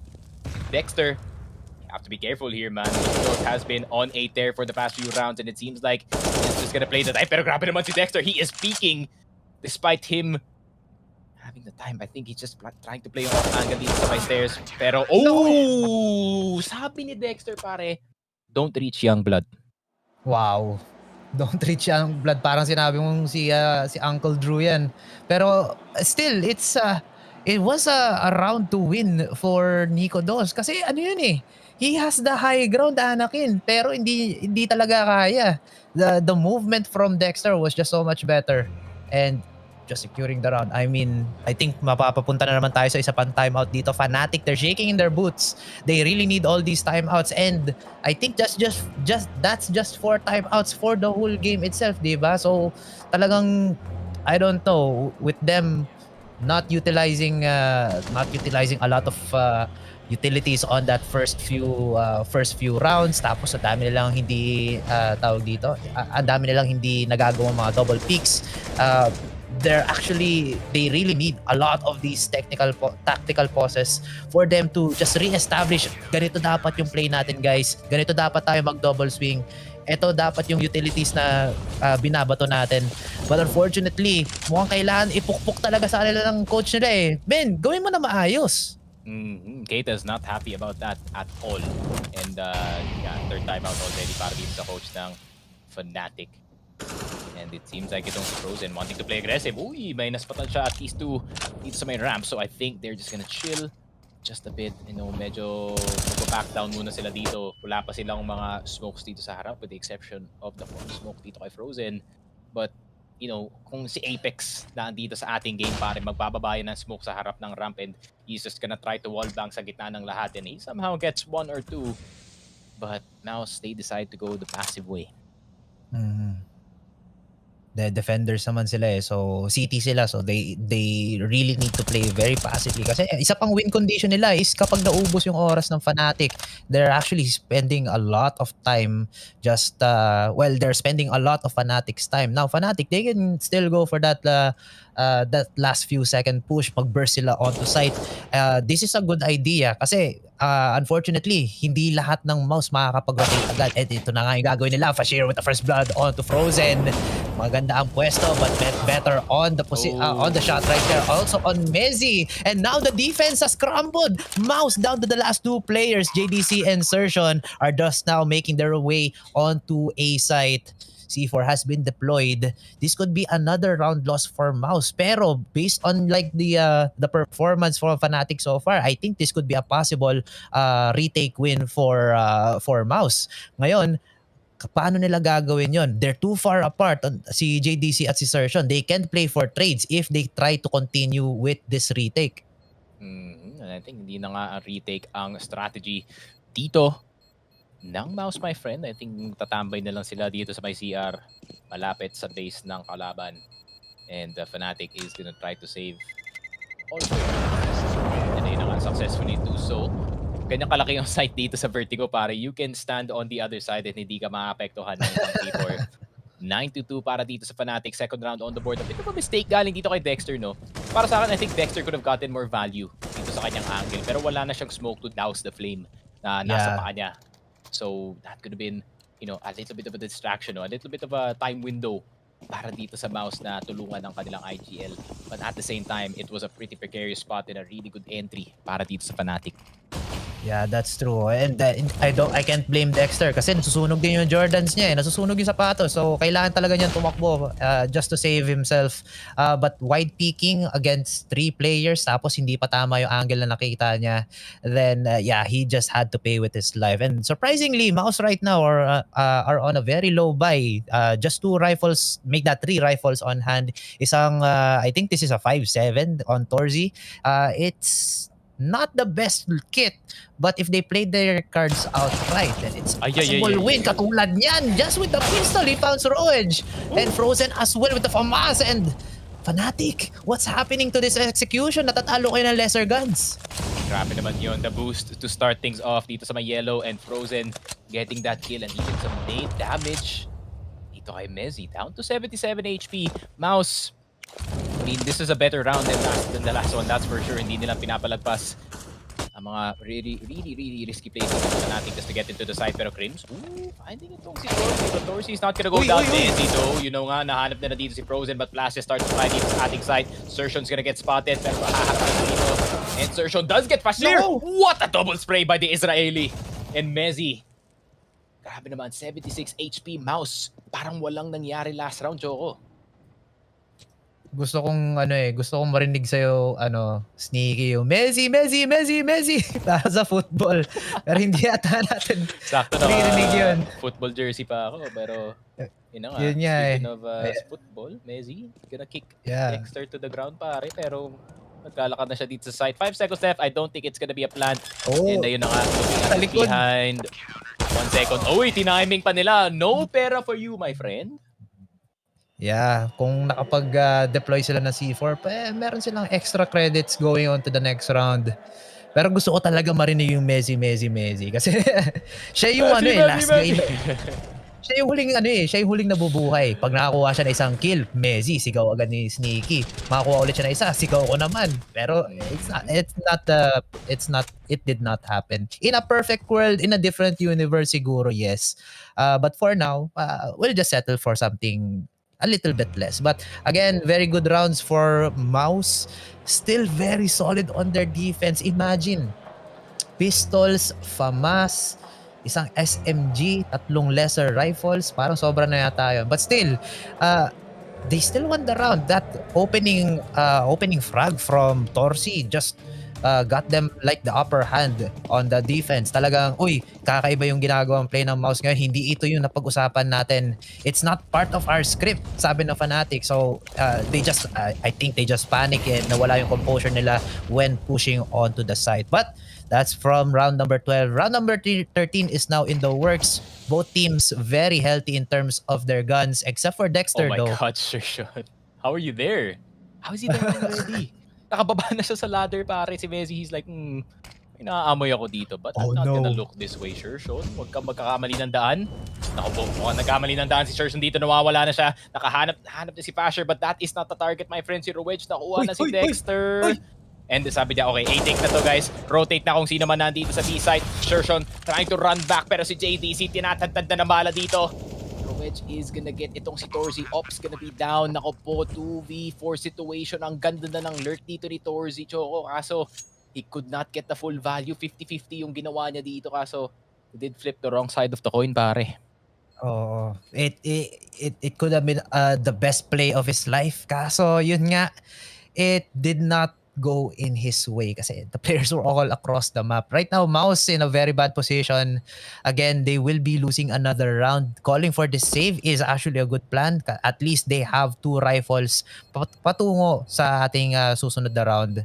But Fnatic, I think they're already heating up. Meron na silang 3 points as of now, and they could carry on this momentum onto our next round. Kasi from all the maps that I've casted with on Vertigo, I think this is actually more of a CT-sided map. So kapag mainit na yung tutok nila bago matapos yung half, and then pagpasok ng second half, then mas lalo silang mainit. Sunugin na lang nila itong gap ng MOUZ against them. We're gonna go on to a tactical pause here now for MOUZ. Looks like they are a little bit shaken, but still, it's a 7-point gap. I think mas maganda kung sinave na lang nila isang pause for the second half here, Sneaky. Yeah, pero I mean, they still have 3 ba, and magsa-second half na tayo dito. So, Sa bagay. coach is like, gusto kong i-secure siguro the last 2 rounds.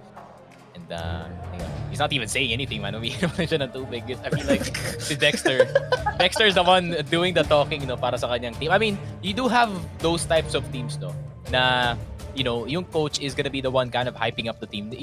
That was the example dati dun sa Astralis with Zonic. He's not much of a strategic coach. He's more of like the emotional coach para sa kanyang team and kind of just helping itong si Glaive think of yung mga strats para sa kanyang team. Pero, ayun na nga, MOUZ, it seems like they want to retool yung kanilang plano dito. They only have pistols. Pero, yun nga, mahanap pa nila yung tamang basa dito. Fasher is not dead yet, so that is one of the rounds that he could get away with something. Pero merong isang tao sa aircon, finally gets itong si JDC. Fasher, who has been trying to get an entry para sa kanyang team, finally gets one. Yeah, that's at least one more on the scoreboard for them kasi it's still a 4-man push here from Fnatic. B site has been secured. Ang ating players from MOUZ, they're slowly creeping in onto B. Onto B site. Kaso, it's gonna be very difficult for them. Kasi pag ginawa natin yung mathematics, 1-for-1 trade, talo ang MOUZ dahil kulat talaga sila sa tao. Right now, another kill onto Dexter. Sayang hindi natin makikita yung mga kills sa to. Nico does with another frag for himself. A shear from long range, getting one onto Torsi. That's round number 14 in favor or going to the hands of Fnatic. Now it's gonna be the last round of the half. And Fnatic, they're actually looking like they're getting a little bit more comfortable. They're getting more confident with their duels and their winning rounds. Now, the question is, who is gonna win this final round here, Sneaky? Yep. Para sa mga nagtataka kung bakit you're not hearing any of the crowd, nasa backstage po tayo, naglalaro as of the moment. I think yung mainstream is still going on between OG and itong Kuya, and obviously that one goes crazy. Pero, yun nga. Kuya panalo? Uy! Oh, speaking of panalo, Crims, that is 2. Dexter and Shershon already out, my friend. Meron pang Molotov na parating, pero medyo lumagpas yata yung Molotov. Hindi natamaan si JDC dito. He just saw it whiz past him. Anyari kay Nico Dos, pare, na-aksidente dito. Nako po. 3 to the back.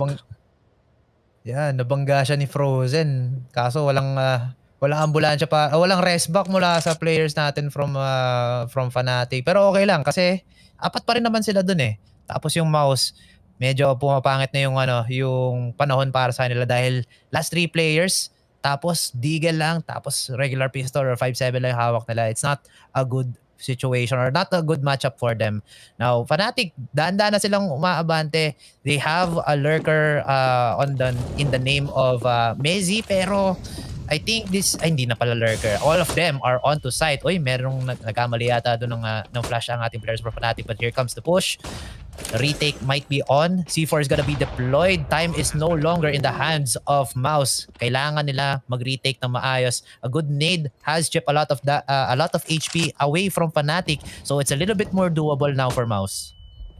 Isang malupit na talaga dito, men. Makakuha sila na isa, and it seems like they do. Messi is gonna go down. Meron pang isa dito sa may right side natin. Pasher is gonna be low on HP. 11 na lang ang natitira para sa kanya, but he still does get the kill. 5-7 para dito kay Torzy, and grabe naman yun. The long range 5-7. Crims na lang natitira dito sa Cons. And he is gonna go close with the effective range, pero 10-5. Old man Crims has it still. 10-5, and Fnatic, I mean, it was a pretty good finish galing sa side nila, but all things considered, 10-5 pa rin yung score natin. That's true. 5-point difference. Parang I think it's a Fnatic game kasi ngayon umiinit na talaga sila. They're finding all of the openings, they're finding all of the frags. Gumagana na yung mga strats na dapat gumana ng mga earlier rounds natin. Alam mo kung bakit, Sneaky? Kasi gumagamit na sila ng mga utilities. Remember, the first quarter ng ating first half is medyo shaky sila, hindi sila masyadong gumamit ng mga utilities. I think they're trying to go for these ego picks, which respect. Malakas naman yung mga tutok nila, di ba? So I think that's actually a good thing for them. At least uminit na yung tutok nila. Now it's much better with the use of their utilities. The flashes coming in, the mollies already burning bodies, the smokes also blocking sightlines. So it's going very well for them. Yun nga, hopefully it does carry over onto the second half. Yeah, and I think yung pinaka-dangerous na thing dito para sa MOUZ, to be honest, is of course they're already playing T-side, and alam naman natin, judging from history, that it is gonna be quite a difficult task para sa side nila na yun nga, kumuha ng mga rounds dito sa kanilang T-side, but it'll only take 6 para mapanalo nga nila itong game na to. Pero Fnatic, so far, so good in terms of them trying to claw their way back dito sa ating game, no? And of course, nasa kanila na more favorable na side, of course, and kagaya nga na sinabi ng kanina, Fnatic is more of a CT-sided team, not just, CT-sided map na to. I mean, their entire playstyle is kind of based around better defense and pagka-passiveness nga nila dito, with the exception of Nikodos, trying to see if he can get some early frags para sa kanyang team. But, ayun nga, I mean, MOUZ, if they cannot close out yung game na to, this is gonna be a really tough loss para sa side nila, kasi this is the opportunity para kumuha ng map pick dito ng Fnatic. Because Fnatic, I think, yung plano nila dito going into the game is to just try and hang on dito sa T-side, which they did more than that, no? I mean, they got 5 rounds, and I think it's gonna be an easier finish para sa side nila, if ever. Pero MOUZ, let's not underestimate itong MOUZ, no? Their T-side is really, really good, especially itong si Sershon, not afraid to go aggressive para sa kanyang team, not afraid to be the first one in. And ayun na nga, I mean, if MOUZ does get those entries, no, especially pag mainit na yung mga riflers nila dito, kagaya ni JDC, ni Frozen, and ni Shershon, then it is gonna be definitely an easier time para matapos yung game na to. But pressure zone para sa side nila, man, it is on them to have perfect executions for 6 rounds straight. That is very true there, Sneaky. Pero execution-wise, yeah, MOUZ might be able to do it, but Fnatic, kailangan din nilang they need to really bolster yung kanilang depensa. I think they need to play like the Brazilians from yesterday's game. Kailangan nila maging very unpredictable. Don't let the other team know your next move. But yun nga, I think Vertigo is I don't know. Nakikita ko talaga na yung tawag dito. Puro CT-sided talaga yung mga matches natin dito. Hopefully, MOUZ will correct me dahil this is actually my first time watching them play. On their defense, very, very strong. Hopefully, their T-side is also very strong as well. But balikan ko lang ng konti yung stats kasi ayaw mong sabihin to, pero Vertigo ng MOUZ, 40% win rate, and meanwhile for Fnatic, 100%. I don't know, Sneaky. We might have a different kind of storyline moving forward here. That's true. That is very, very true. Pero Fnatic, you have to win itong pistol round na to set the tempo for the rest of yung half natin dito. MOUZ has to be the one kind of flowing their way back dito sa ating game, and it has to be Fnatic dominating most of these rounds. Pero makikita natin kung ano mangyayari dito. Duelies all across the board. And Wedge is gonna go aggressive. Pero JTC takes him down immediately. One gun is better than two, that's for sure. Pero JTC, ito yung sinasabi ko.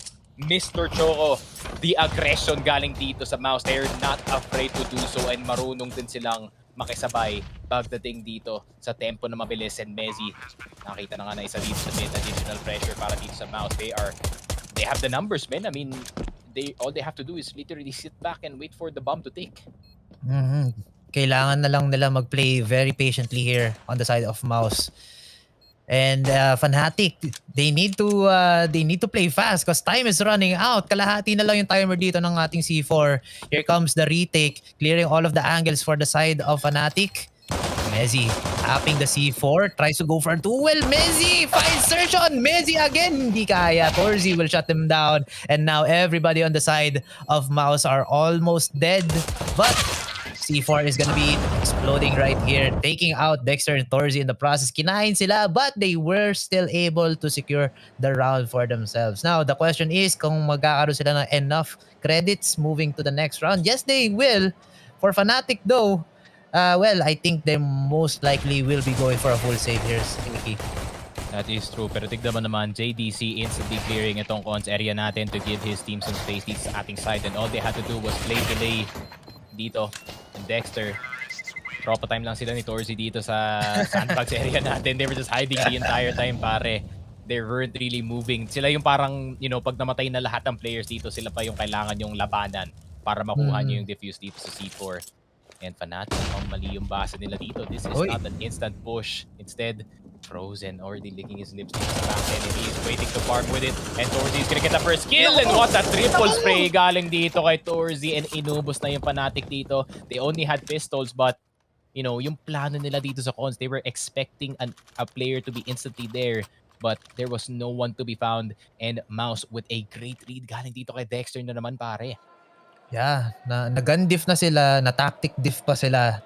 So, I don't know, that's gonna be a huge, ano bang taga-English ng dagok? Hit na lang siguro, a huge hit on the morale of Fnatic right here. Maganda yung play sana nila eh, 5-man uga-buga push, uga-buga defense. Kaso, the guns were not just, they did not really have the best guns. Wala pa silang masyadong utilities doon. But they're answering back right here. First blood for Roege onto Dexter. At least that's one for them already. Makakabawi kaya sila dito sa ating susunod na round. It will take a lot more than just one kill. But look at desertion from behind. Nakita siya ng ulo. But Crims as well. Nakita rin siya ng mga pixel. But Torzi with a trade. Sa 3 versus 4. Make that 2 versus 4 as off camera. We're getting kill after kill. JDC is all that's left. Nako, masyado kang malapit. Mezzy taps him on the head and on the body, and that's a round. Naku po. I mean, Dexter thinking he was Carrigan for a second there, just pushing it on smoke, and thought that it was gonna work para sa kanya. Pero Roege ready and waiting lang for the angle dito sa may A-ramp natin and Shershon. I mean, nakita niya na yung isang player sa site, man. Medyo nag-tunnel vision yata yung tropa natin dito. And ayun na nga, 12-6, Fnatic with 1 round back. Pero they already lose 2 dito sa ating half. So now it is only gonna be 4. Pag manalo dito yung MOUZ, Torzi already has the op in his hands. Still, tech time na lang si Frozen dito. Ang dami nilang pera nakuha for the past 2 rounds. So they can still have a really good buy. Problema nga lang, pag natalo sila dito, they are gonna be back on the pistol.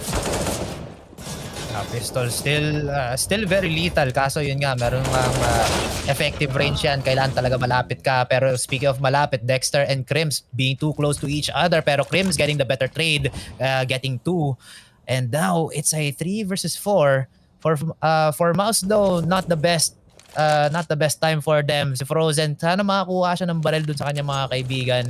He could get a gun upgrade, but still Fnatic, they have the positional advantage, they have the height advantage. And well, merong up naman dito si Torzi. I think mag-save na lang sila for now, pero hindi naman ako yung coach. I can't make those calls. They are actually trying to commit onto this B side. Ginamit na ang kanilang mga molly to flush out all of these common angles. Fashir tries to go with the HE grenade. Not gonna find anybody though kasi lahat ng players natin from Fnatic or from MOUZ are still not pushed up. Instead, they're gonna be playing a little bit of the waiting game. Nico Dos drops down looking for a kill, kaso napaka-patient dito ng MOUZ. Grabe naman. I mean, now still, medyo patient sila dito. But that could be the death of them, pare. Nako po, mukhang naharangan yata ni Torzy yung kanyang dalawang teammates dito. And they could not swing back into cover. Torzy trying to save yung op for himself. Maybe this could be the hero op para sa ating next round. Pero kailangan niya nang tumakbo as far away as he can dito sa ating B side. And mukhang hinahabol na siya ng Fnatic dito. They're trying to look for that AWP. Pero Fnatic spotting the mistakes dito ng MOUZ, pare. I mean, MOUZ, they did get some good picks dito sa ating site, pero ang bilis ng rotation dito ng Fnatic, pare. Grabe, instant reaction dito sa kanilang push. Yeah. Yung patience nung MOUZ, medyo ina-upload ko na eh. Kaso ang problema, masyado silang patient and talagang na-punish din sila sa sobrang passive ng kanilang mga plays nung previous round natin, round number 18. Unfortunately, round number 19, MOUZ will be paying it with their lives. Isa lang ang high value gun nila dito, which is the AWP. With pistol still on hand, they need to play very carefully against these rifles on the side of Fnatic. Nico Dos slowly inching forward. Ginagapang na niya dito. He gets one, but Frozen with the trade. That's a free gun for Team MOUZ. Kung makukuha nila, yes they do. Sertion does get it. The AWP is down, but the rest of MOUZ can still pick it up. Hala, yung AWP, nasiksik yata dito sa floorboards, pare. Nako po, oh my lord. Valve, please fix, pare. Ay. Metagame. Sertion, na metagame yung tropa natin dito. That is not a profit at all. If I know a thing or two about economics, the op is more expensive than the AK. So medyo profit loss sila dito. Pero 50 seconds na lang natitira dito sa ating oras. Flash papasok dito sa site. Napakadaming players na gusto mag-plant. Pero si Dexter already typing the numbers. And ayun na nga, nakababa na ng bomba itong MOUZ, pare, and it is all on Sertion to try and see if he can get some taps gamit ang kanyang AK-47 dito. Dexter has to be the first contact para mawalan man lang ng attention galing sa kanya. Dexter, you're gonna have to peek, my friend. I mean, this is really good scenario para dito sa MOUZ. No, kung nag-ninja defuse sila dito, that's not the best situation para sa kanila. Tignan mo si Dexter, nakalabas na yung kutsilyo. Sino yung magigripo dito? Messi! Naku po, nilabas na yung barrel and passer. Nakuha niya na nga si Sertion dito. Nakala ko talaga may magigripo dito sa smoke. Nahulog. Naku po sa elevator, pare. Pinindot niya ang down button and yung AWP bumaba sa first floor. Akala ko pa naman na save din nila yung op doon, kaso hindi pala. Nag-beta game pa yata to. Bago lang yata yung CSGO eh. So it's still a new game in beta stages pa lang. Pero joking aside, almost a really good round for MOUZ. Napasok sila ng site despite them having the gun, despite them having the lesser buys. But unfortunately, kulang talaga sila ng firepower. Kung meron pa rin sila AWP coming onto that round, possible yung mga long range duels is winnable for their side. Fnatic though, mas maganda ang kanilang retake. Meron ng muntikang malaslas, kaso it did not happen. Roj opening the round through the smoke. Dexter goes down and MOUZ are on a mana disadvantage. Grabe naman, I mean, Dexter throwing his life away to give some space para sa kanyang team, pero wala yatang space na kuha dito sa A side. Roj playing very, very aggressive dito sa may ramp area natin, which is one of the most difficult things to do, no? Yung taking control dito sa may ramp without much utility, and like itong MOUZ, they're starting to lose their nades slowly and slowly. Nico Dos with the AWP missing. Naku po, Nico Dos, you're gonna have to retake that. Torzy mamamatay dito, but that's gonna be the swing by 3 people. MOUZ, ayun na nga, Sertion, nakuha dito si Rowedge. Basher na lang natitira dito sa site. Pero kaya niya pang gumawa dito sa may corner area natin. Molotov, meron siyang dito sa kanya. Sertion with the retake, pero hindi niya nakuha. JDC does get the trade, pero that is really bad para dito sa MOUZ. Nahulog yung bomba dito sa cons, and this is gonna delay their round by quite a lot. Crims nakuha niya pa nga dito si Frozen, and it is all up to JDC. What can the kid do, my friend? Grabe naman. The German superstar. Let's see what this kid can do. Nakita yata yung isa dito. And yun na nga, na one-tap dito si Messi. Say goodbye to your IGL. Crims, 4 HP ka na lang. And Crims, I think he's gonna play the long game dito sa ating round, pare. Yeah, Crims is a dead man walking. Men, i-save mo na lang yung barrel mo. Well, hindi pala niya pwedeng i-save kasi round win pa rin yun papunta sa MOUZ. So, one dink and it's over. More pressure talaga pag nakuha pa to ng MOUZ. But Fnatic, if Crims can make a miracle shot, wall bang, kahit ano lang, wallbang sa ulo. Oh, ito na nga mangyayari. The patience, pare. It did not happen. Hindi ko na i-explain yung kung ano nangyari. But still, Crims, he was already dead. Talagang he was trying to make the best out of the situation, but it was a round to be won by MOUZ there instead.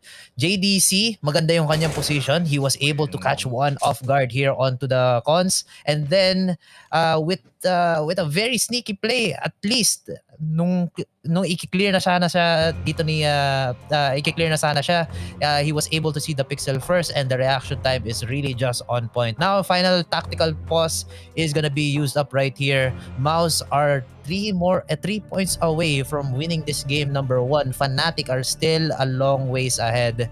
And now Fnatic, I don't know.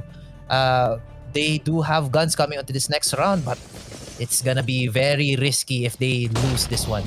Oo nga, parang yung timeout na yun para matanggal lang sila from survival mode back to strategy mode, pare. Kasi for the past few rounds, they're really just trying to scrap what they can para makakuha sila ng round win dito. But now they have the advantage in terms of the weaponry.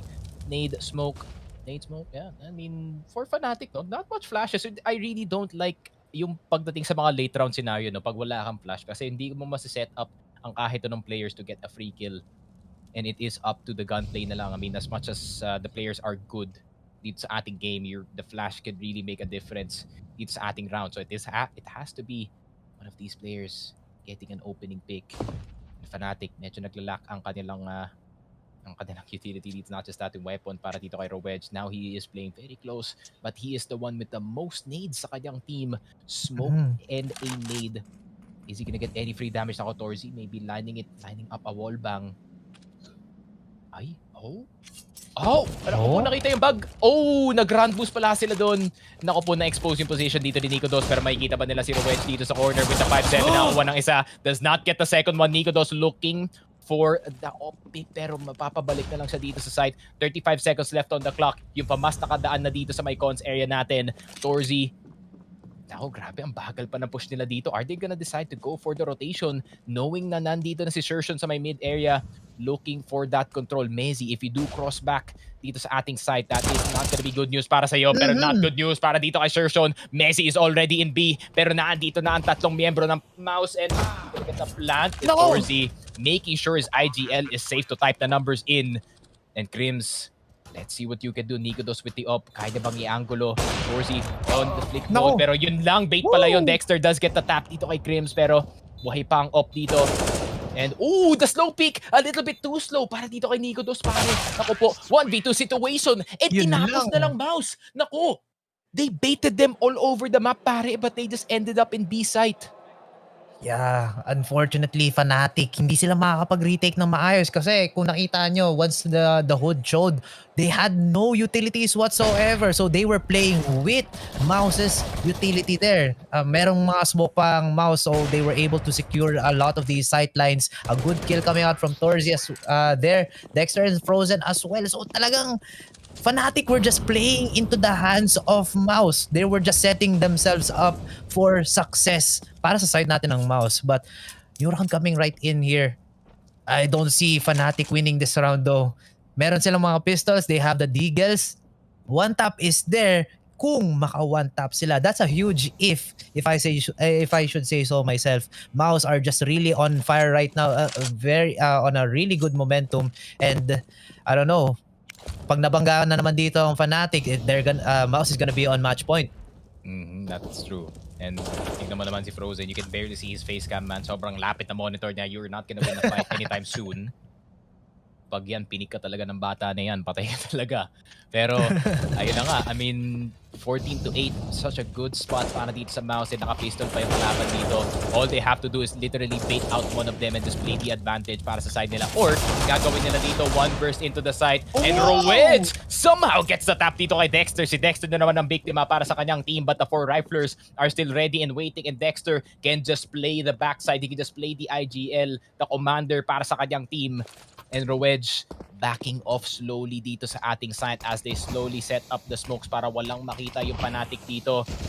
As We do see that's gonna be a 2v1. Shershon not committing to the fight. I like that galing dito kay Shershon, pare. He did not overcommit to that fight knowing na may pangalawang player pa doon. And Plant is gonna go down. 14-8 na po ang score natin dito. It could be 15-8 pag hindi pa to makuha ng Fnatic. Angle para dito kay Torzy. He does get spotted sa sandbags. Smokes are down and wala sila makuha ng baril.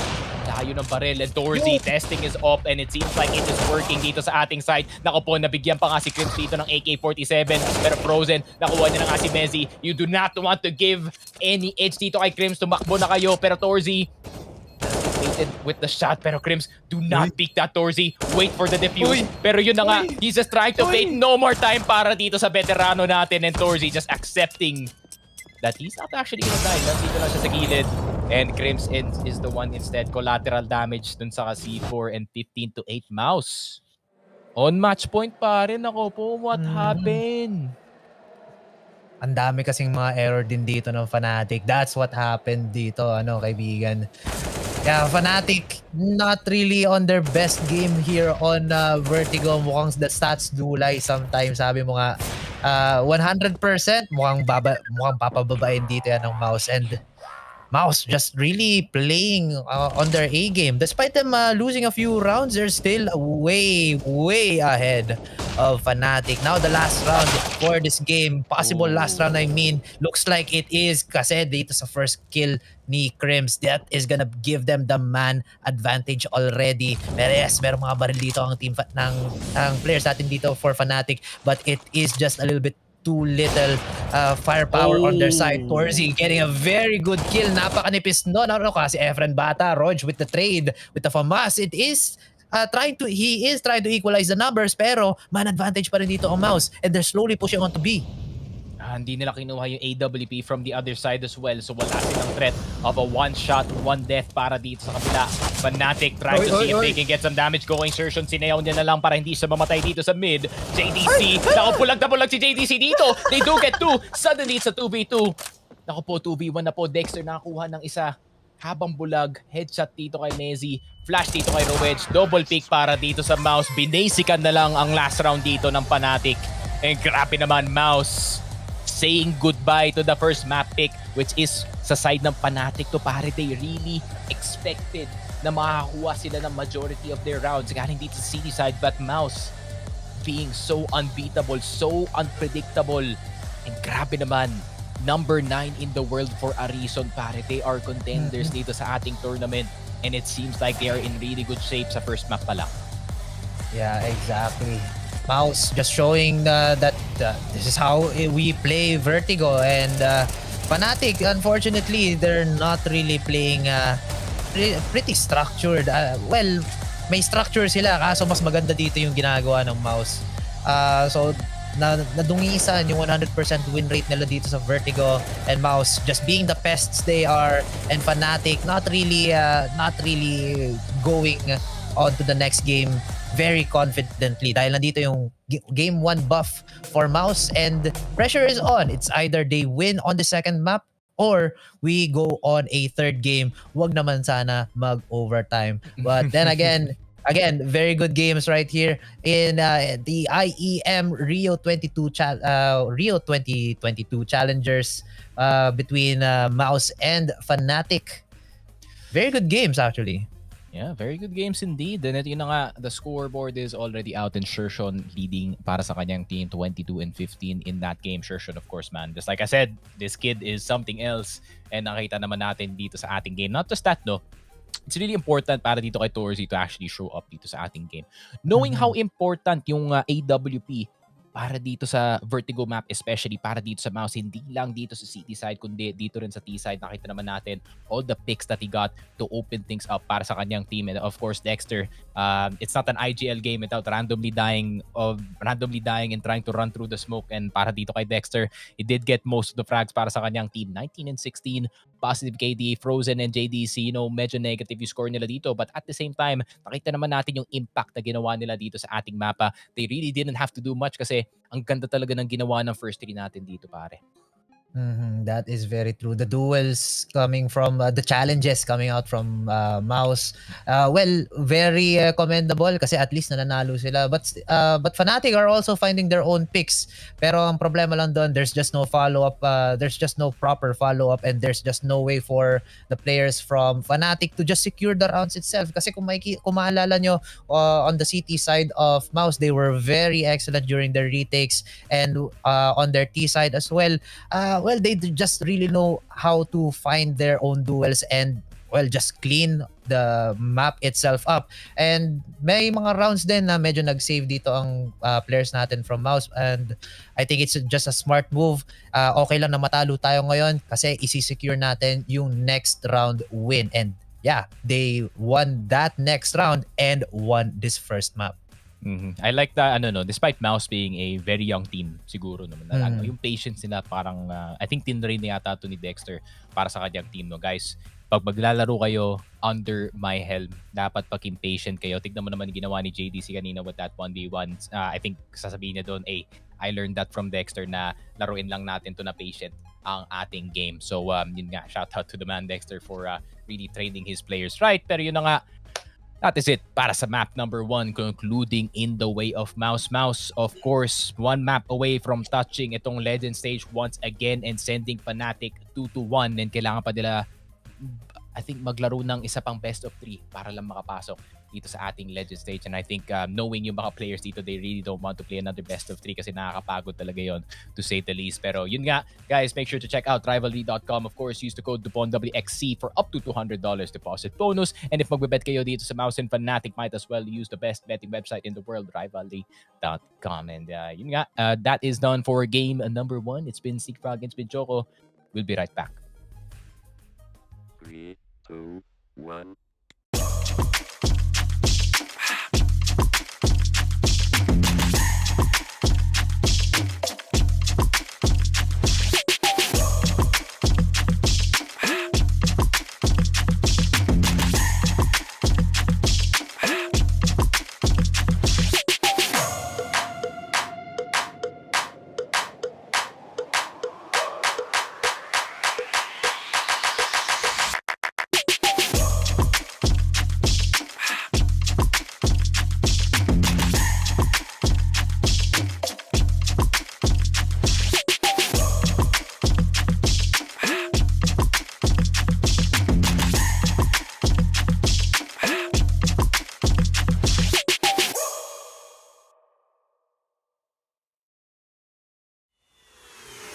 This is Keanu Reeves, and welcome to Rush Lane.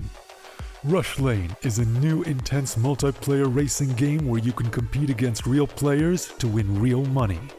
Set in the towering crime-filled metropolis of Hub City, here champions put their life on the line for glory, power, and riches in the ultimate death race known as the Rush Lane.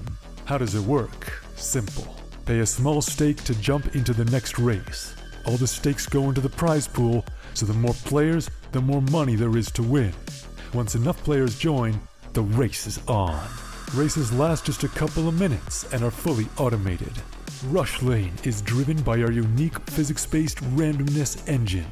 Starting positions, track segments, and traps are all randomly generated, and we've tested over 10,000 races to ensure no player has any advantage over another. Cheer on your racer as they scream down the winding city streets and through mysterious alternate worlds filled with dangerous traps and pitfalls. The first player to cross the finish line wins the biggest share of the prize pool. But don't worry, the top few finishes are also in the mix to win. The exact number of winners will change depending on how many players were in the race. The more players, the more winners.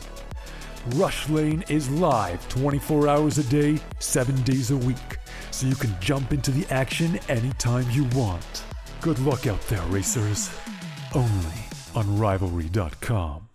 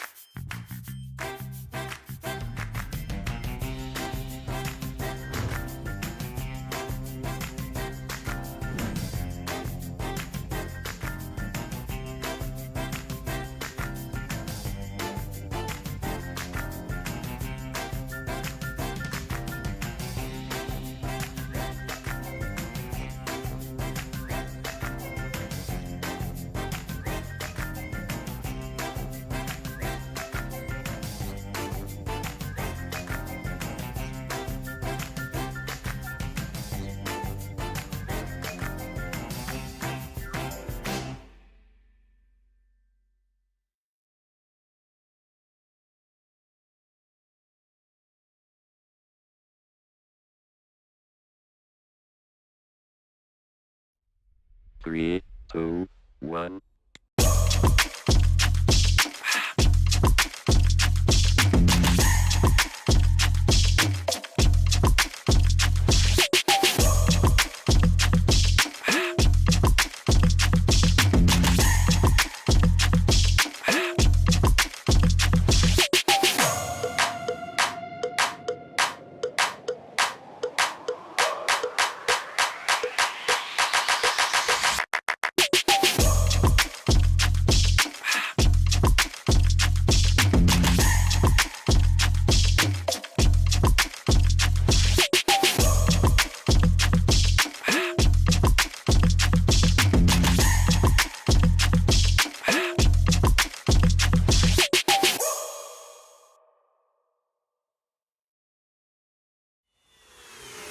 This is Keanu Reeves, and welcome to Rush Lane.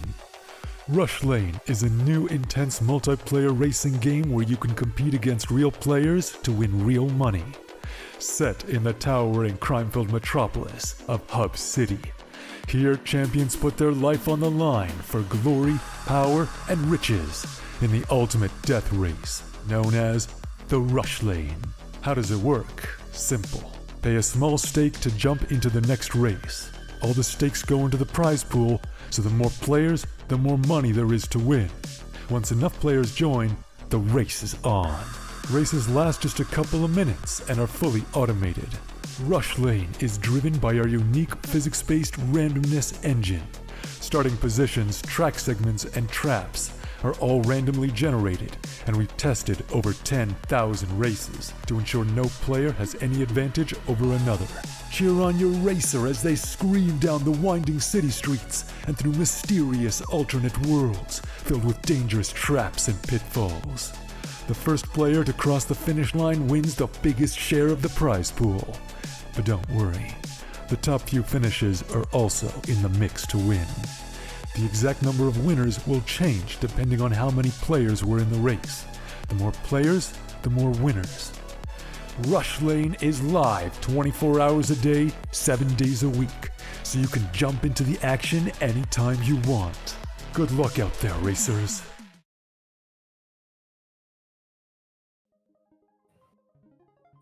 In the yun, hello and welcome back to the official Filipino broadcast ng IEM Rio 2022 Challenger Stage. Ako nga pala si Ziggy Frog, kasama ko si Choco. Bago tayo mag-delve into the game number 2 discussion, of course, papasalamatan muna natin ang ating sponsor, Rivalry.com. Of course, use code DUPON WXC for up to $200 deposit bonus. And yun nga, ipagbebet kayo dito sa MOUZ or Fnatic, might as well use the best betting website in the world, Rivalry.com. Speaking of betting, yun nga, pasok tayo dito sa ating game number 2 bet. What's the feeling?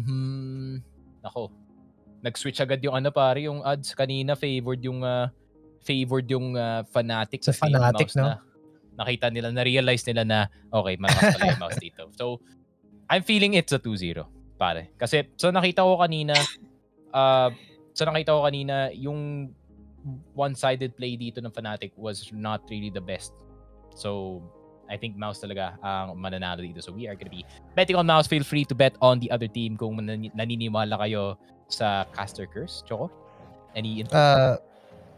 Ang hirap naman nito. Hindi kasi ako masyadong gumagamit ng mga betting site na, joke lang. I think it's MOUZ kasi napaka-dominating ng performance sila. So, kasama na yan, direct. Punta tayo sa MOUZ. And feeling ko, kung makikinig kayo sa amin, mag-MOUZ din kayo. But if you like to live dangerously, why not? Go for Fnatic, diba? Mas mataas ng konti yung odds, mas malaki yung payout. Don't forget to use yung code ng Lupon, which is Lupon WXC, para meron kayo up to $200 na extra sa inyong first deposit. And then, yun na nga. I mean, Fnatic, they're not too bad dito sa Inferno, pare. I mean, it is one of their stronger maps rin. I think, yun nga, medyo they kind of regretted picking Vertigo siguro as their first map, as yun nga, it did not really pan out para sa kanila, especially pagdating dito sa kanilang city side, as hindi sila nakaset up na maayos, hindi sila nakakuha ng prediction. And para naman dito sa Inferno, I think it's gonna be a lot of an easier game para dito sa side ng Fnatic. That's why yung odds medyo pumapantay na kahit papano. But I think itong MOUZ, no, judging from nakita ko dito sa last game, their T side is really a really well-oiled machine, pare. So ang ganda talaga ng kanilang sistema dito, especially pagdating dito kay JDC with the entry. Pero not just that, no, you can switch out itong si JDC with Frozen, pwede siya mag-entry sa next round. Si Shershon, pwede siya mag-entry sa next round. So sobrang flexible ng MOUZ, no, kumpara dito sa Fnatic who really like to play, yung medyo defaulty style nila, the fast rotations, tulong agad, and if matake nga yung isang site, mag-retake na lang sila dito. They really need to start things off dito sa ating second map on that city side in a really good note. Kasi pag ito, tinake over na to ng MOUZ, this is not gonna be looking pretty at all. Because to be honest, tol, I mean, the first 2 maps, Fnatic parang nasa advantage na nila yung Vito. I mean, Vertigo, Inferno, yung first 2 maps natin dito, those are 2 really strong maps para sa kanila. That is true. Just checking the map, the stats here. For both of our teams, Inferno is actually a very good map for MOUZ. Ewan ko lang kung totoo tong stat ng sa Fnatic. 20% win rate lang sila. I don't know. Stats may lie, pero hopefully we do get a MOUZ win right here kasi yun yung binoto natin sa ating bets. But yeah, Inferno is like one of these older maps here in this game. So I think parehas na nilang alam kung ano yung mga expected na plays dito. It really just boils down to the counter strats na i-command dito ng ating mga coaches sa si Crone, tama ba? Tapos si Keita.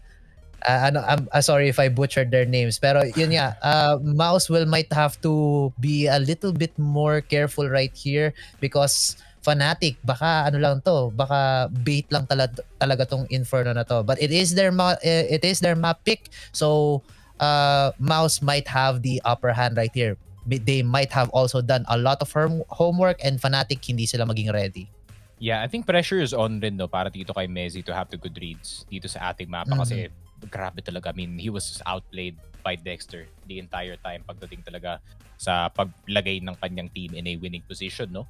I mean, Mezzi, I didn't even notice na yung kanyang impact dito sa ating game other than some setups galing dito sa side ng Fnatic. Pero MOUZ, they really just read itong Fnatic like a book as soon as nakakuha na sila ng panalo dito sa T-side. I mean, medyo nadapa nga sila dito sa ating second half, losing 3 rounds dito sa Fnatic, but they cleaned it up really quickly to get 6 more back in their way. So dito naman sa Inferno, yun nga, I think it's gonna be an easier time para dito kay Mezzi, no? It's gonna be less dependent sa kanya in terms of the calls. I think mga ibang players dito should really start playing a bit more aggressive, especially itong si Nico Dos who's been trying to carry his team to victory dito sa ating last game. I mean, he was the only one with a positive KD para sa kanyang team, and nakita naman natin with our own eyes how good he was dito sa ating last game. I think siya yung parang last saving hope para dito sa Fnatic to get them back in that Vertigo game, but unfortunately it was a bit too much para sa kanya.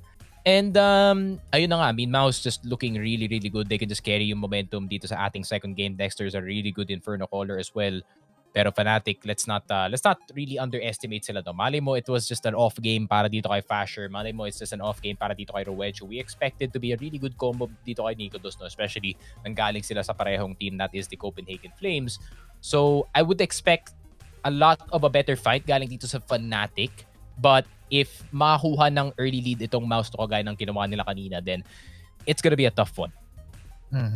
That's true. Kasi if you get a lot of these opening rounds, nakuha mo yung pistol, nakuha mo yung anti-eco, and then napapunish mo pa yung mga mismong eco rounds ng iyong kalaban, then it's gonna hit their morale a lot more, mababa yung kanilang confidence, and then they're gonna be a lot more shaky coming into the forthcoming rounds. Now, Fnatic, they need to do that exactly. Kailangan nilang ma-secure yung pistol round. Kahit yun lang, but at least they can establish their dominance against the pest, which is MOUZ. Especially for Nico Dos, kailangan niyang uminit sa simula pa lang. You mentioned that you mentioned on the previous match that he's actually yung pinaka nagbubuhat sa team. But it's not just a one-man game. Kailangan din masuportahan ng players natin from Fnatic yung mga entry dito ni Nico Dos or a lot of his duels. Kapag nakakuha siya ng isang kill or namatay siya after after a duel, at least magkaroon dito ng kahit konting refag lang para lang hindi sayang yung position na kinuha ni Nico Dos for his team. For Fnatic, that's I think one thing that they need to do. Another thing is pasok sila ng round with utilities. Huwag sana maulit yung blunder sila nung first few rounds nung Vertigo map natin.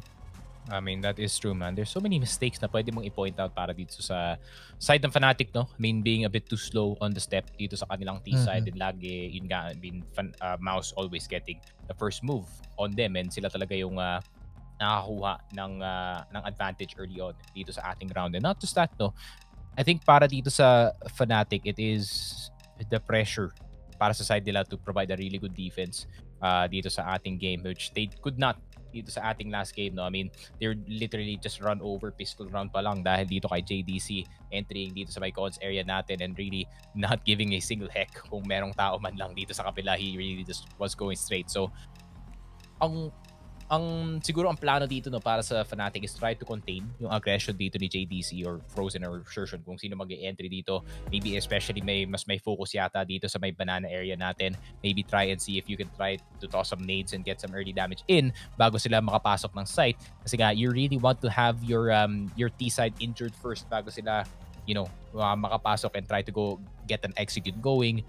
Pero, ayun nga, Fnatic, of course, tignan natin, man. I mean, Crims, this man can bounce back from any game, no? I mean, he was in the same team as All of Meister, who was the former #1 player in the world. He was #1 because of the single detail, no? Itong si All of Meister, he would have a bad game. And then pagdating ng next game, he would have one of the, parang carry game talaga, yung kaya niyang buhatin yung kanyang buong team.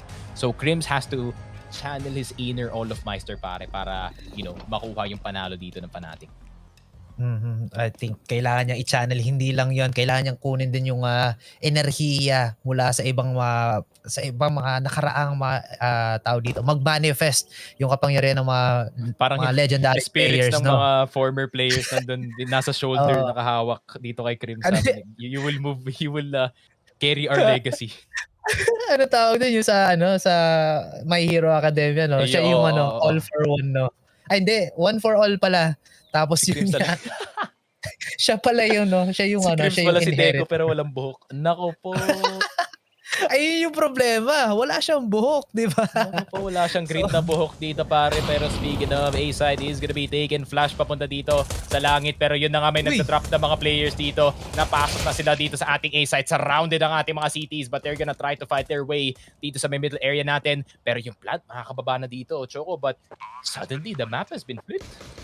Yeah, that's a very quick execution coming out from MOUZ. Secure agad nila yung site and napag-deploy na agad sila dito ng C4 with less than 1 minute. Napakabilis ang kanilang mga pangyayari doon. But now some duels. Kanina pa sila nagbabarilan but not gonna get any hits whatsoever. Fashir and JDC will go for the trades. But unfortunately, there is a lurker behind Busy. Oh! What? Welcome to Tondo, my friend. Ako po, Torzi, nakakuha ng dalawa with the knife. Nilabas na nga ang burst fire. Oh, the one tap galing dito kay Fasher. Pero Frozen. Nako po, it's a 10-second defuse. Pero sino man nanalo dito? Ayun na nga, nilabas na rin yung knife. Pero gusto niya makisali sa gripuhan. Pero Torzi, mas sharp ang kanyang knife. And it seems like it is gonna be Frozen with that 1v1. And what a heartbreaker of a round. Para dito sa MOUZ, pare. Parang feeling ko kaya niyang bumili ng AWP dito sa second round. 2 knives. But I think magdadrop lang siya ng AK para sa kanyang teammates dito. But it would be interesting to see, no? Round 2 up, even though walang baril yung kalaban. Madamot ka kapag ganun. Grabe. Nasa loob mismo ng smoke. Nakasaksak siya. Smoke criminal Torzi. Amazing. But going back, yeah. Pwede naman siya maging madamot. Makakuha siya ng AWP. Pero hindi. It's gonna be just a gun drop for his friends. Fashir opening the round. Oh, but no. Torzi gets a double kill with that AK. Frozen with another. 3 players down on to Fnatic. Deagle lang at 5-7 pero si Crims magagan upgrade siya. Finds the feet pero hindi siya ganong klaseng tao. Dexter is down to 28 HP. A little bit damaged but MOUZ are still on that man advantage. Crims finds one onto Dexter. Nakita niya ang kanyang buong katawan. Reducing the numbers even further. 3 versus 2. Make that 3 versus 1 as Crims goes down. And Rowedge. Everybody on Fnatic dead. Another round for MOUZ. This is what happened on the first game, Sneaky. Sinagasaan lang sila dito sa A-site, pare, and it happened again. making Fnatic feel the pain. Yung kanilang defense, wala masyadong magagawa dito. Only pistols in their hands. Grabe naman si Frozen, tinangkay niya yung buong clip ng MP9. The tank build is real para sa kanya. 2-0. MOUZ. I mean, a really good start. Parang last game lang pare. Naku po, this could be bad para sa Fnatic. But now it is only gonna be Fnatic on pistols. What can they do? Farvin dito sa mid. Dorsey practicing ang kanyang aim dito. Pero Nico does get one. But the AK is gonna get recovered anyways pare. Not much of a loss para dito sa MOUZ. Aray ko. Aray. Naku, tinamaan pa ng granada. Kawawa naman dun si Krim. Sumalo siya ng nade tapos pagka-peak niya, akala niya makakuha siya ng kill. Instead, he's the one who went down. 3-0 immediately for Team MOUZ. And I don't know, this is actually just parang deja vu lang. This is what happened. Papasok tayo ng round number 4. MOUZ ulit yung mananalo. Fnatic will get their first round win on round number 6. Pag yun yung nangyari, tataya ako sa Lotto bukas agad. Or bebet ako dito sa rivalry. Tatayaan ko yung next natin ng mga games. But yeah, kung mangyayari yon. But now, it's gonna be another slow round here from Team MOUZ. They understand that Fnatic do have their gun upgrade. Sertion all across the map. Mukhang kumakain siya dito ng mga HE nades. Frozen as well. Aray ko, guys, Fnatic are really good on these utility placements, pero they do need to find the kill if they want to reduce the numbers even further. Kasi HP lang yan. Yung mga players natin from MOUZ, they can still eliminate players even if they are on 1 HP. Especially considering naka AK-47 sila dito. That is one tap to the face and you are basically gray screened for the rest of the round. Pero tignan natin, it is gonna be an 8-take 3-man stack para dito sa Fnatic. I really don't like na pinabayaan lang ng Fnatic itong apartments, no? Kasi it's such a key place to get another angle dito sa ating site. Pero tignan natin if gagana nga kanilang stack dito. Big nade galing kay Nico Dos. The only nade that he had in his hand. Force spot itong kanyang op dito, medyo pilit. Kaso, di naman nila kailangan ng head armor dito. They're gonna die to one shot to the head anyways. Pero Frames, tamang miss lang with the M4A1S. Bulag na bulag si Dexter dito with the Mac 10. Wala na siyang bala dito. He needs to reload. Pero Shershon does get the kill. Pero Crims! What a one-tap dito kay Shershon, pare! That is a USP and marireload niya na nga ang kanyang M4A1S dito. Pero Torzy, what a guess through the wall. Nico Dos, 19 HP na lang siya dito. Grabe naman yung angle dito ni Mezzi. Pero Frozen, nahanap na nga siya. Naku po, Mezzi. That could have been a really good round para sa side nila, no? 12 seconds left. Pero Frozen medyo separated sa kanyang teammate dito. Is gonna try to be very daring. Pero Fasher, nakalagpas na nga dito sa smoke. Di yata napansin ni Torzy. Medyo nag-tunnel vision siya dito. Pero Nico Dos is gonna have to be the one peeking itong si Frozen to get that guaranteed kill. Nako po, Fasher, nakita yung M4A1S mo dito. Pero Nico Dos, nako po, Nico Dos with the miss. Pero he decides to be patient with the op, pare. Sabi niya, this first shot's not gonna hit. Might as well go for the crouch peek. And yun na nga, round going in the way of Fnatic. Medyo dirty yung retake, pare, but it works anyways on their side. Yeah, some people like it dirty naman eh. So, I think it works for them. Tawa ka dyan. Talaga naman eh. Well, it's a dirty retake but it works in the end. Pit was not fully secured here by MOUZ. Hindi na masyado na clear. That's why they got a few pick-offs on their side. Pero okay lang naman yon. They were able to at least secure a few credits moving on to this next round. Medyo mayaman pa rin naman sila. Unfortunately, if they lose this round, they'll be going on a very, very hard save coming onto round number 6. Pero mukhang nagkamali yata yung prediction ko. MOUZ did not win their 4th round win in a row. Instead, Fnatic will gain their first. But now, at least it's now a CSGO game, di ba? That is true. You know, it's not a one-sided game. It's not a one-sided affair. It's not a one-sided murder, that's for sure, no? You know, nagkaka-exchange na sila ng blows dito. It's not, ano bang pwedeng reference na boxing match na one-sided sobra? Ano yung Hatton versus Pacquiao? Yun talaga. I had to get that rounds. one. I had to get that one from the grave of references, pare. Napaka-old nun. I was a kid when I saw that fight. Pero speaking of fight, Nico Dos wanted to fight it close. Grabe naman, napakalapit with the op. Pero makukuha niya ba yung flick? Frozen. Ay! Bakit ka nandyan, Min? Naka-op ka, pare. No means of escape para sa'yo. Dexter takes him down. Naku po, mag-isa na lang si Mezzi dito. Already. para sa kanyang teammates na mag-rotate dito. Pero saan sila mag-rotate? Para tignan mo naman, stuck sila sa A site. They were expecting that one more player is gonna be there. Pero Messi doing a really good job. Hindi niya na kailangan ng kanyang teammates. 3K for the IGL of Fnatic. Pero Torzi needs to get a kill. Pero grabe naman, Crims, na wala na yung smoke dito sa City. It's a disaster para dito sa MOUZ. Despite getting those first 2 picks. Ano nangyari dito sa MOUZ, pare? They slowed down sa banana for no reason. Yeah, I think naubusan sila ng gas doon, especially with them seeing that off player from far away. Pero I think they managed to at least get some space in. Nababasa nila yung plays, but unfortunately, Fnatic were just much better on those shots. I mean, nakuha nila yung first 2 kill, di ba? Si Frozen, tapos si, I believe that was si Torzi ang nakakuha ng first 2 kills for that round. Pero, yeah, with them slowing down, being too patient, they get punished. And that's not how you play yung hyper-aggressive plays nyo. Pag naging aggressive kayo sa isang round, tuloy-tuloy nyo na. Kasi pag tumigil kayo, mahanapan ka talaga yung nabutas ng kalaban nyo. Fnatic playing really well right there. At least they find another round here, and looks like it's still a really good Inferno map for Fnatic now. MOUZ are tulad nga nasabi ko, they are gonna be on this hard save. They do have the Deagles as well as the 5-7s. It's possible, but it's a long shot. Yeah, it is a long shot. I mean, Eagles na meron sila dito. And Crims using his experience, knowing na merong angle dito sa may Haybales, but it does get shot twice with the dig. Pero easy na lang yan para dito sa Fnatic. I mean, after a stellar play, galing dito sa kanilang IGL, they are gonna feel really pumped for the next few rounds, especially gumagana na ang kanilang city side dito. And, MOUZ. Naku po si Dexter, hinahanap yata kung nasa napunta yung round na yun, pero kailangan nila pag-isipan na mabuti to, pare. Oh my dude, Frozen is literally kissing the table. Napakataas naman ng desk niya, pare. That is so scary, to say the least. Parang yung kamay niya barely over the keyboard, no? Tapos nakatilt pa. Alam mo naman, pag CSGO player, dapat nakatilt keyboard mo. Or kung pag di nakatilt yan, wala ka talagang aim. Kailangan saktong 60 degrees yon or 45 degrees. Kapag may 0.1 dyan o kaya may 1, alako, hindi talaga tatama yung mga bala mo. Pero kung si Frozen, feeling ko si Frozen hindi siya matangkad kaya ganun yung upo niya. Kasi nakita ko yung table ay yung upuan niya talagang far back.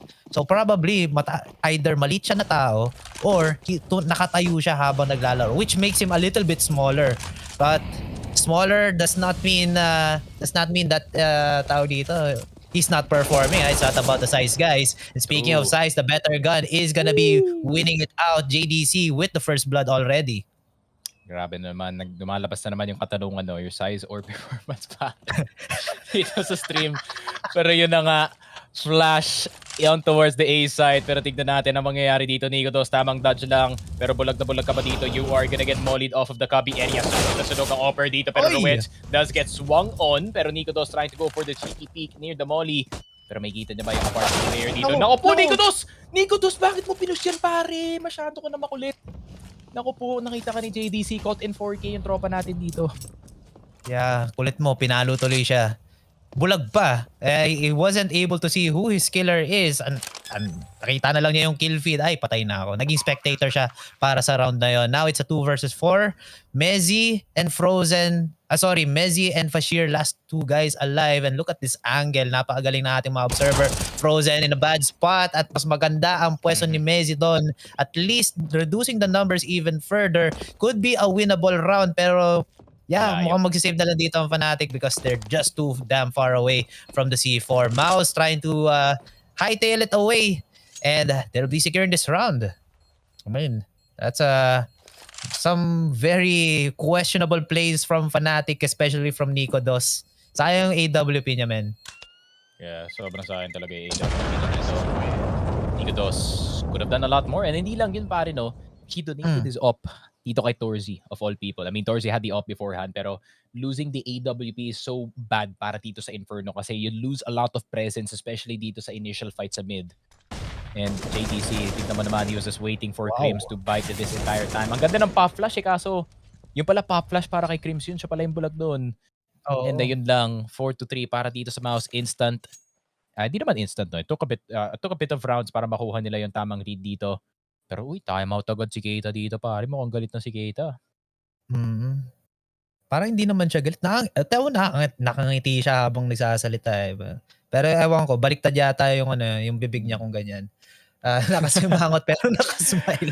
Sino yung coach direct yung laging nakasimangot si Blade? Yun talaga pag nagkamali ka talaga paparamdaman ni Blade yung paparamdaman talaga sa Oo. Sa Nabi pag nagkamali ka tapos tumingin ka sa likod mo, tinitignan ka ni Blade, ayaw mo talaga magkamali next round. Nako. Blade Ay, presence nako. pare kakaiba. Parang isang tingin pa lang sa'yo, oh shit, kailangan ko ayusin yung mga ganun, no? Ay, mawawalan ako ng trabaho. Pero Hindi, okay lang. I think it's normal kasi ito yung livelihood ng ating mga players. Kapag hindi talaga sila nanalo, wala silang payout kahit anong mangyari. And speaking of payout, mukhang magpe-payout na rin yata dito yung utility usage ng ating players from Fnatic. As if you're looking at the minimap right now, MOUZ are actually having a very difficult time pushing forward onto either side. Pero anytime magdi-dissipate yung mga smoke, mawawala din yung mga molly. And this just buys a lot more time for Fnatic to bolster up their defense a little bit more. Roach on this in this elevated angle, this is much better para lang yan sa Star Wars. But if this player Sersion gets the correct angle or knows where to aim, then he could very well win that duel. Mm-hmm. Pero yun nga, it's the same setup. Uy! Oh, How does Sersion get that? Diba? How does he get that? Pare, grabe naman yun. Hindi yan si Anakin Skywalker, pare. Si Anakin yan. Naku po, inangkin na ang kanyang bullet doon sa kanyang ulo. Oh! Fasher do, okay. I mean, Fasher is having a really a way better game sa nakita natin kanina, pero towards iba push na nga siya dito. A bit too late galing dito kay Sersion to get that trade. Naging 2v3 o 3v3 sana dito, pare. MOUZ. Medyo delicate sila. Oo, 3v3 sana kaso hindi. That's not it, that's in a different universe. Mezzi will get the kill onto Sersion, the C4 planter. JDC on the trade kaso medyo too late na kasi meron taong nakaabang dito sa smoke. Wag sana siya masaksak. Hindi yun mangyayari but the shots go on and on. Nikodos gets punished but hindi mo siya binaril, men. A lot of more questionable kills coming out from the top fragger from the previous game. C4 is gonna be planted. Time is no longer on the hands of Fnatic. JDC now going for this very, very tight angle. Now, anong gagawin dito ni Crims? Yes, veterano siya, pero alam kaya niya kung nasaan dito si JDC. Magtitik na sila. The duel for Crims, and he might be able to secure this. Tamang pulot lang muna dito ng diffuser para mas mabilis. And that's run for Fnatic. Grabe, I think JDC having the wrong idea the entire time dito sa ating round, no? I mean, nakuha niya na nga dito yung offer. Yung problema nga lang, hindi siya nakatingin at the right place at the right time. In-expect niyang si Crims na lalabas dito sa may church area natin, pero he was in a banana the entire time. The banana strat as we do call it. Pero good shot galing dito kay Sersion, no? I think Rowedge is not gonna play that angle anytime soon. Pero Pasher having himself a way better game, no? This is really gonna benefit itong Fnatic. Meron nang tutulong dito kay Nikodos with some really good frags. And not just that, Mezzi as well. The IGL para dito sa Fnatic starting to step up. Actually, top fragging ang kanyang team dito. So this is a really good addition. Ito nga yung sinasabi ko, Fnatic's gonna have a way better fight dito sa ating game number 2. Yeah, speaking of Nikodos, almost getting a shot in. Well, medyo malayo pero almost. Kasi if you've noticed his movement all throughout the map, he's actually taking forward position, mga high risk, high reward play. Kaso hindi siya na-reward whatsoever. Instead, look at this. Frozen gets a good kill on what a flash. Cashier and Mezzi. Anong ginagawa nyo? Dapat nag-double pick na lang kayo. That gives MOUZ the advantage already. A third kill being credited to JDC. And this the defense has now been dismantled. MOUZ are just having a free walk going to B site. Anong gagawin dito ng Fnatic, Sneaky? Grabe naman yun. Frozen. Grabe. Man, parang hinihipan niya yung appointment para hindi umabot sa kanya yung molly doon. And the false info was given dito sa Fnatic, pare, na nag-safe na tong banana but it was not safe. Frozen was in love the entire time. And yun na nga, a flurry of kills finally flying by. JDC is gonna go down sa mid but they're gonna get a quick trade dito kay Crims. Nikodos na lang natitira once again. And MOUZ gonna grab back the lead back in their way. Naku po. I mean, Torzy, medyo low pa yung kanilang economy dito, no? So, ito yung problema. Pag back and forth yung game, yung loss bonus hindi tumataas. So, it's not gonna be a back and forth for long. especially, tignan mo naman, Fnatic. It's a 4-4 scoreline. Tignan nyo yung pera nyo, 650, 100, 200. Same thing para dito sa MOUZ. It's not gonna be good para sa kanila economy. It's gonna be entirely reliant dito kay Nikodos kung makakagawa pa siya ng highlight play dito sa ating next round. But if MOUZ really play this round carefully, no, baka makakuha pa sila ng libreng AWP dito. Yeah, kung makagawa ng highlight play si Nikodos. Going back to the round though, yun ang ganda ng opening dito ni Frozen. Nikodos, maganda talaga yung mga ginagawa niya. Yung movement niya, yung pag-take niya ng space. Kaso hindi talaga siya wala siyang nakikitang kill, lagi siyang nafa-flash, lagi siyang naisusmokan. So unfortunately, whatever he's doing, it's not being very effective. I think kailangan ma-assign yung mga forward position to a different player, tapos si Nikodos naman yung mag-support. And I think this tactical pause is actually being given they're actually thinking about that right now. I hope so. Pero Nikodos is still gonna be on that AWP. So most likely same strats as on the previous rounds. And kung alam natin, if you do the same thing, that's insanity. And then MOUZ will probably just win the next round again. Nag-iisip ako, tol, kasi yun nga, nag-force buy sila dito. Gusto nilang sabayan yung AWP dito ni Nikodos, but is that the best decision that you can get? I mean, knowing Jame, no? I mean, si Jame, known for his game time save. Nikodos, losing yung op, pare. Sabi naman si Frozen, he keeps on peeking dito sa banana area, pare. He is not afraid kung may op man lang dito sa may car area. Pero yun na nga, who has the better SMG dito? Mac 10 versus MP9, labanan ng mga SMG. Pero, JDC! Grabe naman with the crowd pick, with the jumping throttle, pero hindi gumana para sa kanya. Mezi, lumabas dito sa smoke. Pero si Torzy papasok na nga dito sa may hay bale area natin. Is he just gonna back off dito sa ating site? Torzy, spotting one dito sa site. Pwede pa sila mag-rotate dito. There's a lot of players dito sa Fnatic. Pero instead, okay. This is a really good idea galing sa Fnatic, no? Kahit matalo sila dito sa A site, if they can just take out 1 or 2 players and makadamage sila na economy dito, then that's gonna be huge. Nikodos just safe dito sa ating B site. And nahihirapan sila dito. Magic with another one tap. Nako po, si Crims nakahanap pa ng isa dito. Nako po, it is a 1v3 situation para kay Frozen, who's been doing a really good job dito sa banana. But can he get the clutch dito sa may hay bales? He does not spot itong si Crims. Half HP body shot para sa kanya. And somehow, some way, the force buy works para sa kanila. Pare, na-stuck sila dito sa hay bale and sa apartments. Nako po. Hindi nga sila makalabas. Ang ganda ng pagka-hold dito ng Fnatic. Also, credit dun sa mismong smokes na na-deploy nila. So it just really prevented MOUZ from pushing forward and just funneling into the crosshairs of Fnatic. What's really commendable is yung mismong play dun sa sa apartment, because they just had really good use of utilities. And also gave them better guns now on round number 11. Pero yun nga, unfortunately, Nikodos, he was the top frag from previous game. But right now, tira mo men, sobrang lamig niya. 0.5 lang yung KDA niya ngayon kung tama yung mathematics ko. 3 kills and 6 deaths so far. But anytime, pwede pa naman siyang uminit. If kung aabot tayo dun sa pagkalipat ng sides natin, Fnatic on the T side, pero mamaya-maya pa yun. We're getting there, but it's mamaya pa. Yeah, 1 round could be all the difference, no, pare. And ngayon, ito yung position na gusto mong laruin. The upper being in a more safe area, which is ito nga, hindi pinapagiging dito sa my city, and you can just get the trade. And yun na nga, that's the system that you want to play dito sa may banana area natin. Fasher is gonna go down, but still, now it is a 4v4. Naku, JDC, napakatapang mo dito sa may artist area. Double spray for the IGL. Magbaback na lang dito si Mezi, pabalik dito sa ating B-side. They know the numbers are in their favor. Torzy. Naku po, Torzy. Naku, nakita yung balikat niya dito, pare. And Frozen na lang natitira. And mukhang na Frozen na yata dito yung MOUZ sa ating A-side. Pinilit nila ng 2 beses at hindi gumana para sa kanila. Oo, pag pinilit po talaga, masasaktan kami. And MOUZ, they got hurt a lot, especially in terms of economy. Coming on to the next round, siguro mga Tech9 or mga Deagles na lang ang hawak nila, except for Frozen, who will be saving this AK.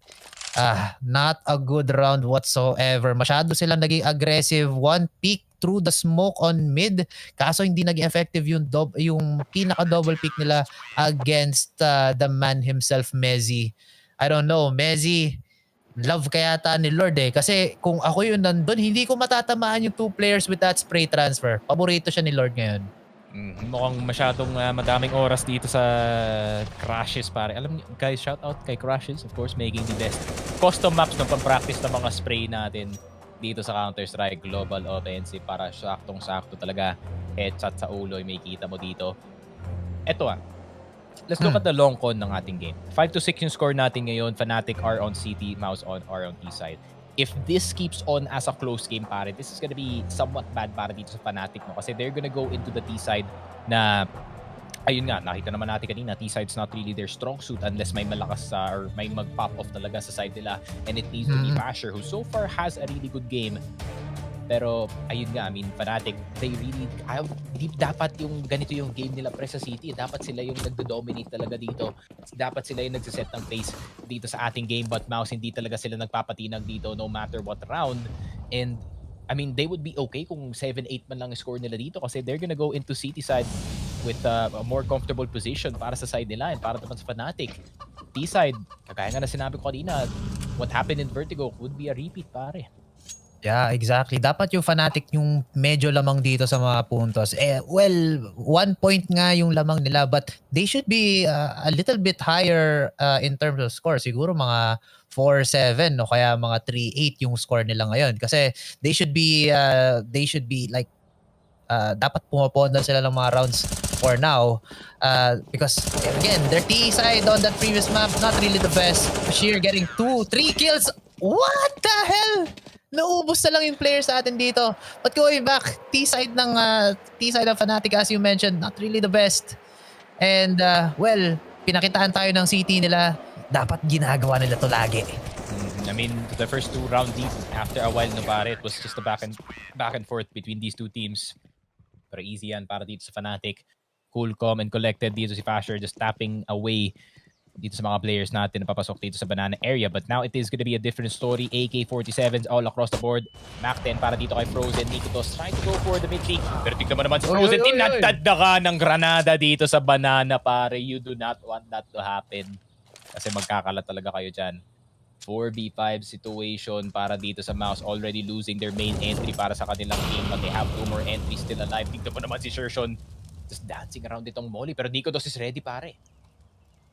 Si Nico Dos. Nakita natin tong angle kanina kay Messi at naging effective sa kanya yun or naging mas stronger defender siya doon. But Nico Dos, again, not having the best time of his life right here. Oh, nakapag-peek out na agad dito si Sergio and he gets punished. Dexter with the trade. Abang na abang talaga yon. At ang rest back ay mas malakas. Roach gets a kill onto Dexter. 2 versus 4 and MOUZ are not in a very good position. Dalawang tao na lang nandito.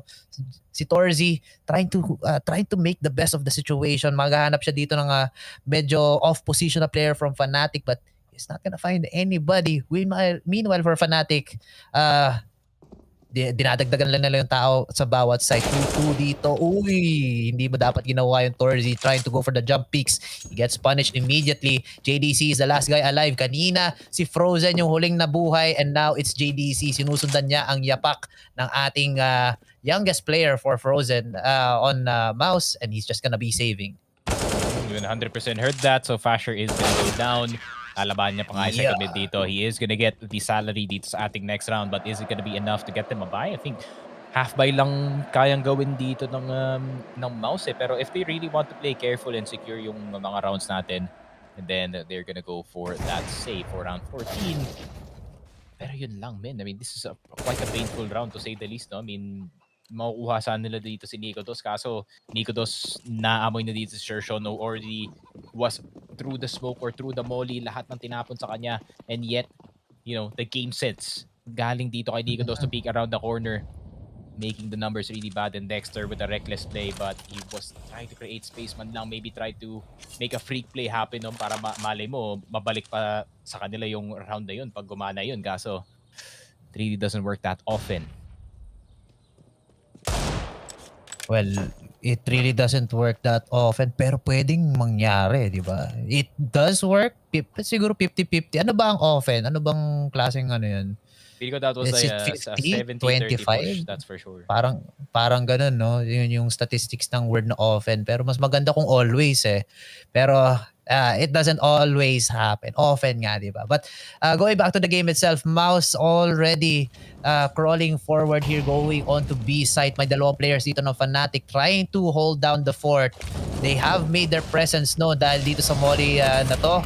Now, Fashir here on top of this on this angle, he sees one, he sees two, tries to go for the spray kasi isa lang makukuha niya, goes for the USP, not gonna find anybody, but the kills, the trade of kills already happening. 1-4-2 trade in favor of Fnatic, and this offense, this T side from MOUZ is slowly being chipped away by the guys of Fnatic. Frozen in a good angle pero hindi yata siya push. JDC, he goes down. Frozen does manage to find himself a kill. 2 versus 3 situation.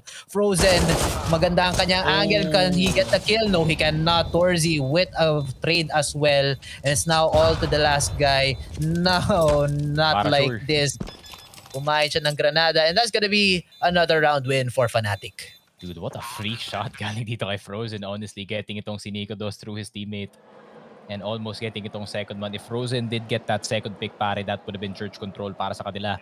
And a very, very powerful angle that they can play off of. Kaso, Messi doing a really good job. Nanguhula lang siya through the smoke dito. Pero si Fasher, grabe buhay pa siya after all this. And did get the push trend dito sa my church area natin. And ito yung hinahanap natin kay Fasher dito sa last game, pare, man. I mean, Fasher was not really showing up dito sa Vertigo. Pero we can say the opposite dito sa ating Inferno, pare. That's true. Fashir, at least umiinit na rin siya. Everybody on the side of Fnatic actually are very hot right now. For MOUZ, I think yung magic nila nung first game medyo nawala din, nahulaan na yata. Is all just smoke and mirror, sabi dito ng Fnatic. And everything has been found out. Roach finding Dexter, hindi nakagana yung mga ganyang play sa amin. Sertion with the trade. Kanina pa niya napapatay si Roach dun sa magandang angle na yun, ha. But look at this, a very good lurk here from Fashir. Takes out Torzi, reducing the numbers even further. 3 versus 4 na ngayon ang ating mga kupunan. And MOUZ can still find one more. Frozen ng Bulaga, nakahanap siya ng dalawa, and now suddenly winnable for MOUZ. Grabe naman si Frozen, men. Tinamaan ng peekaboo play. Itong Siniga Dos, pare. Nilabas yung ulo, tapos biglang, oh, you're basically dead. And meron pang isa dito sa T-spawn. And he does die. I mean, akala ko talaga this is gonna be more of a focus dito sa may artist side control para sa side ng MOUZ. But Shershon has a free lurk. But there is gonna be a lurk for the lurk. So he has to be careful. Meron tao dito sa likod. Maririnig siya dito sa library. But is it gonna be a library? It's gonna be going loud soon. It's gonna go down. Meron pa isa dito sa base. And they know exactly where Mezzi is. Info is on him. Nakatapat na nga dito sa may city area natin. Pero kailangan may magbantay dito sa may churches. Pero JDC, kaya na rin mag-op para sa kanyang team. Eh, grabe naman yun. I mean, 6-9. Very nice scoreline to end it dito sa ating half. And MOUZ, I mean, looking a bit weaker dito sa ating second map. But at the same time, we started off dito nga sa city side ng Fnatic, pare. Yes, sir. Fnatic now showing their fangs and they're not afraid to bite. Nakita ko na naman itong replay na to to Torzi. But back again, Fnatic, at least they were able to recuperate on whatever loss they had on game number 1. And at least nagkaroon na sila ng konting momentum. But again, katulad nga nung sabi mo kanina, they should have a bit higher score in this Inferno kasi yun yung kanilang defense map. Their defensive side. So at least kung nadala nila to ng 3-12 or ng 4-11. Yeah, 'di ba? At least ilang puntos na lang yung kailangan nila kasi MOUZ, they really had they also had a really strong defense. Talagang solid yung kanilang depensa. Not everybody can push through during that game 1. If it happens again here on game number 2, then talagang magto 2-0 tayo and maaga tayo makakatulog. But Fnatic, syempre hindi nila ibibigay yun, men. Yeah, I mean, they really want to get into legend stage as fast as possible. Pero MOUZ, I think they have the advantage going into the next half. I think yung pwede nilang i-take advantage of, no, yung I don't think I can remember a pistol round win galing dito sa Fnatic this entire series. Yes. So maybe MOUZ can have a really hot start off the jump pa lang. dito sa ating game. And if they can take advantage of yung weak pistol rounds dito ng Fnatic, then they can definitely get some early momentum dito sa ating city side, which is really important to say the least. No? If you get early momentum dito sa city side, you can get an early lead dito sa kalaban. And knowing itong Fnatic, no, they're not, just like I said, man, they're not that adept pagdating dito sa kanilang T side. Just really worrying pagdating dito sa ating next half. But at least, mas malapit sila dito sa 16. And it is only I think it's 6 rounds. No, that's 15. Ayun, 7 rounds. Ayun. My math is really weak. Kaya caster ako, hindi ako mathematician. Pero, ayun nga. I mean, Fnatic, of course, kind of gonna be on the back foot, no? They're just gonna try to crawl themselves all the way dito sa ating 16. Pero, ayun nga, now is the time para dito sa MOUZ to put the foot down on the gas, pare. Para mawala yung momentum dito ng Fnatic na nakuha nila from this first half. And that will all start on the pistol round. Yes, hindi pa nananalo yung Fnatic sa pistol rounds as you mentioned.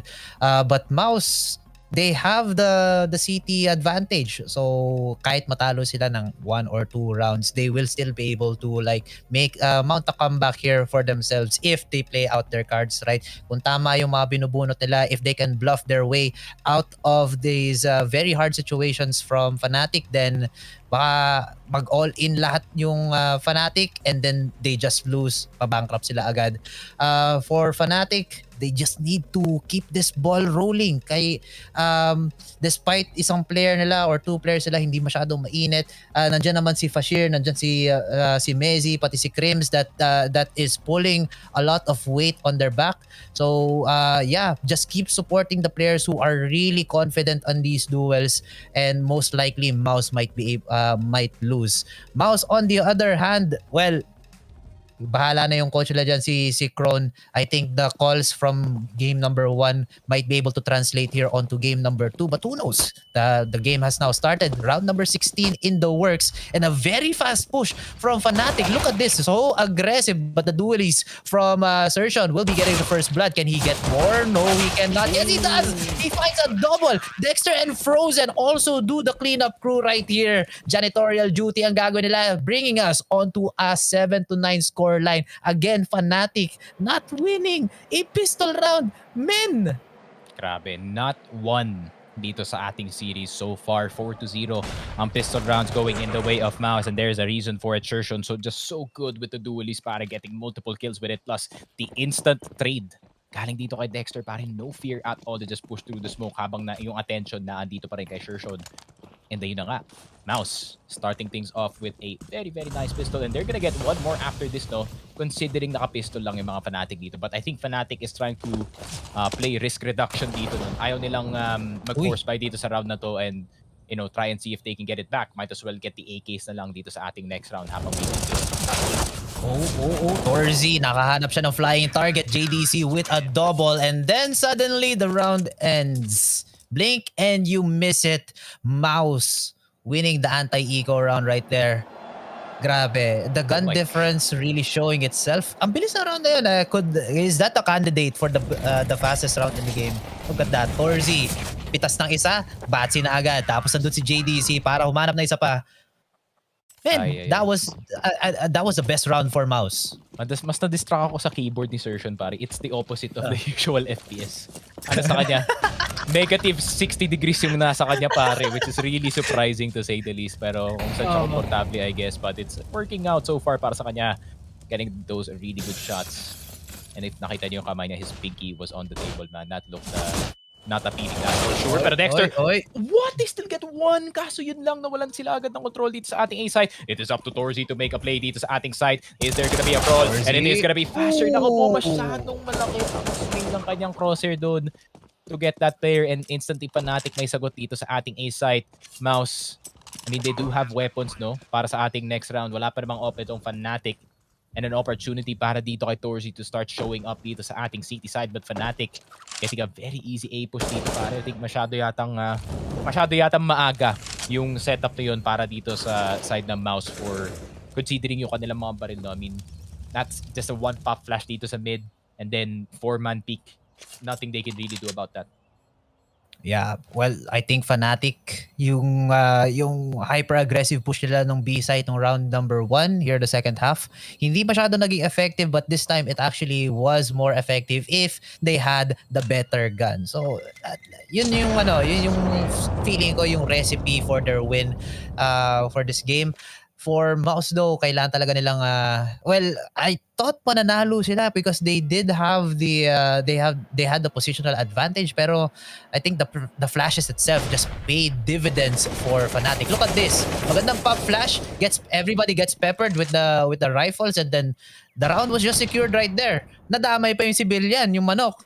But joking aside, Fnatic just really good on that execution. For MOUZ, well, makakabawi naman sila. They do have the better guns right now. Well, not all better, pero baril pa rin yan. Kumbaga, like, the real CS starts now. Para dito sa game na to kasi naka-M4 na yung mga ibang players, MP9. Para dito kay JDC is playing the apartments area, so might as well go for a weapon na is really good in those close quarters corridors. Pero Fasher, timing that one really well. Alam niyang magpapa-flash play dito si Frozen, pero Frozen biting a little too much off the apple pare, and it seems like he got poison. Pero Shershon going for the peak, pero di nakita. May nakasiksik dun sa gilid na si Fasher, 42 HP. He just needs a nade, pero is it gonna be a double peak para sa kanya? Oh, Shershon with a double kill. He brings it back para sa kanyang team, and all of a sudden, yung control para dito sa Bananas already gone. And tignan mo naman si Dexter tumatakbo na dito papunta sa A side because he has a rough idea kung anong gagawin dito ng Fnatic. Yeah, JDC is all alone onto A, pero ibibigay na lang niya dito sa ating players ng Fnatic, but he's playing on apartments, so he has the better advantage here. Oh, he almost gets a kill onto Messi, kaso nabaril siya dito ni Crims. Now the trade of kills go left, right, and center, and Fnatic just simply take the round away from MOUZ, despite MOUZ having a lot of control on the other side of the map, pero the read was actually a little bit wrong dahil Fnatic were actually making their way onto A site. Yeah, I think para dito sa MOUZ, no, I think iniisip nila they're thinking too deep, too far forward dito sa ating game, no. With Frozen, iniisip niya, okay, meron ng isang tao dito sa may banana area, and then trying to see if he can get something going, no, one-man advantage para sa kanyang team. Pero I don't think now is the time para sa side ng MOUZ to try and see if they can get the advantage. I think Fnatic, medyo volatile pa yung kanilang offense dito. Kaya they should be the ones going for those passive plays, no, going for those punishes na pwede mangyari dito sa Fnatic. Fnatic has to be the ones doing the hard work para lang makapasok ay para lang makakuha ng control dito sa ating mapa. But MOUZ, what a big misplay dito sa ating last round, pare. Very big misplay, parang medyo understatement lang yun. Medyo understatement siya kasi kung nakapagtao pa sila ng kahit isa pa sa A side, kasi meron naman 3v3 naman siya eh. Kung merong mabilis sa rotation going from B to A, then possible winnable round pa yun para sa Fnatic. And also with the apartments play, hindi nila na-expect na magkakaroon ng lurker play dito si Krim. So he was also able to at least reduce the numbers further on the side of MOUZ. And yun nga, that was just a big misplay. Para sa akin, Fnatic just played that round a little bit better. The round now is round number 20. MOUZ don't have the best guns. Pistols lang ang kanilang hawak. It could be an expected round loss. But again, katulad nga sabi ko kanina, a gun is still a gun. And it's still possible for them to win. Frozen with the league, trying to look for some shots through the smoke, pero wala siyang mahanap. Flat box has been cleared out, pero wala rin siyang mababatay doon. Fashir, 9 HP na lang. Maganda ang hula dito ni Frozen, pero hindi makakapag-convert ng kill. And it's now a 5v5 situation. A 5-man retake for MOUZ. Yeah, I mean, what can you do here kung ikaw si Frozen, man? Maghahanap ka na lang ng isang napakalupit na 1 dig, but I think it's just gonna back off and try and save ang kanilang upgraded pistols dito.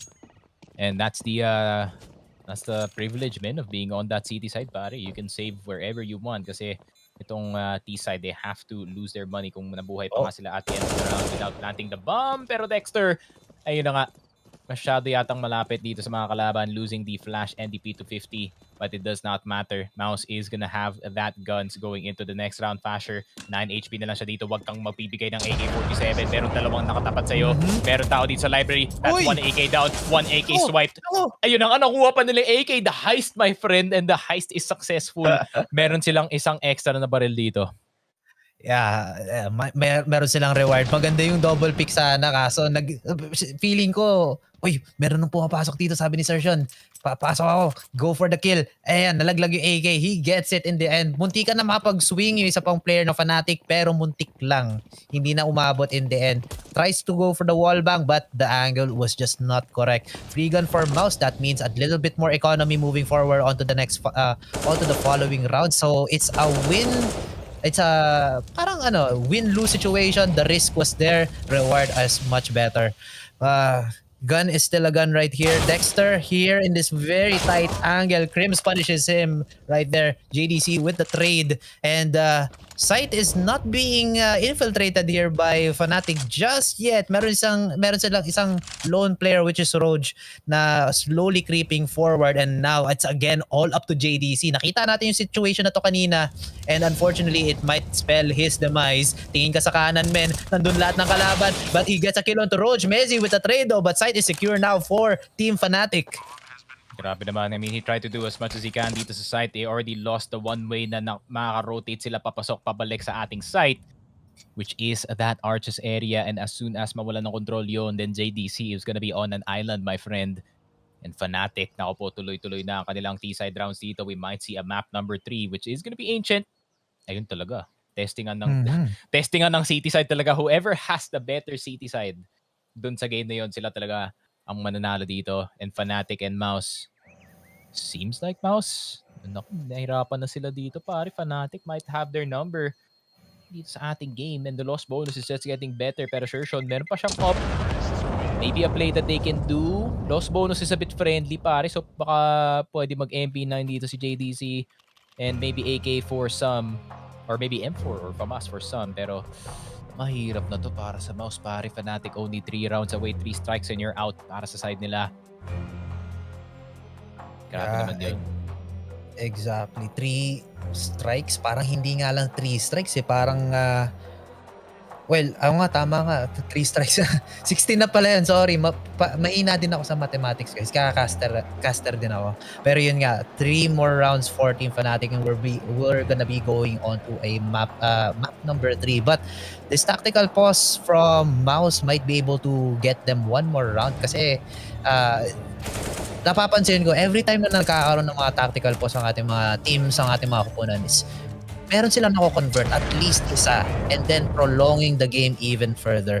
Now, kung yun yung mangyari. Now, speaking of prolonging the rounds, medyo ito na yata yung chance ng MOUZ to do that for them. They do have upgraded guns right here. FAMAS onto JDC and an AWP onto Torzi. So they have a pretty strong kit right here, but they need to hit these shots. They need to find these headshots. Frozen, masyadong mabagal, masyadong open, but he gets, at least he baits himself and gets certain double kill. Pop flash goes out. Medyo nabulag ang ating players dito onto site. Here comes the molly. Try to flash out. Search to go forward. But Fnatic, they slow down again. Oh, wala na smoke sa city, pare. This is a clear line of sight para dito kay Torzi. Kung may magkocross dito, sure ball, mapapatay siya dito. That's not Torzi, bro. That's Wedge. Medyo nagkamali sa face cam. I was like, Torzi is looking extra European today, huh? So, Sir Sean, the one-tap ni Messi si Torzi. That's the op gun, pare. What is going on, Torzi? Nanlamig na nga siya dito. Nako po, Sir Sean, you're gonna be the one defending itong side, trying to see if you can get anything going. Rowedge, 46 HP. Rowedge on half pay, yun lang. Bawas lang ang nakuha niya dito. Pero Dexter, opportunity para sa kanya kumuha ng play. Pero Messi has the angle. Pero GDC, final one left alive, pare. 15 HP and a dream para sa tropa natin dito. Is it gonna be the double pick? Lahat low HP, lahat isang hinga na lang, patay na sila. Pero crossfire lang, really patient. Galing dito sa Fnatic, they really don't want a 1v1 situation from both sides to happen, and is this gonna be a save? I think the most optimal play para dito kay JDC is to try and go for yung dalawang members natin dito and wait for the C4 to explode. Pero man, what a heartbreaker of a round para dito sa MOUZ. I mean, that was very well played para dito kay Shershon, no? But that initial push dito sa Banana, they could only get damage, hindi yung kills. Yeah, that's true. Sayang, yung ginawa ni Frozen, binait out niya yung sarili niya para lang ma-expose yung position dito ng players natin from Fnatic. Surgeon does open the round for them. Hindi naman open mismo, pero does get the trade 1-4-2, naka-buy one take one. But then again, biglang bumagal yung push nung Fnatic. Medyo nalito rin yung players natin from MOUZ. Ano ba ang gagawin dito ng Fnatic? Are they gonna go back onto mid? Pupunta ba sila ng A site or pupunta ba sila ng kabilang site? But unfortunately, masyadong sa too patient play dito ng ating players from MOUZ. They were definitely punished. And then I don't know kung merong nagkaroon ng shot na I think na-punish din dito ang MOUZ because they just gave up position very easily. And speaking of position, Frozen taking a forward and just stomping on everybody on the side of Banana. Fashir getting himself a double kill, reducing the numbers to 3 versus 3. Pero it's still anybody's game right here. Mukhang hindi pala si Crims yung sinapian dito ni ni All of Meister. Mukhang si Fashir pala. Guys, check nyo nga yung facecam niya. Are you sure that it is not All of Meister playing? Para sa kanyang team, maybe, comeback is real para sa kanya. But Fashir, having himself made last game, he had like 4 or 5 kills lang pare. And you can count it with your hand. But now, 21 for the anti-fragger para dito sa Fnatic. And what a difference does it really make? 14-8 ngayon ang kanilang score. 3v3 ang situation. However, I feel like this could be an easy take para sa kanila. Flash. So they know that there's 2 people dito sa B side. So now they're deciding, i-dediretso pa ba natin to, knowing na meron tayong disadvantage. Molotov is gonna go down. Fashir gonna stand on the molly. Grabe naman yun. Torzi gonna try to push through. And yun na nga, babatukan niya with the 5-7. But it's not gonna be enough. Dexter, naka M4A1 is dito. He might get a spam through the smoke. And alam niya si Fashir na dito sa right side. Pero the wedge with the peak. Pero Fashir, does get taken down. Great awareness from Dexter. Pero 1v2 pa rin ang situation. 15 seconds na lang natitira. Huwag kang tatakbo, JDC. You do not want to get info or give information dito sa kalaban. But now it's a crossfire. He knows na pareho sila na andito. But the Taps is gonna go down. 1 HP si Crims. Pare tumatakbo siya dito sa my church. Full diffuse, pero Crims with the run, with the wide swing. Pero yun nga, JDC, fully aware, naka-cramp up yung headset niya to 100. Pare, rinig niya ang paghinga at pag-footstep dito ni Crims. And 9 and 14, MOUZ hang on by a thread. Tamang pigil hininga lang, but now they breathe a sigh of relief for now. Pero medyo malayo pa yung journey nila dito. Brief respite na para sa MOUZ. At least na-reduce pa nila yung gap just a little bit. Look at these duels. Hindi mo makakalain na possible na manalo dito yung MOUZ, but the positioning, the crossfire was just not set up for Fnatic. Binigay talaga nila yung church area, or pumunta sila sana sa church area and then doon sila magse-set up, pero naunahan na agad sila dito ng ating MOUZ players. Sayang yung round for Fnatic. Almost winnable. Sayang yung wide swing, but the crosshair and positional tawag dito, yung mga sound cues din yung nagbigay sa position dito ng players natin from Fnatic. 2 points for our T side Fnatic, and just a little bit more, 5 points for MOUZ to tie things up. It's still a very long game, and MOUZ with their current guns right now, they could lose, especially Fnatic with these very, very strong rifles, the AK-47. Here comes the push though from Fnatic, very, very fast, but it's gonna be slowed down by a lot of these utilities. And alam mo ba kung bakit dumadaan si JDC sa church pare? Kasi may plus 10 holy damage kasi sa kanya. Oh wow. Yun talaga. Oh my god, speaking of damage, Shershon's already going down. Nico Dos, how does he find that? Frozen. You are the player that was supposed to save the game, pero 38 HP na lang dito si Nico Dos, and he still gets the kill dito kay Dexter. What is going on, MOUZ?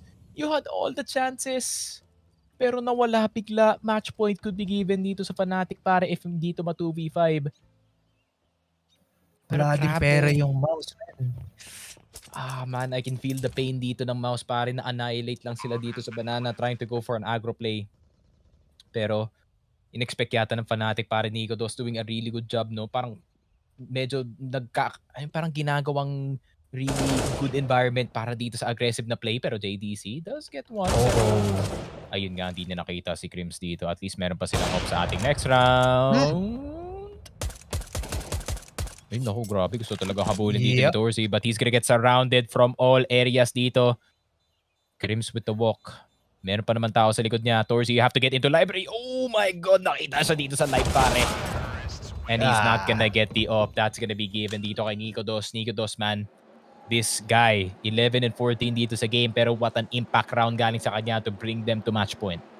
Yeah, Fnatic already on that match point buff. Talagang it's either they win or they choke and give the round wins to MOUZ, bringing us to overtime, which is yung ayaw ko mangyari kasi tatagal pa yung laro natin. But joking aside, Fnatic are actually playing very, very well right now. Lahat nung forward position is being taken very aggressively, especially that previous round, Nico Dos just moving forward. Pero ngayon, si Roj naman, ang magiging forward position nila. Siya ang magiging duelist, getting that first kill, but he does not go unscathed. 15 HP na lang siya ngayon.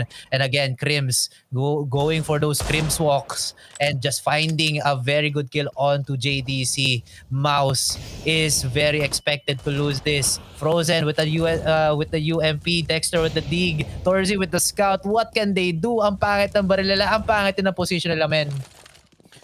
This is so tough para dito sa MOUZ, pare. I mean, Shershan and JDC are two key players, two key defenders na nawala na agad.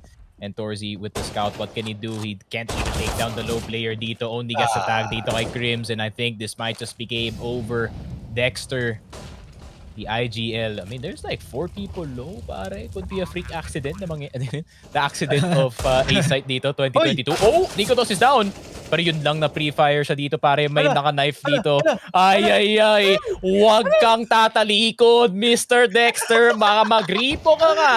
Pero Rowedge, medyo KJ, pare. He wanted the knife. Pero yun lang, 16-9.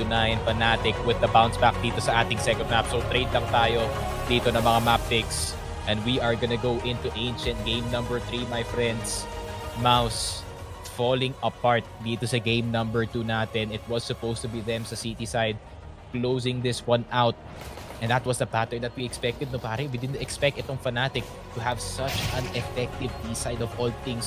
But it was the story of Fasher, his resurgence dito sa ating second map. He had such a horrible vertigo game, but I think Inferno is more up his alley, pare. Kaya, ayun nga, I mean, from bottom frag to top frag, pare, that is just straight up impressive. Kagaya nga na sinabi ko, parang sinapian na nga siya ni All of Meister dito.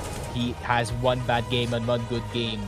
But is the good game pattern gonna continue dito sa game number 3 natin? Malalaman natin in just a bit. Fnatic, big. That's big, man. I mean, honestly, taking Inferno off of MOUZ is a pretty good achievement to say the least, but at the same time, it is, you know, one of their stronger maps. I think, para sa akin, no, I think MOUZ could have vetoed better dito sa ating game. I have no idea kung bakit mo ibibigay sa Fnatic yung Inferno of all things, no? Kasi, I mean, that's one of their best, and then that's what they know. That's the kind of like their bread and butter, no? Dito sa ating game. And yeah, I mean, in my opinion lang talaga, I think this could have been a way better map pick man lang galing dito sa MOUZ. I think if they eliminated itong Inferno galing dito sa Vito, this would have been a way more difficult game or way more difficult series para dito sa Fnatic. Pero Fnatic, they take full advantage. Exactly. They take full advantage and they just rolled with it. Unfortunately for MOUZ, well, nagbigay sila ng isang round, so pressure is on everybody. Kung naaalala ko, whoever wins this goes immediately on to Legends, and then kung sino man yung matatalo, they'll still have to fight another best of 3, and mas malaking mas pressure yon kasi I think laglag na ba yun, direct? Tama ba? Pag natalo? Di pa. Hindi pa. 2-1. They have two best of 3s or 2 best of 3s. Parang may 3 strike system, no? Yung kagaya na sinabi ko. Meron pa silang 2 chances para makapasok. So 2 best of 3s sa mga matatalo dito.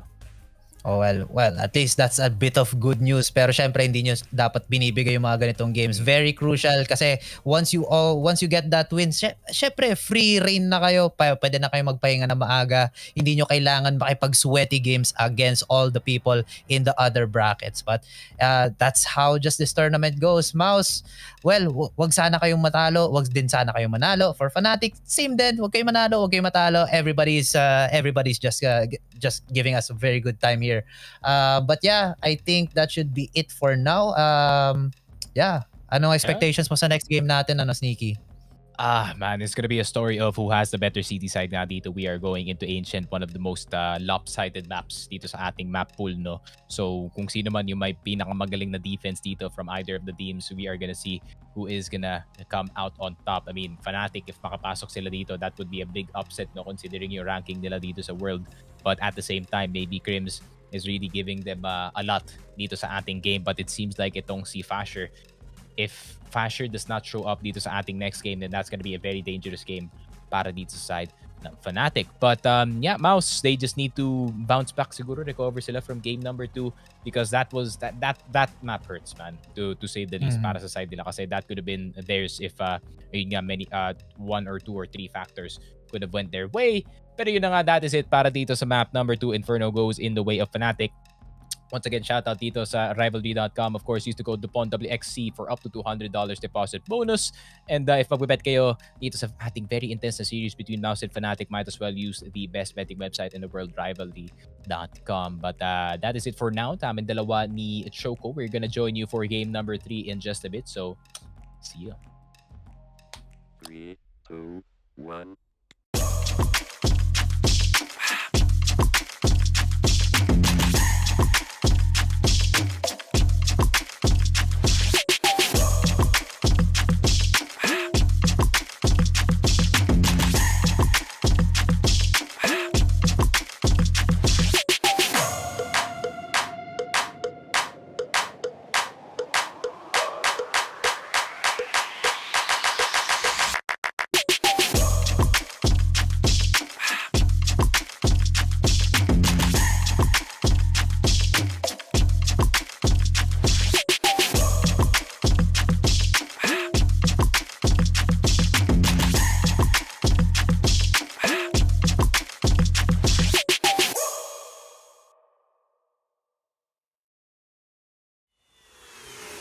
This is Keanu Reeves, and welcome to Rush Lane. Rush Lane is a new intense multiplayer racing game where you can compete against real players to win real money. Set in the towering crime-filled metropolis of Hub City, here champions put their life on the line for glory, power, and riches in the ultimate death race known as the Rush Lane. How does it work? Simple. Pay a small stake to jump into the next race. All the stakes go into the prize pool, so the more players, the more money there is to win. Once enough players join, the race is on. Races last just a couple of minutes and are fully automated. Rush Lane is driven by our unique physics-based randomness engine. Starting positions, track segments, and traps are all randomly generated, and we've tested over 10,000 races to ensure no player has any advantage over another. Cheer on your racer as they scream down the winding city streets and through mysterious alternate worlds filled with dangerous traps and pitfalls. The first player to cross the finish line wins the biggest share of the prize pool. But don't worry, the top few finishes are also in the mix to win. The exact number of winners will change depending on how many players were in the race. The more players, the more winners. Rush Lane is live 24 hours a day, 7 days a week, so you can jump into the action anytime you want. Good luck out there, racers. Only on Rivalry.com.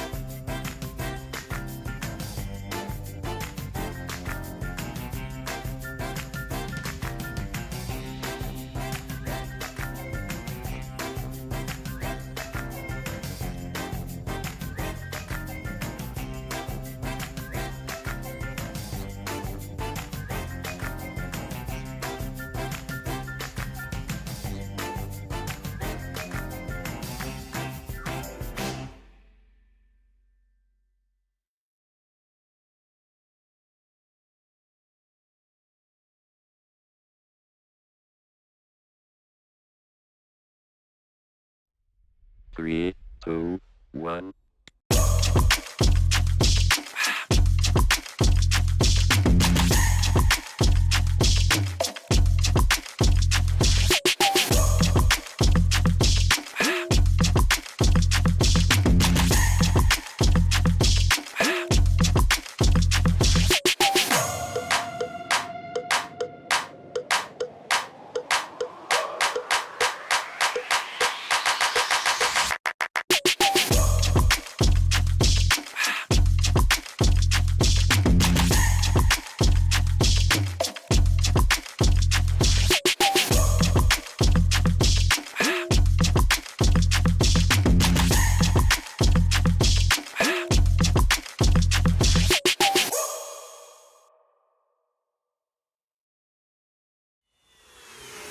This is Keanu Reeves, and welcome to Rush Lane.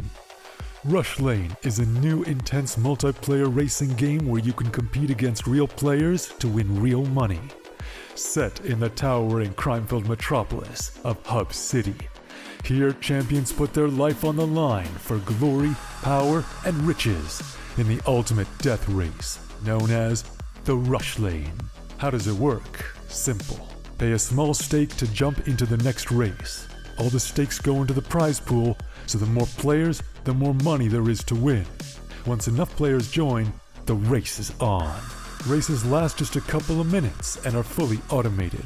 Rush Lane is driven by our unique physics-based randomness engine. Starting positions, track segments, and traps are all randomly generated, and we've tested over 10,000 races to ensure no player has any advantage over another.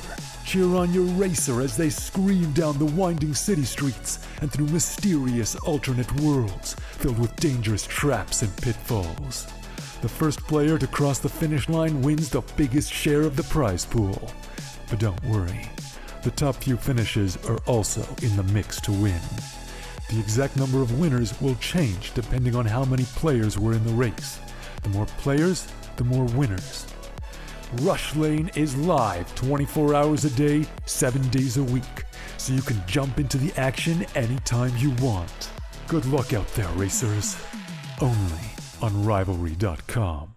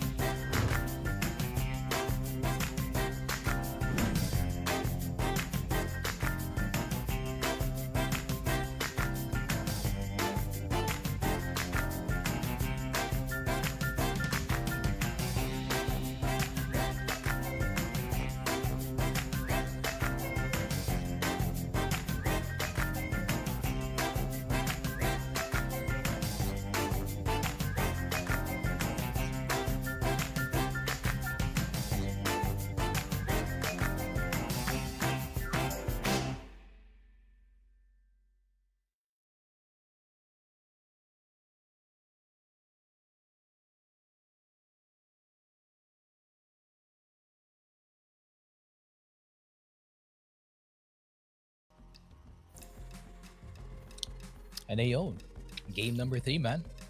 Who expected it? It's really quite the banger of a series so far. Pero hindi banger para sa aming sleep schedule. That's for sure. Pero yun nga, welcome back to the official Filipino broadcast ng IEM Rio 2022. Ako nga pala si Siggy Frog, kasama ko si Choco. Grabe naman. I mean, what a back and forth between Fnatic and itong MOUZ, man. I mean, I'm really dumbfounded na yung second game na nangyari yun, and it was that lopsided. Pero yun nga, bago nga pala sa lahat, pasalamatan muna natin ang ating main sponsor, of course, Rivalry.com. Rivalry.com/LePonWXC or use the code LePonWXC for up to $200 deposit bonus. So if mag-bet kayo dito sa ating game number 3, might as well use the code LePonWXC. So speaking of betting, bet na tayo sa game number 3, pare. And I'll let Choco choose this time, actually. Ako, well, kanina may pattern tayo nakikita eh. So, MOUZ always winning the pistol round. So, kung may option tayo dito, direct ng pistol round win, dun tayo sa sa MOUZ, di ba? Di ba? Make sense, no? Ako pumili ng ng ibebet natin. Ikaw naman pumili kung first or second Sneaky. Feeling ko first round pistol MOUZ pa rin ba. I think that's kind of an easy bet, no? Not Diba? kasi MOUZ talaga. MOUZ pistol pare. Syempre guys, hindi lang yung maps na pwede yung i-bet dito. Meron din tayong round handicap and of course, correct map score dito sa ating rivalry.com. Of course, rivalry.com pare, the best talaga sila. They have been sponsoring so many Focus Fire gaming streams. So shout out talaga sa kanila for being the best. And ayun na nga. Map number 3, man. We finally made it. Or at least hindi OT, no? It's not Yes. it's not as bad as we think. 327 pa lang. Pero yun nga, Ancient.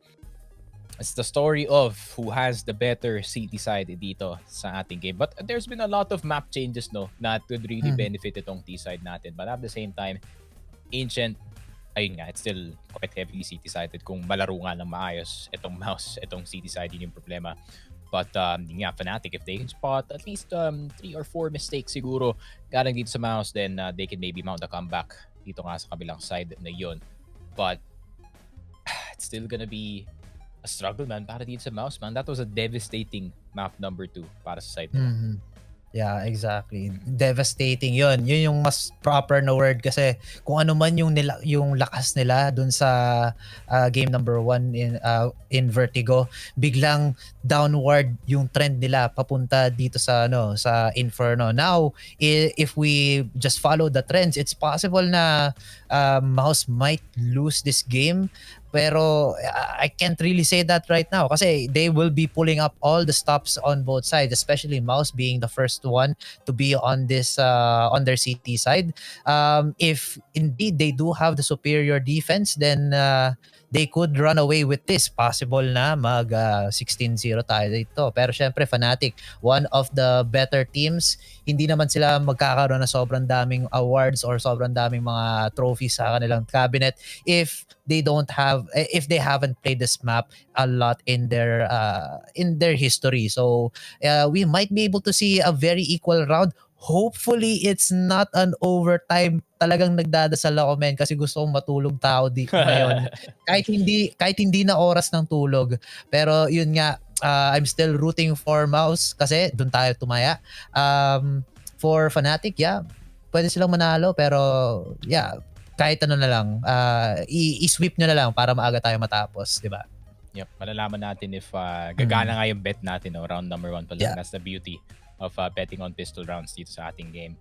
But it seems like the odds is actually pretty similar, no? To say the least. It's not that far from each other despite it being like a 4-0 para dito sa pistol round. But it did not matter at the end of the day kasi nga Fnatic pa rin ang nagpanalo dito sa ating second game. So, ayun na nga. I mean, Ancient, I'm trying to think, man, kasi I don't really see itong dalawang teams play Ancient often. So, medyo magiging reliant ako sa stats. I mean, Fnatic, medyo mas lopsided sila with the win rate, 73%, 11 maps. Oh, wow. MOUZ, 43%, 7 maps. I think they're also counting yung RMR siguro, no? Kasi, ang tawag dito, the best of ones, the Ancient is a really often picked map, no? Kasi it really is the test kung gano'ng kagaling yung team when it comes to one side of the map. And it seems like itong Fnatic really are gonna benefit from it. Kaso, MOUZ, I believe Dexter can really call as well dito sa ating map. So that is not much of a problem para sa kanya. It's just that, can he get the right read? Can he get the right read dito sa Fnatic, which Messi did a really good job dito sa ating last game of playing in a really fast pace dito sa kanilang T-side. And T-side is gonna be a struggle. Kaso, I've seen some teams really flourish well dito nga sa T-side ng ating Ancient. So we just have to wait and see, bro. Kasi at this point, both sides are really starting to heat up dito sa ating matchup. But I think the difference maker dito nga sa ating game from what we've seen dito sa ating last game was si Fasher. Actually, Fasher had a horrible vertigo dito sa ating first game. Game number 2 was he was actually top fragging para sa kanyang team. So really nice comeback na galing sa side niya. Just like I said, man, parang siya kayo sinapian dito ni Olaf Meister, who only has one bad game and has a really good game the other. Pero man, I'm really trying to think kasi at this point both sides can really just take it. It's really just a game of form at this point. Kung sino yung mas magandang form going into this map number 3. Hopefully hindi nga lumamig dito yung mga key players natin kagaya ni Shershon, kagaya ni Frozen, kagaya ni JDC, or para naman sa Fnatic, sana hindi lumamig dito si Fasher, itong si Crimson, itong si Mezzi actually, who did a really good job as an IGL fragger dito sa last game, no pare. That one-man defense dito sa B-side really boosted yung confidence dito ng Fnatic. Yeah, that's true. Hopefully, hindi sila lumamig katulad ni Nico Dos. A lot of these players from Fnatic, 3 out of 5 of them are actually just pulling a lot of weight. Talagang tinutulak nila, they're hard carrying in a way para makuha talaga yung win against MOUZ on that previous map. MOUZ, however, they need to get whatever energy they can. They need to siguro mag-flip pa sila ng maraming pahina dun sa kanilang mga strategy sheets. And whatever stops they could pull, kailangan talaga na ilabas na lang ngayon kasi this is a very crucial game for them. They would lose this matchup, hindi sila makakatungtong sa Legends. Babalik sila sa isa pang best of 3 and it's gonna be a sad night for them or sad day for them o kung anong mga oras dun sa Brazil ngayon. What I want to talk about right now, Sneaky, is yung going to the stats. Hindi pala masyadong nire-record lahat ng games dito, no. 7 total maps for Ancient on the side of MOUZ, and then 11 hindi pala pinapakita yung lahat the entire map kumbaga in total. Basta nahihirapan na ako mag-isip, man, inaantok na yung utak ko, but I just want to keep talking. But yeah, it's not complete. Nakukulangan lang talaga ako. Yeah, man. Yun talaga.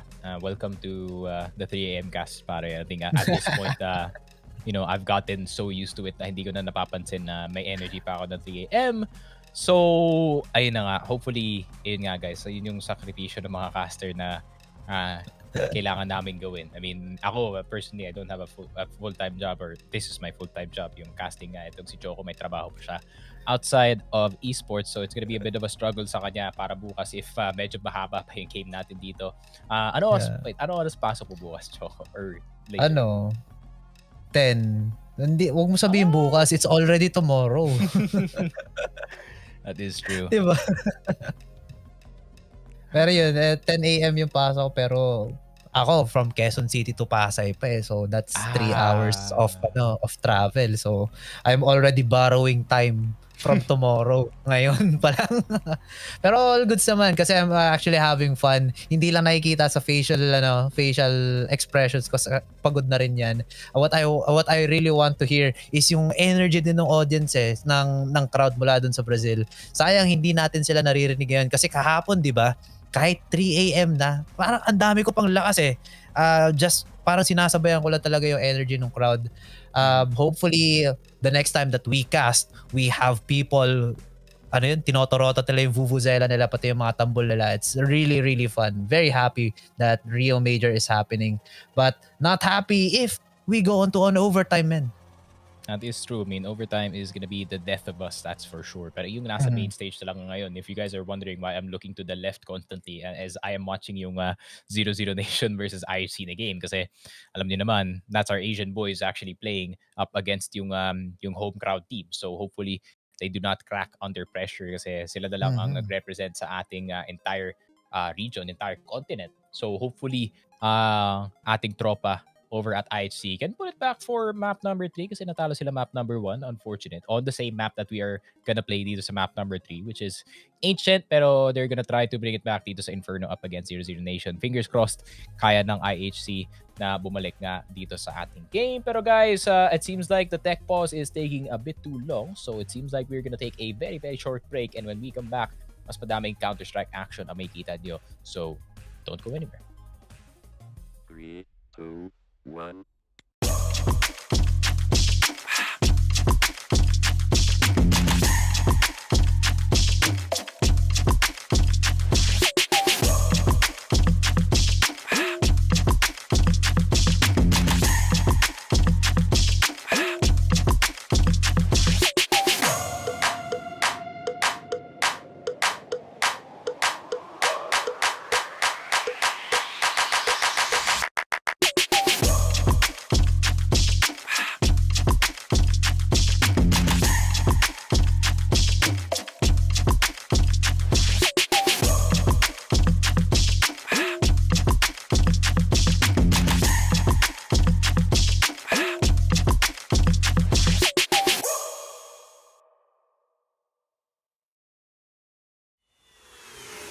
This is Keanu Reeves, and welcome to Rush Lane.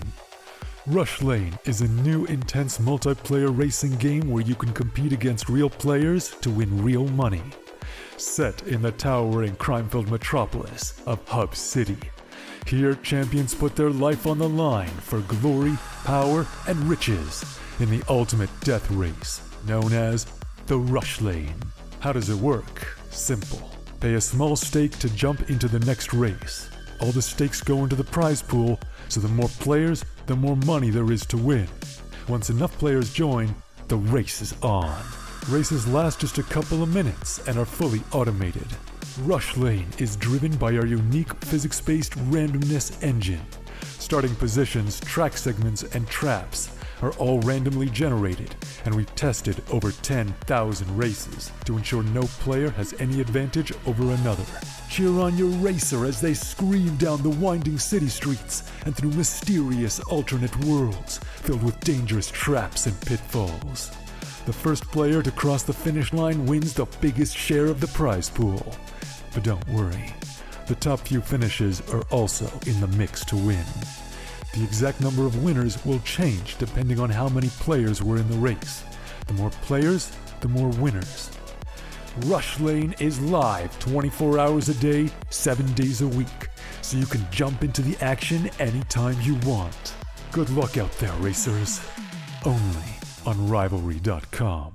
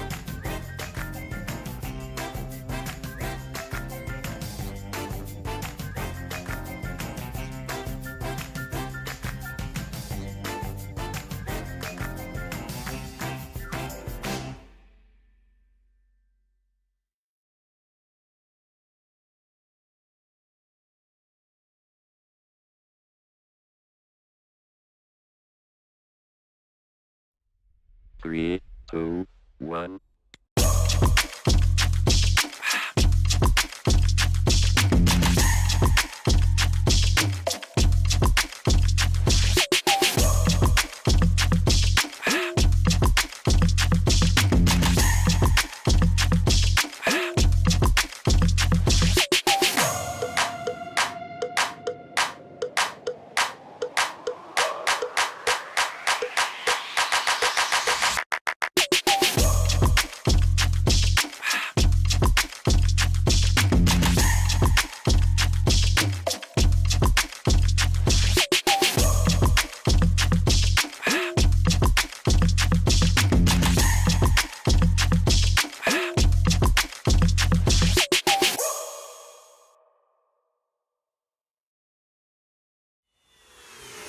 This is Keanu Reeves, and welcome to Rush Lane.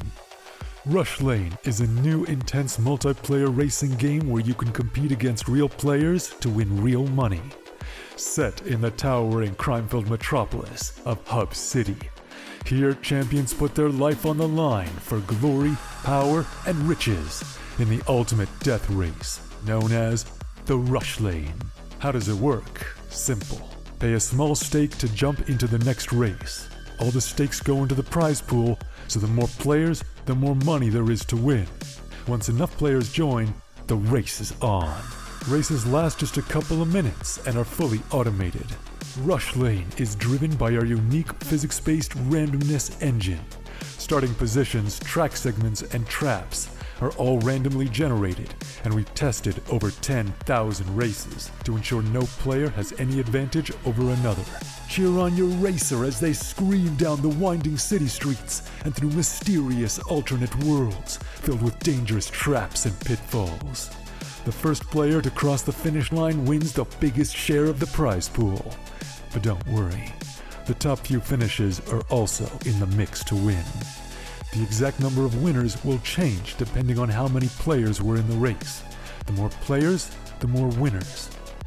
Rush Lane is live 24 hours a day, 7 days a week, so you can jump into the action anytime.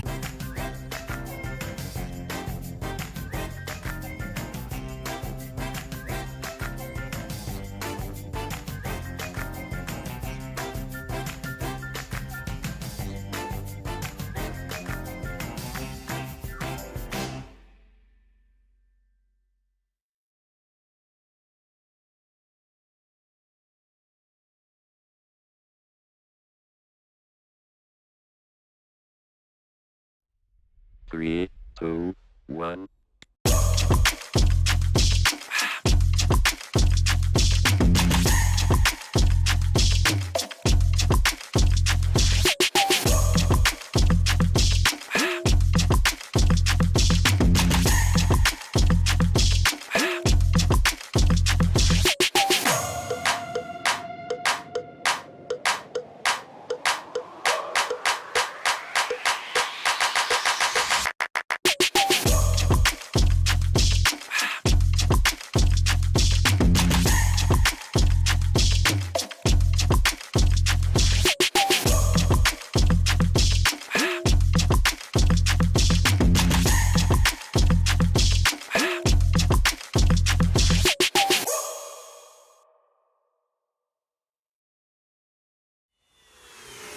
This is Keanu Reeves, and welcome to Rush Lane.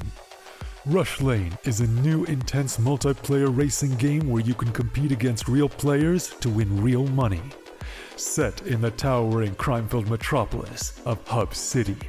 Here, champions put their life on the line for glory, power, and riches in the ultimate death race, known as the Rush Lane. How does it work? Simple. Pay a small stake to jump into the next race. All the stakes go into the prize pool, so the more players, the more money there is to win. Once enough players join, the race is on. Races last just a couple of minutes and are fully automated. Rush Lane is driven by our unique physics-based randomness engine. Starting positions, track segments, and traps are all randomly generated, and we've tested over 10,000 races to ensure no player has any advantage over another. Cheer on your racer as they scream down the winding city streets and through mysterious alternate worlds filled with dangerous traps and pitfalls. The first player to cross the finish line wins the biggest share of the prize pool. But don't worry, the top few finishes are also in the mix to win. The exact number of winners will change depending on how many players were in the race. The more players, the more winners. Rush Lane is live 24 hours a day, 7 days a week, so you can jump into the action anytime you want. Good luck out there, racers. Only on Rivalry.com.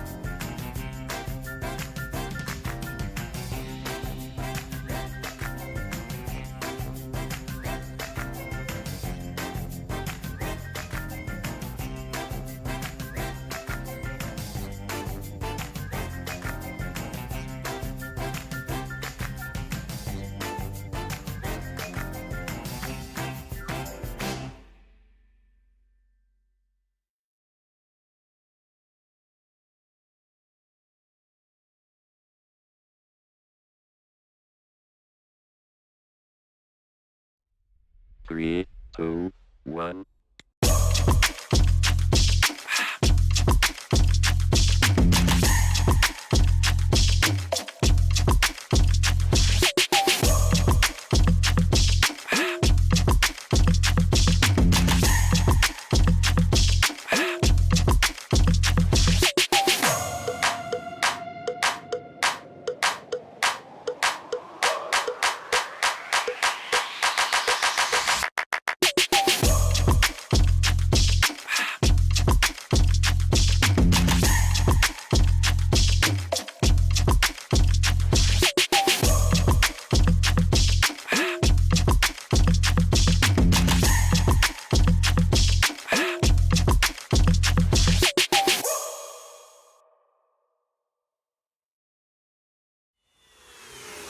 This is Keanu Reeves, and welcome to Rush Lane.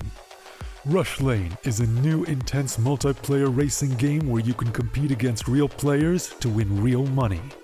Set in the towering crime-filled metropolis of Hub City. Here, champions put their life on the line for glory, power, and riches in the ultimate death race, known as the Rush Lane. How does it work? Simple. Pay a small stake to jump into the next race. All the stakes go into the prize pool, so the more players, the more money there is to win. Once enough players join, the race is on. Races last just a couple of minutes and are fully automated. Rush Lane is driven by our unique physics-based randomness engine.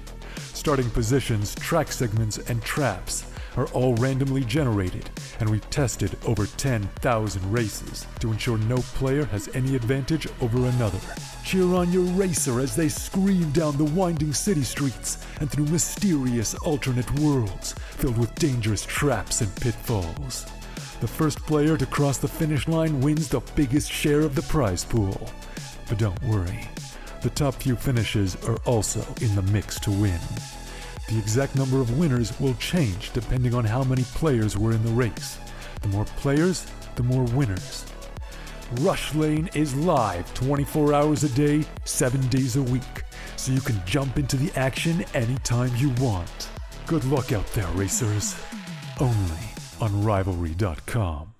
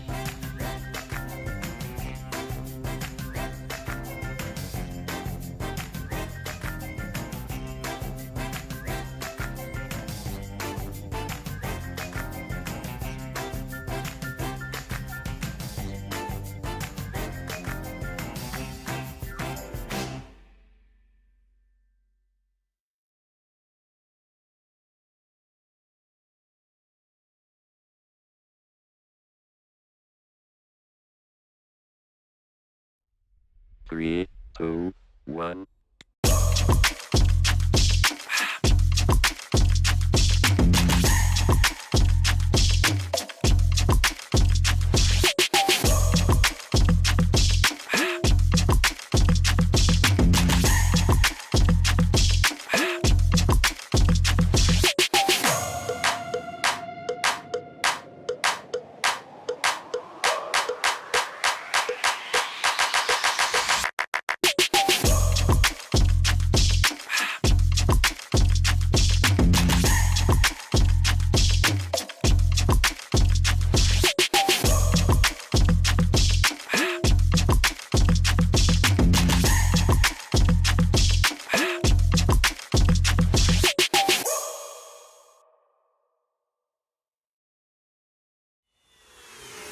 This is Keanu Reeves, and welcome to Rush Lane. Rush Lane is a new intense multiplayer racing game where you can compete against real players to win real money. Set in the towering crime-filled metropolis of Hub City. Here,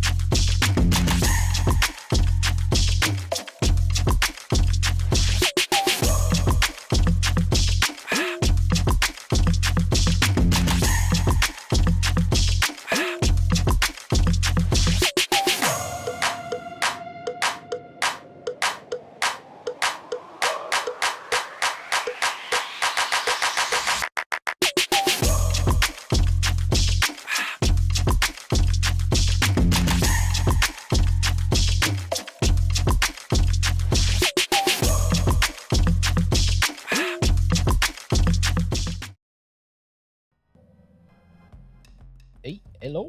Hello, mic test? Oh, ayun na nga, Hey. nagbabalik na nga tayo. Official Yun. Filipino broadcast ng IEM Rio 2022. And it seems like nagsimula na tayo dito sa ating game number 3, Fnatic, on the comeback dito sa ating game. MOUZ, of course, taking that first map. Pero yun lang, it seems like it is gonna be the donut area taken over by who? And it is gonna be MOUZ pa rin. Ako po yung bet natin, gagana.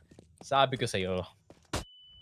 Ano sabi mo sa akin? Ako nagsabi sa inyo. Ay, ikaw pala Laging nagsabi. tayo nanalo. Laging nanalo yung MOUZ dun sa sa pistol rounds eh. Pero ikaw yung nag-point out nun. Kaya in-influensya natin si Direk na mag-bet para sa MOUZ. Fnatic, last guy alive, si Mezzi.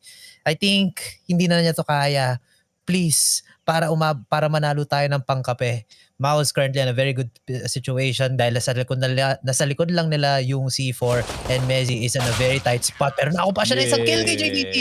But Orzi was just right there going for the duelies and securing the round for MOUZ. Finally, may pangkape na tayo, guys. MOUZ on the first round win. This is gonna be good on their momentum, especially since sabi nga ni Sneaky, Ancient is a very city-sided map. Yeah. Yeah, for the next, I think for the next few bets or for the next few bets natin dalawa, I think we're just gonna bet on pistol rounds na lang siguro. I think that's more of a fun one kasi mas intense siguro pagdating sa mga ganun, no? Mga ganun Oo. na type na rounds kasi nararamdaman natin kung matatalo na ba or mananalo. But yun nga, Fnatic of course is running into the A side and running into the chopper dito rin sa middle area. Pero Crims nakuha niya na nga dito si Torzi, pero Frozen, easy collection para sa kanila. But we have seen time and time again MOUZ with a good start. Problema nga lang, can they snowball itong first 2 rounds nila? The last time na naging 2-1 yung score na to for the favor of Fnatic, they just rolled over itong site na to, taking advantage na meron silang slight gun advantage, especially naka-AK sila lahat dito and some of the other members are naka-FAMAS pa and MP9 para dito kay Dexter, but I think you can be a lot more flexible pagdating dito sa ating Ancient, but Fnatic playing the 2-3 split, I'm not sure about that one, brother. Yeah, 2-3 tapos medyo masikip din yung mga choke points dito ng mapa natin dito sa Ancient. So it's gonna be very hard for them. At least hindi sila nag 5-man push kasi if they go into that blender, they would just all die sa side ng Fnatic natin. But look at this, they're actually trying to split up, giving a bit more space to most of the players for Fnatic. They do find a kill. MOUZ finding a kill. Uy, huwag kang tatawid, men. Basta bababaril ka ng kaibigan mo. Frozen will get one. Frozen another, kahit bulag siya, he doesn't need his eyes. And this is a disaster of push coming out from Fnatic. Mukhang hindi nag-effective yung 2-3 push nila, men. Yun na, akala nila vulnerable dito si Dexter sa gilid, pare, but it was all a bait para dito kay Frozen to get that 2K dito sa ating site. And Crimson Fashion na lang natitira. Let's see what the duo can do, my friend. It's a 5v2 and tignan mo naman, there's so many members crawling around. I think good news para sa Fnatic, no? They still have the bomb. That means the defense is still gonna be split in between yung 2 sides natin. But as soon as Fasher or itong si Crims is gonna be found, this is just gonna be basically game over unless there's gonna be a freak 1v5 that could be in the record books or in the history books or malay mo na sa highlight video na makikita natin by the end of the major. Pero ayun nga, that is a pretty big ask. Nagpalit lang ng skin dito si Crims. The Vulcan is way better, that's for sure. Good choice. Pero malay mo, tatama ba yan? Will skin equal to win dito sa ating retake? 15 seconds left on the clock. Kailangan mag-plant dito ni Fasher, pero tinatad na nga siya ng bala through the smoke. Crims getting that kill dito kay Dexter. Pero ayun lang, Shershon making sure, almost blocking his teammate actually, or almost blocking itong si Shershon malapit sa apoy. But AK, I mean, they got what they wanted dito sa round na to, man. And you guys better get used to these rounds dito sa City Matters. We're gonna see a lot of wins going in the way of MOUZ unless itong Fnatic, they have a, maybe an odd strat dito sa Ancient. Yeah, kung meron silang much better strategy, not the 2+3 push that they did earlier. Itong 5-man stack, I don't see this working out in the end. But this is a high risk, high reward play and they're willing to gamble. If this is effective, then that's free guns, site secure, a lot of economy as well, and possibly shutting down this momentum from MOUZ. Pero nandito si Dexter just to put everybody down. That's 3 kills all the way for Dexter. Lahat sila nag-line up para sa kanya. Sertion finds a fourth, and it's now all up to nobody as Mezzi is also down in the dumps. 4-0 ang score natin. MOUZ just reaping the rewards from that very advantageous round for them, both in position as well as in terms of the guns. Grabe naman yun. 4-0 na agad, and maybe this one is gonna be friendly para dito kay Choco, no? If this one's gonna be a fast affair, then MOUZ is gonna definitely give it. Pero Fnatic, now they have the AKs in the round, maybe more mid-control na makukuha nito dito. Pero tingnan mo naman, Molotov agad. No one shall pass dito sa may middle area natin. Not without a fight, at least JDC looking to go through that smoke, and baka malay mo makakita siya ng isa dito. But Nikodos already on half HP. Natamaan na nga siya dito ng isang malapit na granada. Nikodos, you should get away from there kasi madami nang sumasabog. Parang New Year. And Rowedge just ready waiting para dito kay Shershon. Pero si Shershon tamang baril lang dito sa pader, pare. He's not gonna get out of that position anytime soon. Yeah, well, feeling ko patience lang talaga yung magpapanalo dito para sa Fnatic because medyo aggressive din yung yung MOUZ eh. If you looked at that previous engagement, very far forward na yung MOUZ, almost taking away almost going to the T spawn. Pero ngayon medyo nag-reset ang ating dalawang kupunan, and now Fnatic are actually making their way onto B side as you can see on the minimap. However, meron tayo 3 players from MOUZ just holding steady right here. Meron pa nga silang stack na ginagawa, but unfortunately is gonna be a very good kill for the players of MOUZ. 3 down already, 2 for 1 trade, make that 2 for 2 make that 2 for 3. Ano ba yan? Sige, magbaril pa kayo. Medyo mainit yung dance floor, and unfortunately, madadapa dito ang ating players from the side of Fnatic. Roeg, the last guy alive, 31 HP, manages to find 2 kills in the process and gets 1 round win for Fnatic. Grabe naman, crispy headshot para dito kay Roeg, and it was just bodies being thrown dito sa ating A side, and somehow Fnatic coming out on top dito. Dexter and Torzy with a good 2 kills, no? I mean, Shershon kind of going aggressive, pero yun lang, yung mga ibang players dito sa MOUZ maybe wanting to end this game so quick, no? But then all of a sudden, it's like MOUZ is like, maybe you stepped a bit too far forward, my friend. Maybe flew a bit too close to the sun. Parang si Icarus, which is a skin din dito sa ating game. But speaking of Roeg, mukhang naghahanap siya ng control dito sa mid. I really don't like it pag nag-give up ng mga control dito sa right side of mid. Kasi that can happen, pare. That can happen right there. I'm hearing Raya why I'm whispering. I have no idea too kasi wala naman tulog sa ko. Pero yun na nga. I mean, yun na nga. Baka tayo nag-ASMR dito, ha? Pero Roeg, 6 HP, 18 HP para dito kay Dexter. Pero, ayun nga, 4 nades still para dito kay Torzy. Plenty in the pocket still para dito sa MOUZ, and they're trying to get control back galing dito sa Fnatic. Really good early game galing sa kanila.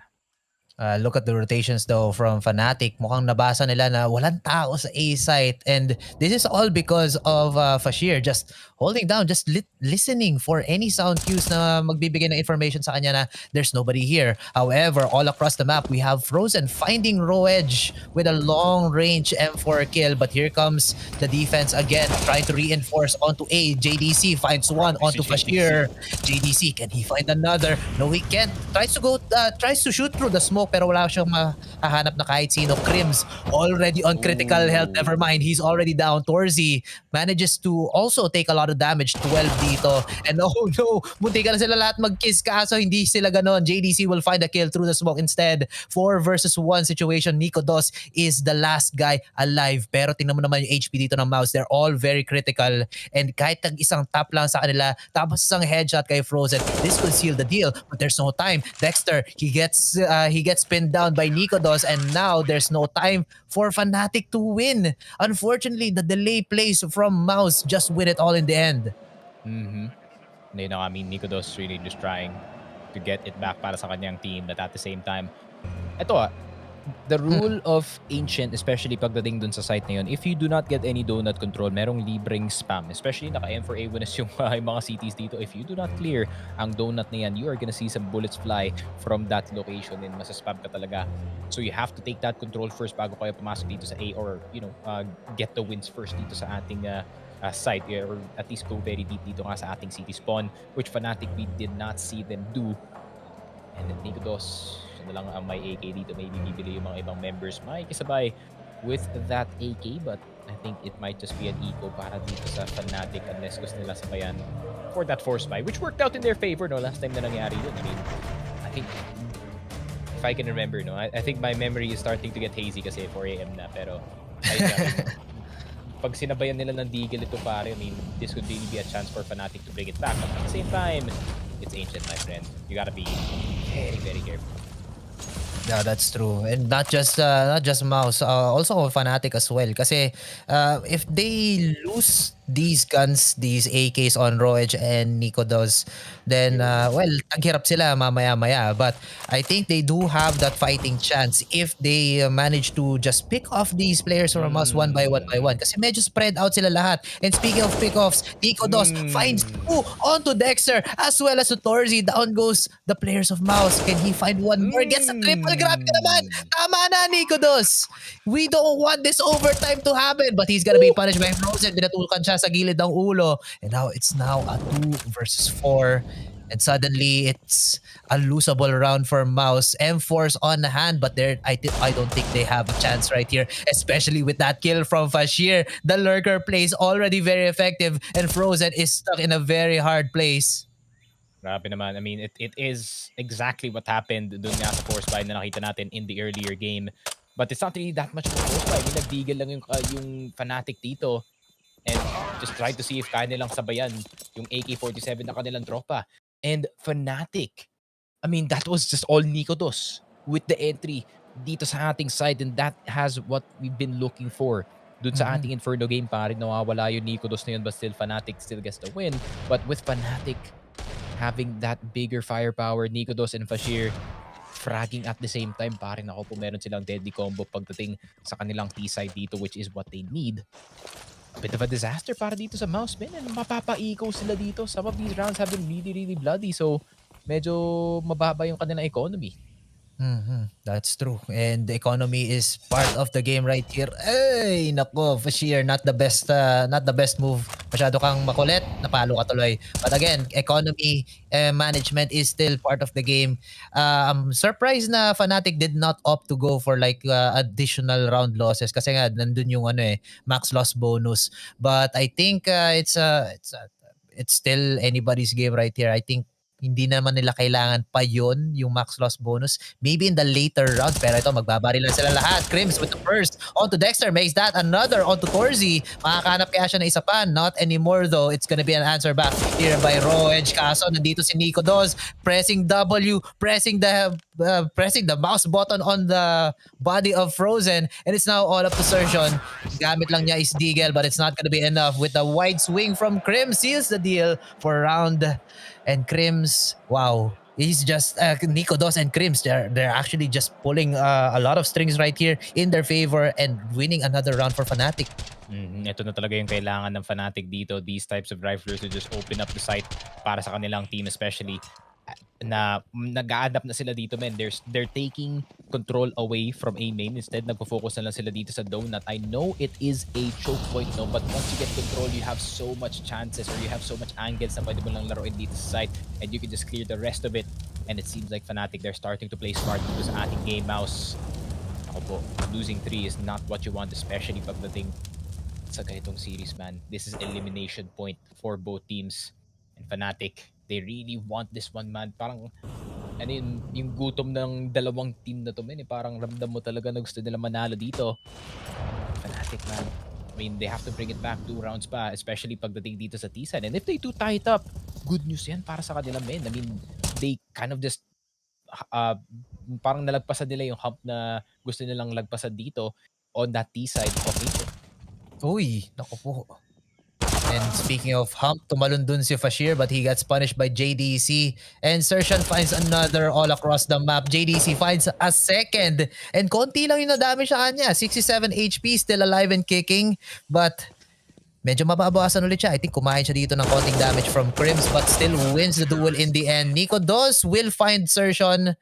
But then again, it is gonna be a round win for them. Oh, I think we have a really good ancient map right here. Talagang balikan lang talaga sila ng mga shots dito. Everybody on MOUZ have like a really good game, but Fnatic, they're actually showing some signs of life, especially Nico Dos and Krim. Si Nico Dos is just pressing W like what like an entry fragger should be doing. It has been effective in the few previous rounds, pero mukhang nababasa din dito ng MOUZ yung kanilang place eh. That's true.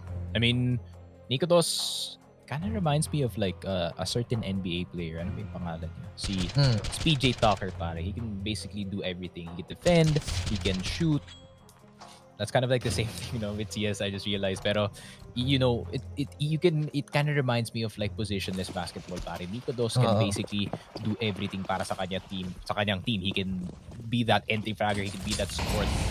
That's what Fnatic needs right now, pare. Pero yun lang now, it seems like they found him super early. Or rather, they found all of his teammates super early and siya na lang natira dun. I mean, you can't 1v5 when there is so many CTs. Out there, Orzi with the peek dito sa mid. Oh my god, kitang-kita yung mga Fnatic dito. But now it is gonna be the spam through the smoke. Shershon, be careful. May tracers ang AK-47. So you might get shot through the smoke. But I think it is just gonna be Fnatic backing off, my friend. But Fnatic, I mean, in my opinion, man, 3 rounds is pretty good already para dito sa T-side. And if they can get one more dito sa ating half, and I think that's good enough. Ito yung problema, Choco. The pistol round. If they cannot win that goddamn pistol round, man, punta talaga sa MOUZ yung laro na to. Yeah, well, MOUZ, ay 5 pistol round in a row na panalo. Yeah, so I don't think Fnatic may have a chance. Talagang mas solid yung yung mechanics sila in terms of just the pistols. But yeah, trade right there. Ulo sa ulo. Fnatic still down 2 players, 2 versus 4. But Fnatic, they need to save these guns kasi they're really on the back foot right now. I think that's 2 round losses in a row. And this is all because of them playing the same opening for the past 3 rounds. They played 1-2-2, 1 going on to A, 2 going on to mid, and 2 on to B side. Now, it has worked for them on the first time that they tried it, pero the next 2, and including this one, not as effective. And yeah, the rounds just are not, the plays are just not working out for them right now. Maybe they need to mix it up again. Yun na nga, 17 na nga para dito sa MOUZ, and Torzi seems like he's back in form para dito sa Ancient. And it seems like they're gonna have so much mid control kasi nga pag na-activate na dito si Torzi, who is 87 HP at the start of the game for some reason. I think the right like na yata siya dito ng kanyang kakampi. Alam mo naman yung bad habit ng mga players na out of spawn you have to hold down mouse 1 para you know, worth it yung $1,000 knife na binili mo dun sa Steam Market. So ayun na nga. It seems like nadamay na nga siya doon sa gripo ng kanyang kakampi, pero Nico Dos already eating a nade sa simula ng ating round. Rowedge looking for that early entry, pero yun nga, men. I mean, the wall banks dito sa may B-short area natin, you can blame Rain for that. Galing dito sa phase siya talaga yung nagpasimula ng lahat ng angles na pwede mong you know, bigyan ng damage itong T-side, especially pagdating dito sa B-short, no? I mean, I really don't like it na MOUZ are actually playing this one somewhat passive considering na, you know, nakadigil lang yung mga ibang player dito. But I think yung idea here is ayaw nila ma-overwhelm yung dalawang player na with the sheer numbers. And I think this is an easier angle para sa kanila. Yeah. Kakaiba nga yung ginagawa ng MOUZ dito kasi during the eco rounds of Fnatic, mabagal sila maglaro, pero pag buy round, talagang duel kung duel. And speaking of duels, 2 players already down on the side of MOUZ, and Fnatic are by chance by whatever's happening, they're actually winning, and they also have the C4 deployed, pero mababa ang kanilang HP dito. And speaking of mababa, dead na agad dito si Mezzi, 0 HP to work with. 3-3, and hindi nga siya gumagal. He's the rock. Bato lang siya doon. Si Fashil, malaki na yung mata niya. Like, I'm not gonna move. I am a rock in the site. Ay na yun down. Speaking of the rock, it seems like JTC got the rock dito sa B-short. Rowedge on low HP. How is he hitting that? Grabe naman, Torzi. Labas mo na yung pistol. Pero si Fashil na lang natitira. 12 HP on the boy. How did Fnatic win this, pare? Naubos yung mouse bigla. Rowedge with a 3K, men. Naka AK-47 siya and nothing else. Pareho silang namatay, but the win goes in the way of Fnatic, and they already got their goal dito sa half pare, getting 4 rounds. Kahit manalo pa yung MOUZ dito, okay lang yan. They can still have so much leeway para sa kanilang city side. Ang problema nga lang, MOUZ, you're giving away a little bit too much dito, pare. I mean, you really want to dominate itong first half. 11-4 is the goal. Pag lumagpas na yan ng 10-5, that's a bad half para dito sa MOUZ. Yeah, exactly. Yun nga yung pinoint out ko yung yung sa pag-open ng round na to. Yung MOUZ, aggressive sila kapag buy rounds ng Fnatic. Pero kapag naka-eco si Fnatic, biglang binabagalan nila yung defense nila. Hindi sila nagpo-push forward. Yan tuloy, kada pick ng Fnatic, nakakahanap sila ng kills. But Fnatic, they're actually doing well. Kanina meron tayo nakitang bato. Alam mo yung yung sa Guardians of the Galaxy, pag hindi siya gumagalaw, hindi siya nakikita. Si Drax. Si Drax. Ginawa ni Mezzi yun. Hindi nga siya nakita, but he was still found out in the end. Mukhang hindi naging effective. New round coming out, round number 12. Maraming baril dito ang Fnatic, all because of that previous round win. Meanwhile, MOUZ, they're playing with sticks and stones, and it may hurt their bones. Yes. Pero yun nga, words will never hurt them. That's for sure. Unless may mag-all chat dito sa MOUZ, and then that would be a little bit personal. Uy, pero Torzi, ay, masyado ko na makulit. Get out of there, my friend. Pero Nikodos, looking for that opening fragment. Dude, Nikodos, he had a horrible game number 2. Baka he was saving it for game number 3.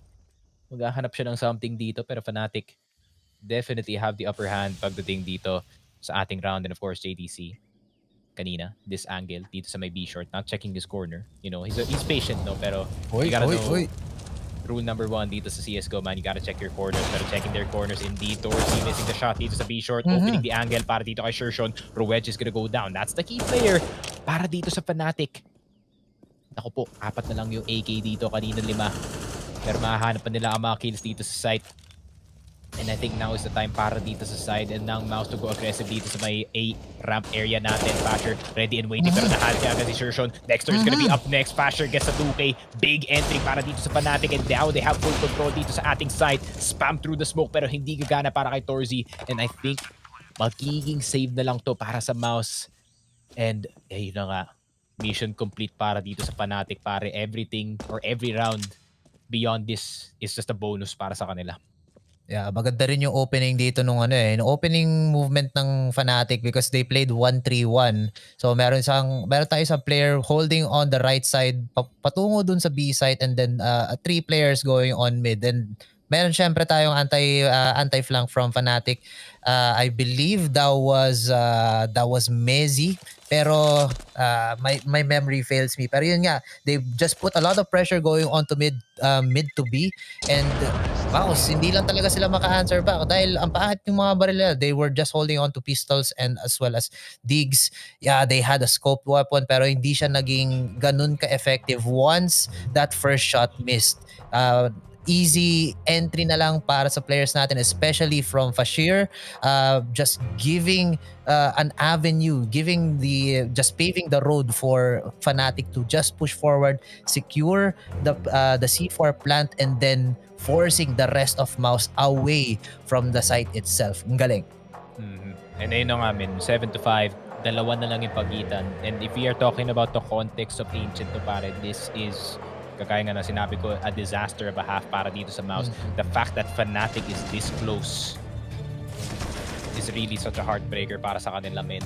I mean, if Fnatic, if tuloy-tuloy po to, if this turns into like a 9-6, then Fnatic, even if they don't win the pistol round, they A-okay pa yan sa kanila. They have a chance going into the third. Pero titignan pa natin. Fnatic, can they at least get some more bonus rounds dito sa ating first half? MOUZ, look at their weapons, pre. This is sad to see. Sad to see. Kung pwede lang ako umiyak, kaso hindi. Pag umiyak ako, makakatulog ako mamaya-maya. But again, MOUZ not in the best position, not in the best terms of firepower, but they do find their shots as well. If you notice, malakas sila sa pistol round, di ba? Pero ngayon, hindi to pistol round eh. It is against 5 AKs, a lot of utilities on the side of Fnatic. So if they are gonna be playing this like a pistol round, unfortunately, it's not gonna work out. However, look at this. Torzy missing his first shot. He gets punished by Nikodos. Bakit ka nag-pick ulit, kaibigan? That could have been your opportunity to back off and still save that AWP. Now that's a 1 high value gun already down. Dexter is already down as well. And now MOUZ are in a lot of trouble. Shershon, nahanap yata yung pixel ng katawan niya, is also being tagged for some damage. However, sumasagot dito yung MOUZ. They're actually looking for some kills. They actually find one instead. Now it's a 2 versus 4. Still, Fnatic have the higher chance of winning this round. Kaso walang nag-check dito sa right side, pare. Frozen still getting that shot on the dig, man. I mean, that's 2 AKs down para dito sa Fnatic, but does it matter? Tignan mo naman yung pera nila dito. 3-1, 2-3, 3-4. So they have plenty of money to buy AKs para sa kanilang kakampi dito, especially para dito kay Rowedge, who's been doing a stellar job of just opening things up para sa kanyang team. Fnatic, nako po, 9-6, even an 8-7 possibility pag mapanalo nila to. MOUZ, mukhang di sila nag-practice sa Ancient, pare. Nako po. Kulang sa practice. Nako, alam mo naman yung kasabihan, practice makes perfect. Tama. Si Torzy din, ang asim din nung nung laro niya. Asim Oo. Ni-repick niya, alam na nila nandun siya. Oo, sala na nga yung una, tapos nag-pick pa ulit siya. Hindi pa siya nakascope nung nag-repick siya. So, napaani siya, binatukan siya sa mukha. May batok siya sa mukha kaya nangyari yon. Unfortunately, Ayun, no? pinakita ulit dito. Yeah. Grabe si Bad play. Dexter, gusto niyang i-recover yung op dito, recovery mission for that 4750 weapon, tapos yun lang, tinadtad siya ng bala dito sa B-short. Ayun. This is tough to watch para dito sa MOUZ, pero we're not biased on MOUZ anymore kasi pistol round ang binet namin, XD. Kaya, Fnatic. I mean, they're now baiting. Nako, JDC, why is MOUZ playing so forward, Ben, dito sa Ancient? Time and time again, sinasabi ko to sa mga teams that do play too far ahead dito sa mapa na to. Just let the map play out itself. Yeah. Yung design mismo, no, magfa-funnel naman yung players ng Fnatic sa Kasi kung titingnan nyo yung kung hindi kayo masyado familiar sa map design, kasi tingnan nyo, napaka-kitted ng mga ng mga hallways. So, if players from Fnatic just crumple up, tapos may smoke, tapos nakarinig kayo ng sound cue, pwede lang kayo mag-spray down and then for sure may isang mamamatay. So, I think dapat yun yung ginagawa ng MOUZ. Nagkabanggaan, nag-kiss pa sila, that's a kiss of death coming out from Nicodos insertion. Pero nandito rin si Frozen para makakuha na isa pang trade. Now, MOUZ are on the upper hand. They have a man advantage. But look at this though. We have Rowedge. Nandito siya para siyang ninja. Kaso nahuli pa rin siya ni Torzy. Fashir all across the other side of the map. He finds Sertion, equalizing the numbers almost 2 versus 3. But here comes Frozen and that's C4. Does not check corners, my friend. Rule number 1 yan sa Counter-Strike Global Offensive. Kailangan mo i-check ang lahat ng corner, and Fnatic, despite a advantage na nakuha nila from Dexter's really bad play dito sa A-ramp push, they do not get it at the end. Ang ganda ng push ni Rowedge dun, pare. That could have been the round ender para sa kanila, kaso nagbintis. Medyo kinakabahan pa yata dito sa game natin. Maybe they needs to shake up a bit, Erds. Ay. MOUZ, I mean, at least they're gonna try to get yung maximum nila, no, dito sa round na to. So, let's see. I mean, Fnatic. I mean, I'm not sure about this timeout, bro. I mean, I think you just save it sa next half. I think itong timeout na to, guys. Ano yung strat natin sa pistol round? Strat natin sa pistol round, pre. Kailangan nila ipanalo yun. We really need this win, pare. We need the momentum pumunta sa atin. Or else, baka malay mo, itong MOUZ pala malakas din sa T-side as we do see dun sa map number 1. Pero titignan pa natin, pare. I mean, it's kind of like the same pattern, no, of Vertigo. CT-sided map, T-side, yung MOUZ, malay mo, di ba? It could be flipped around, flipped yung script dito. Pero I feel like yung Fnatic, they really want the storyline to work para sa side nila. Crims is, I don't know, his 100 major appearance or something. Na gusto talagang makarating sa big stage, pero Nicodos wanting Dexter's life, and ayun na nga. Nilabas na nga yung Deagle dito para sure pang makuha dito Rowedge with the help as well, pero Torzy nakuha niya si Fasher. That is the lurker already down. Sertion nakuha niya si Nicodos, the entry is already gone, pero Rowedge with the one tap nakuha na dito si JDC. 3v3 ang situation, meron pang isang tao dito sa side. Sertion is gonna be alerted na meron tao dito sa short, pero may pakiba siya. He's only gonna go for the player. And Crims, tignan mo naman, nasa gubat si Crims para hindi mo makikita yan. Yeah, para siyang si Rambo. Nandun lang siya, sneaky lang, tapos bigla na lang siya magkakaroon ng stealth kill. 2 players left on the side of MOUZ. Hindi sila magiging masyadong stealthy if they actually reveal their position. Magbabaril sila through the smoke or magbabato sila ng kanilang mga utilities. But yeah, they need to stick together just to play for these trades. Pero syempre, pag nag-stick together sila, they're actually gonna give out one position on one side to the other team. But if they have the right read, then it's possible that they can still find a win for this next for round number 15 here on the last round of the half. Right now though, kung titingnan nyo ang ating minimap, the C4 is making its way onto B side. Torzy is all that's left here. Hawak-hawak niya ang kanyang molly. Tries to go for an HE kill as well, kaso hindi siya makakahanap muna, but that molly does push out one of the players of Fnatic to go inside. Now Torzy has a clear vision on to where the C4 is planted, but look at this. Look at the map itself. This is a stack from Fnatic. It is gonna be a very hard retake for MOUZ, my friend. First contact pa dito si Crims sa may box area. Do they know na elevated na kanyang position? Mukhang alam nga nila Frozen's gonna get two. Pero Mezzy, meron siyang wallbang dito and he is just gonna shoot through this wooden wall. Pero yun lang, nag-human body shield yung isang tropa natin dito. Sabi niya, I will protect you from the bullets, my friend. And mukhang 9-6 ng high score natin. I mean, you know, it's a win para dito sa MOUZ, no? Timeout spent by Fnatic. So, war of attrition, maybe one there, pero ano pa rin, it doesn't feel like a MOUZ win pare kasi 9-6 pa rin yung half natin. Fnatic getting 6 rounds dito sa T-side, which is way more than you should, especially dito sa Ancient. MOUZ not playing the map itself, which I'm surprised about no? Kasi ilang beses na ninalo yung MOUZ dito sa mapa na to with the Dexter at the ball. Pero yun nga, parang medyo rusty sila sa mapa na to. And Fnatic, can they capitalize dito sa ating second half? Yun yung tunay na tanong.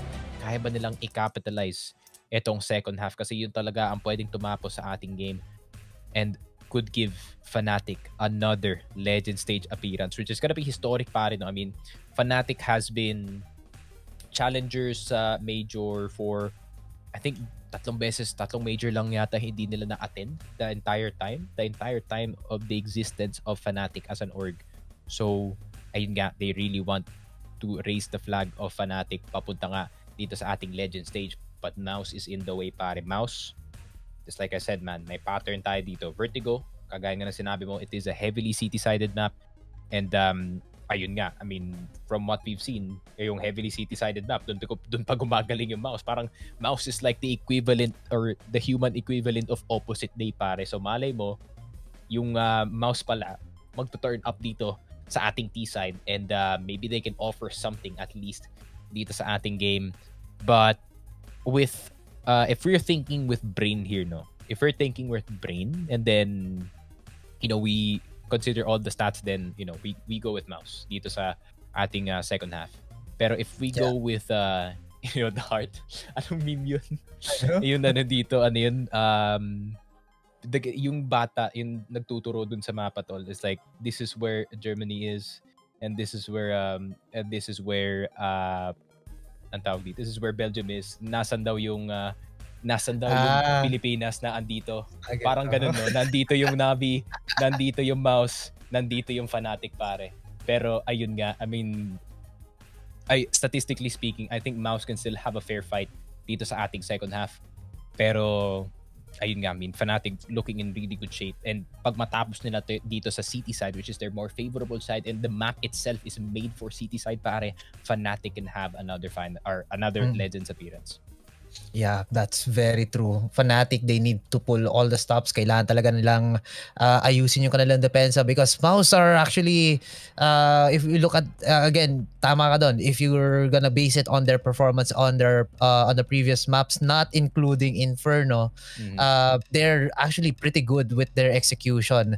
It's not really, tao dito, hindi siya ganun kalinis, pero they still find these wins. Now, Fnatic, well, city-sided map, they should have all the advantage. Pwede sila mag-aggressive, pwede sila mag-stack ng isang site. They can do all of the high risk, high reward plays that they can and still find some wins. Kasi konti lang naman yung gap 9-6 lang naman. That's just 3 points. And it will all start off with this pistol round. If they can win it, that will start the momentum in their favor. But then again, if that's a big if, they can win this first pistol round, which they have not yet won all throughout this series.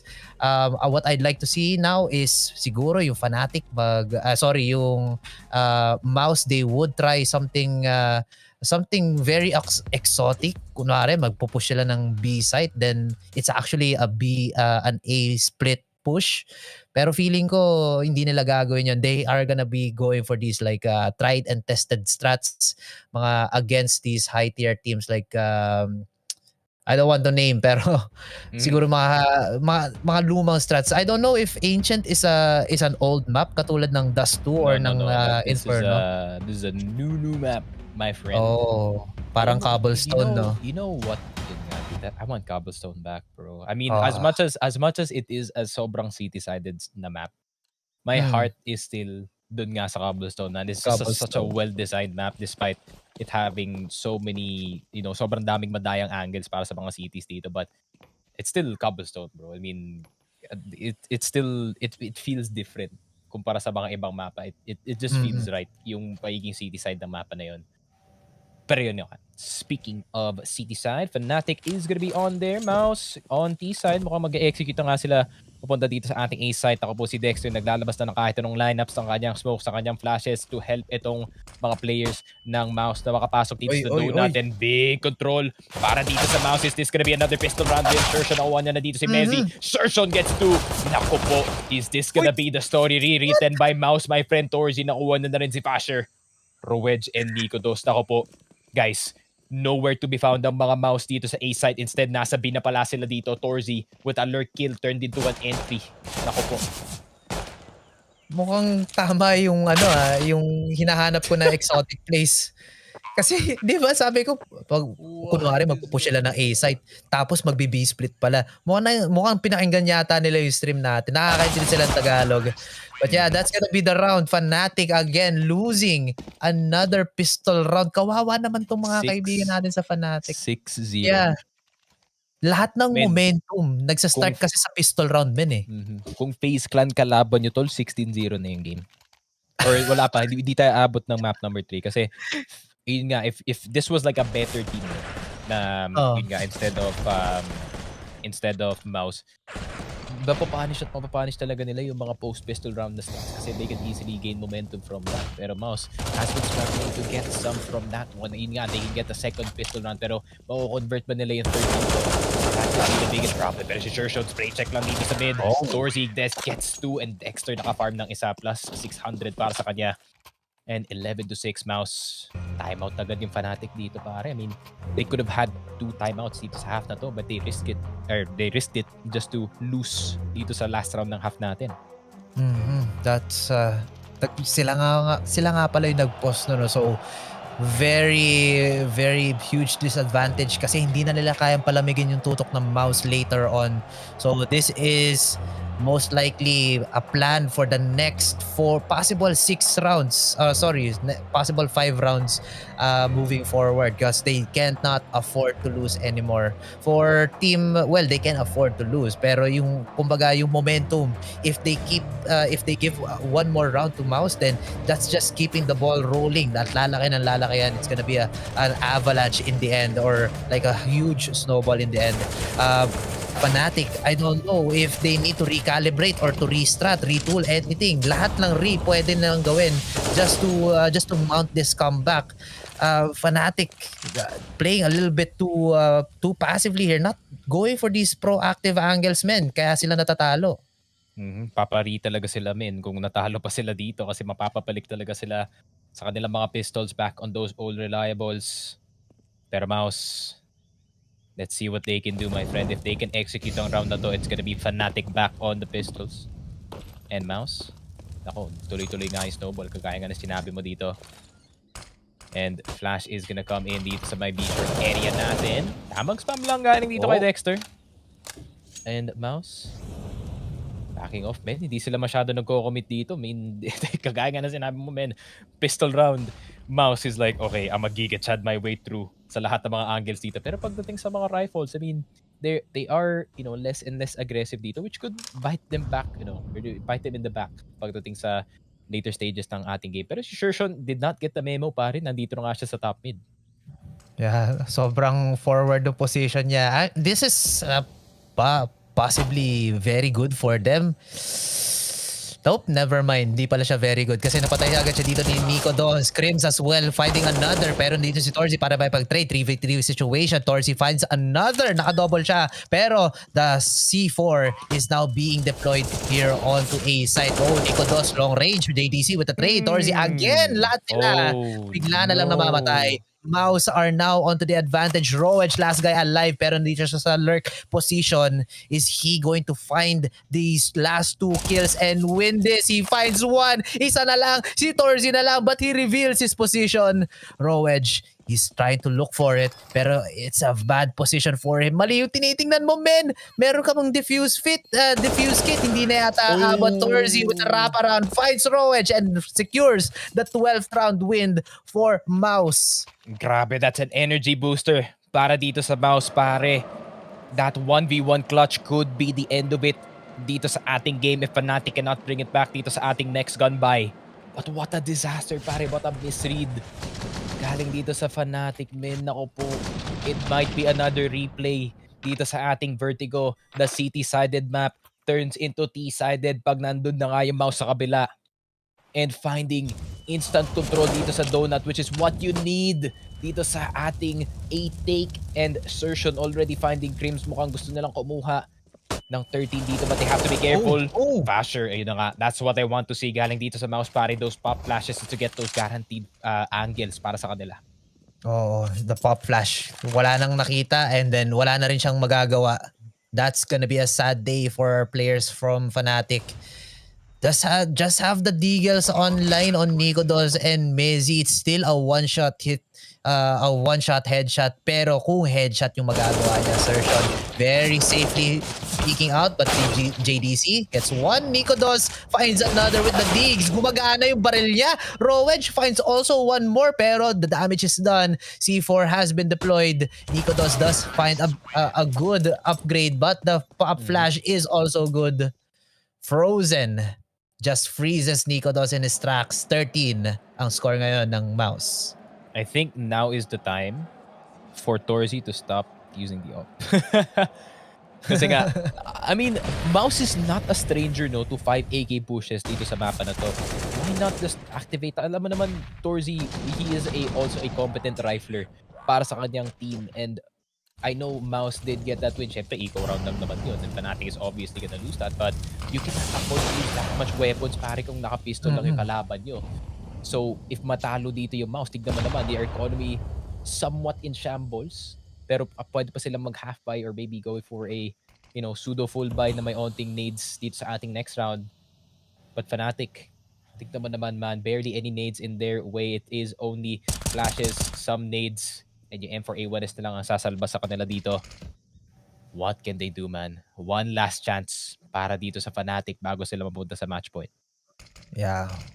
Almost a very positive or very favorable situation for MOUZ dahil they just find all of these all the mistakes from Fnatic. Well, last round hindi naman puro mistake ng Fnatic kasi yun, kasi it is their eco. They need to play very high risk, high reward just to secure a round and also do some economic damage. I'd like to point out din yung sabi mo, yung si Torzy, wag na siyang gumamit ng AWP because it is hurting MOUZ's economy every time he does drop that AWP and nobody to pick it up.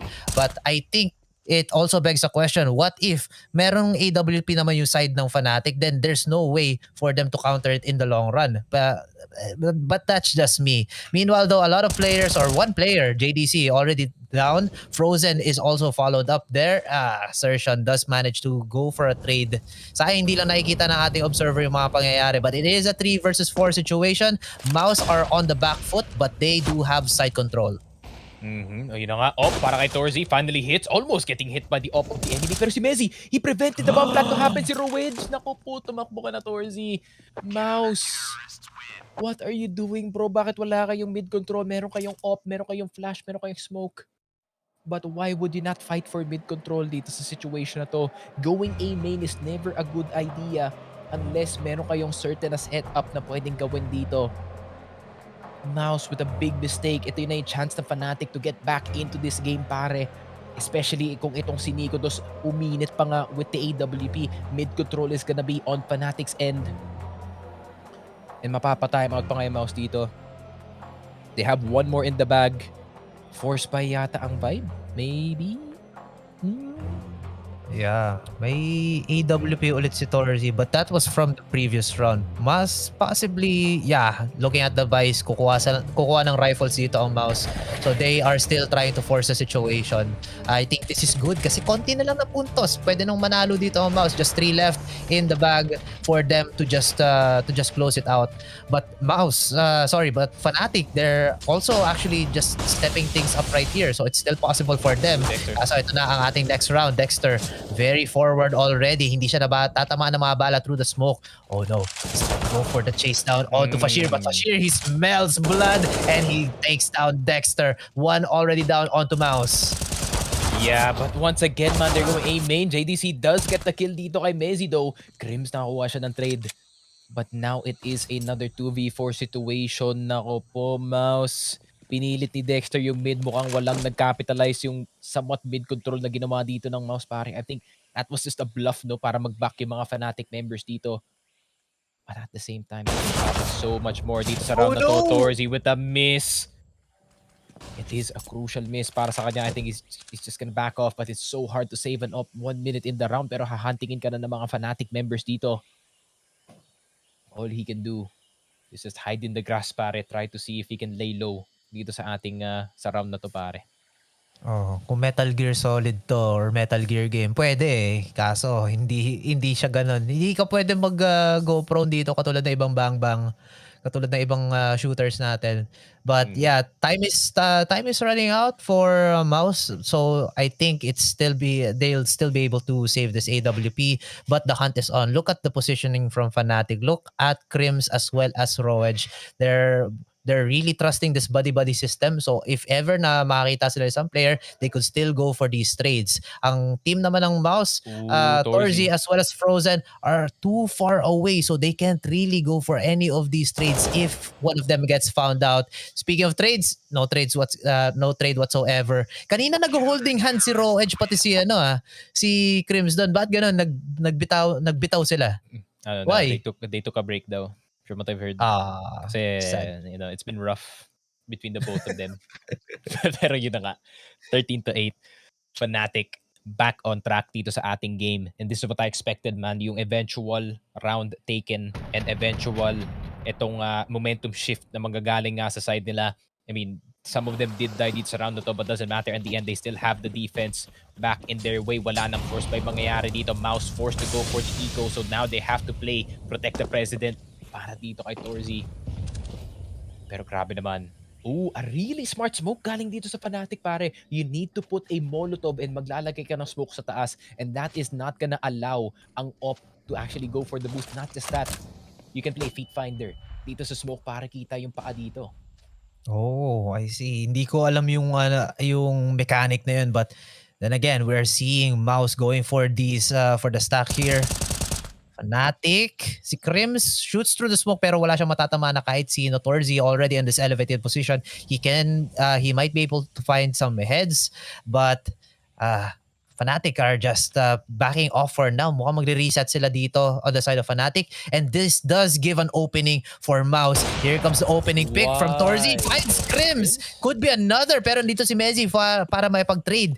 And so he does find Search on 4v4 situation. And looks like it is gonna be an A hit. Two players, Nikodos and Mezzi are right here. Torzi with another kill. Nikodos with a trade. Kaya ko rin gawin yan gamit ng sarili ko AWP. Now this push is gonna be put down or slow down just a bit, but the C4 has been deployed. I don't like this angle galing dito kay Torzi, man. I think this is a bit too forward, especially siya pa nga yung naka-AWP dito, but he's really relying on his skills for this swing. Nakuha niya yung tag dito kay Fasher, but can he get the finish? Yes, he can. Nikodos is gonna swing wide, pero nabawasan na nga siya with the M4A1S. MOUZ, can they get 14 dito sa round na to? Rowens is gonna go for the swing, pero ito na yung sinasabi ko. Choco, as long as they have donut control, pwede mo lang spam yung smoke and you can get a diffuser. Isa na lang, piso na lang dito si Nikodos. Kailangan mo tumakbo dito sa gubat para makuha ang AWP dito sa ating next round. And MOUZ, after such a slugfest dito sa ating game, finally gets one. Torzi does not care if he drops the op. Meron pambili dito si Daddy Dexter. And 14-8, MOUZ, a bloody fight dito sa mid, but several mistakes galing dito sa Fnatic. Why would Grim speak dito sa donut? to try and see if he can get a pick when you can just hold it, knowing na naka-pistol mostly ang mga members dito ng MOUZ. Yeah, Risks are not paying off, pare. Yeah, medyo dry din yung picks dito ng Fnatic. Walang refrag, walang utility whatsoever because they all use it in the start and the middle of the round. So they were having a really hard time during that retake situation. Look at this though, very aggressive forward position by Sershan. Finds Mezzi, the IGL is down. This is actually good for them. However, mid is still highly contested. So MOUZ are just gonna go for the reset. And ayun na nga, MOUZ, possible reset incoming. Puff Flash is gonna come, pero yun lang, Fasher. Wrong place, wrong time, wrong flash. Pero wrong place, wrong time rin para dito kay Frozen. 3v4 situation, Nikodos still has the off, but it is gonna be Crims holding it down dito sa ating A side. Finds one dito sa may billboard, pero Nikodos with the far angle. Great flick dito kay JDC. The numbers are dwindling para dito sa MOUZ, but Fnatic are the same as well. 3v2 ang situation. Meron pa silang smoke pang block dito kay Nikodos. Mukhang molotov na lang ang masasettle. Pero mahirap to, pare. What can they do? I mean, no one's in Donut. Naku po, why is no one in Donut para dito sa Fnatic? What is going on, man? Naku po. Hindi kaya ata nila naririnig, men. Hindi nila alam yung donut control pero binibigay lang nila because I think they understand that they have the man advantage. They can still go for these trades dahil lalo na dalaw na lang players dito on the side of MOUZ. Look at this. Torzy, very aggressive. The timing though. Bakit ka lumingon, men? Tumingin ka sa kanan mo. Huwag ka munang babarel. Huwag mo i-reveal yung position mo. Torzy is waiting for the opportune time. However, he does get Roach in the process. Crims with a trade. Now it's a 1 versus 2. Dexter, he does have this angle. Goes for the shot through the smoke. He gets a diffuser. And now it's all up to Nikodos. Are you gonna try and go for this kill? Yes, he does! He finds Dexter. Oh, no pero wala time. siyang diffuser. And What that is did I say? out. What did I say, Fnatic? Bakit nyo pinalagpas yung donut control, pare? What are you doing? What are you doing? Fnatic! That is no offense sa kanila, pare, but that's one of the dumbest moves you can do dito sa late game, especially sa pag-take ng... Oh my God. My BP is at an all-time high, pare. Chillax lang, man. Bumabalik si Old Sneaky Frog, pare. Ano ba yung Old Sneaky Frog? Old Mulding over analysis Sneaky Frog, pare. I suppressed that man very, very far down my soul, pero ngayon lumalabas na siya ulit kasi 4 AM na. Well, understandable naman. Very stressed out ka na. Lalo na ang daming mistakes na ginagawa ng Fnatic. And those mistakes are translating into rounds going for MOUZ. Very unfortunate for them. Hindi ka nila naririnig kasi kailangan mo yatang lumipad sa Brazil, men, para lang mabatukan. I will yung come to Brazil. Keita. No, si Keita, siya yung sabihan mo niyan, men, donut control. Pero hindi yan yung at least I Mali think yata they yung pagkarinig have namin. an idea. Sabi niya, do not control. Yeah. But MOUZ are going for this mid control and look at that. Nobody's contesting them whatsoever. Ay. What is going on, bro? Pero kaya pa naman to. Ooh, Mezzi though. Okay, good start. Pero yun na naman donut control given up here by MOUZ, pare. Medyo malayo yung shotgun dito ni Wedge. Not much range you can get with the XM1104. And ayun na nga. 3v4 para dito sa Fnatic, but still very, very dangerous para sa side nila. Dalawang MP9. The only person that can literally save yung round na to is Nikodos with a very stellar play na pwede magyari dito sa A side in that temple area. Without him, this is gonna be a tough one. And ayun na nga, that is it. He has to step up para sa kanyang team. He has to get these last two, pare. Yeah, last two players on the side of MOUZ. Very tao dito. It's a tall task for MOUZ right now, especially with Nikodos just lurking or just checking out this angle. Pero Bashir maybe overheat si Crims as well. Bakit kayo ganyan, guys? I mean, Why are they you have the giving out MP9, pare. guns? They have the MP9s. I mean, I don't think they care that much. But Fnatic, ayun na nga, I think they're just gonna buy up MP9s then into the next round. And ayun na nga. Oy. This is gonna be bad buy after bad buy after bad buy para dito sa side ng Fnatic kasi tignan mo naman the loss bonus is just gonna get way worse. Way worse para sa side nila. They're gonna get an average of 1,900 USD in their pocket, my friend, para lang dito. And MOUZ, tataas at tataas lang yung kanilang loss bonus dito. Pero Fnatic, now is the time to get something going, pare. No nades whatsoever, but a single flash could be the difference para sa side nila. Yeah, one good pop flash could determine who wins this round. MOUZ going to Legends or Fnatic delaying the inevitable. Oh, what? Torsi peekaboo shot onto Nico Dos Fashir with the trade and the trade of kills again. MOUZ just winning. What's happening right here for Fnatic? Rowedge, si Mezzy, he's pushing forward. He's going for this very good gun. But unfortunately, pangit ang kanyang position.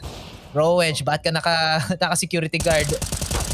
Mezzy does find one. Spray control not gonna be effective. Mezzy finds two. And now it's 1v1. Shotgun versus the rifle. And that is just gonna be a win for MOUZ. Not the best gun against the best headshot weapon in the game.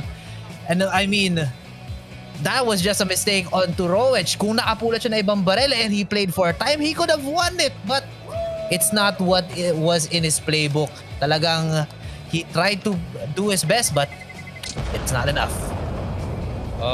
That is a stressful one for you, me, and etong Fnatic, pare.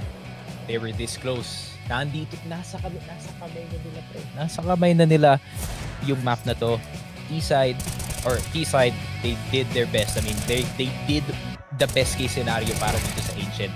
Fnatic, all they had to do was play their side of the map really, really well. Especially knowing Ancient. Just kagaya nga na sinabi ko from time and time again, I know we've been seeing a lot of T-side wins dito sa ating Ancient map, but the map is still CT-sided. Pero, ayun nga, MOUZ just finding donut control over and over again. And Fnatic, medyo napapabaya sila sa mga important na angles dito sa ating mapa. What a headache para dito sa Fnatic. But welcome, MOUZ, to the Legend stage. Dexter, once again, another appearance para sa kanya. First time for some dito sa ating MOUZ side. Congratulations na lang masasabi ko sa kanila. Yeah. Saludo ako sa MOUZ. They managed to pull it off. Well, sila nga naman yung better team in terms of world ranking just based on the stats itself. Kind of expected, pero tawag dito. Medyo sketchy din yung pagpunta natin sa game number 3. Akala ko nga it could have been Fnatic winning in the end. But yeah, MOUZ still just much better in terms of execution, and Fnatic just committing a lot of errors on their side. Yung mga pag-contest nila mga angles, pati pagbigay nila mga power positions on the map of Ancient just led to their untimely and very unfortunate loss. That's true, man. I mean, that was such a good series as well. Galing dito kay Nico Dos, no? All the way to the very end except for map 2. Pero that map 3 was so good para sa kanya. The op was hitting, the AK was hitting, the entries were hitting. Pero yun lang, they could not finish it off dito sa ating second half. Unfortunately, para dito sa Fnatic, they have to play one more best of 3 after this one with another team that is also 2-1, which I think it is gonna be... Wala pa, hindi pa natin malalaman. I think it is whoever...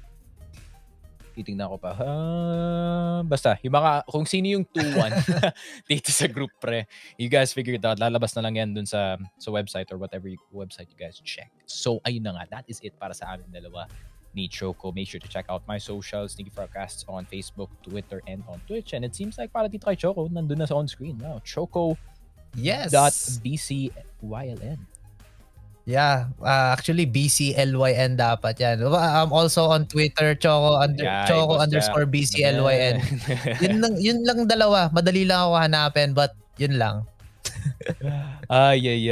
Pero yun na nga, make sure to check out Choco as well, guys. He's also a very, very funny streamer outside of the caster space. And ako naman, I am molding probably on Twitter after this one. I will point out all the mistakes na ginawa ng Fnatic. Hindi naman lahat, pero like yung mga mistakes that actually lost in the game dun sa Twitter. So make sure you guys drop a follow on me there. Make sure you drop a like din dito sa Focus Fire Gaming. It seems like emotions are high. Ito yung gusto ko mangyari, tol. Yung emotion ko, nai-invest ako sa laro. No other esport can make this happen sa akin other than Counter-Strike Global Offensive. Kaya mahal ko talaga yung laro na to, men. And make sure to check out rivalry.com, of course, our very, very gracious sponsor. Make sure to use the code WXC for up to $200 deposit bonus. And if magbebet kayo dito sa ating next game, good luck na lang sa mga casters na magka-cast after nito kasi medyo late na nga ang ating oras dito. Ayun na nga, I mean, hopefully, yun nga, maaga sila makakalabas at least. And actually, mag-villain role ako. Hopefully, OT lahat ng game nyo. Pero yun na nga. Huwag naman. Yun nga, make sure check out rivalry.com. Make sure check out socials. Drop a like, drop a subscribe dito sa ating Focus Fire. I think, ilan na tayo sa YouTube, direct? 19.6k guys, 400 na lang, 20k subs na tayo sa lahat ng nagsusupport sa atin, mga Filipino and yung mga European fans natin. Hello everyone from the EU side. Thank you for supporting Focus Fire Gaming and viewing our stream. The support really means a lot to us because the viewer numbers being this high really gives us a motivation to keep on going and casting these tournaments, not just IEM, but other tournaments within the Counter-Strike space as well. But that is it for me and Choco. It's been a tiring one. So guys, see you next time. 3, 2, 1.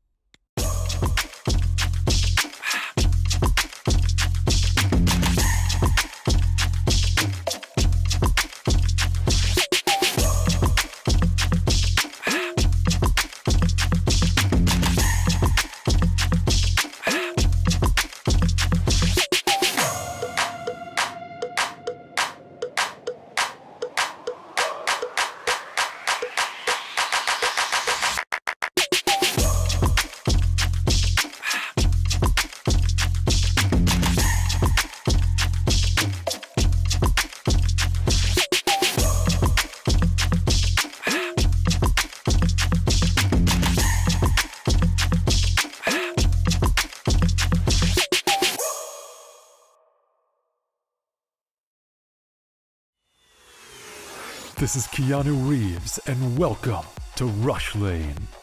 Rush Lane is a new intense multiplayer racing game where you can compete against real players to win real money. Set in the towering crime-filled metropolis of Hub City. Here, champions put their life on the line for glory, power, and riches in the ultimate death race, known as the Rush Lane. How does it work? Simple. Pay a small stake to jump into the next race. All the stakes go into the prize pool, so the more players, the more money there is to win. Once enough players join, the race is on. Races last just a couple of minutes and are fully automated. Rush Lane is driven by our unique physics-based randomness engine.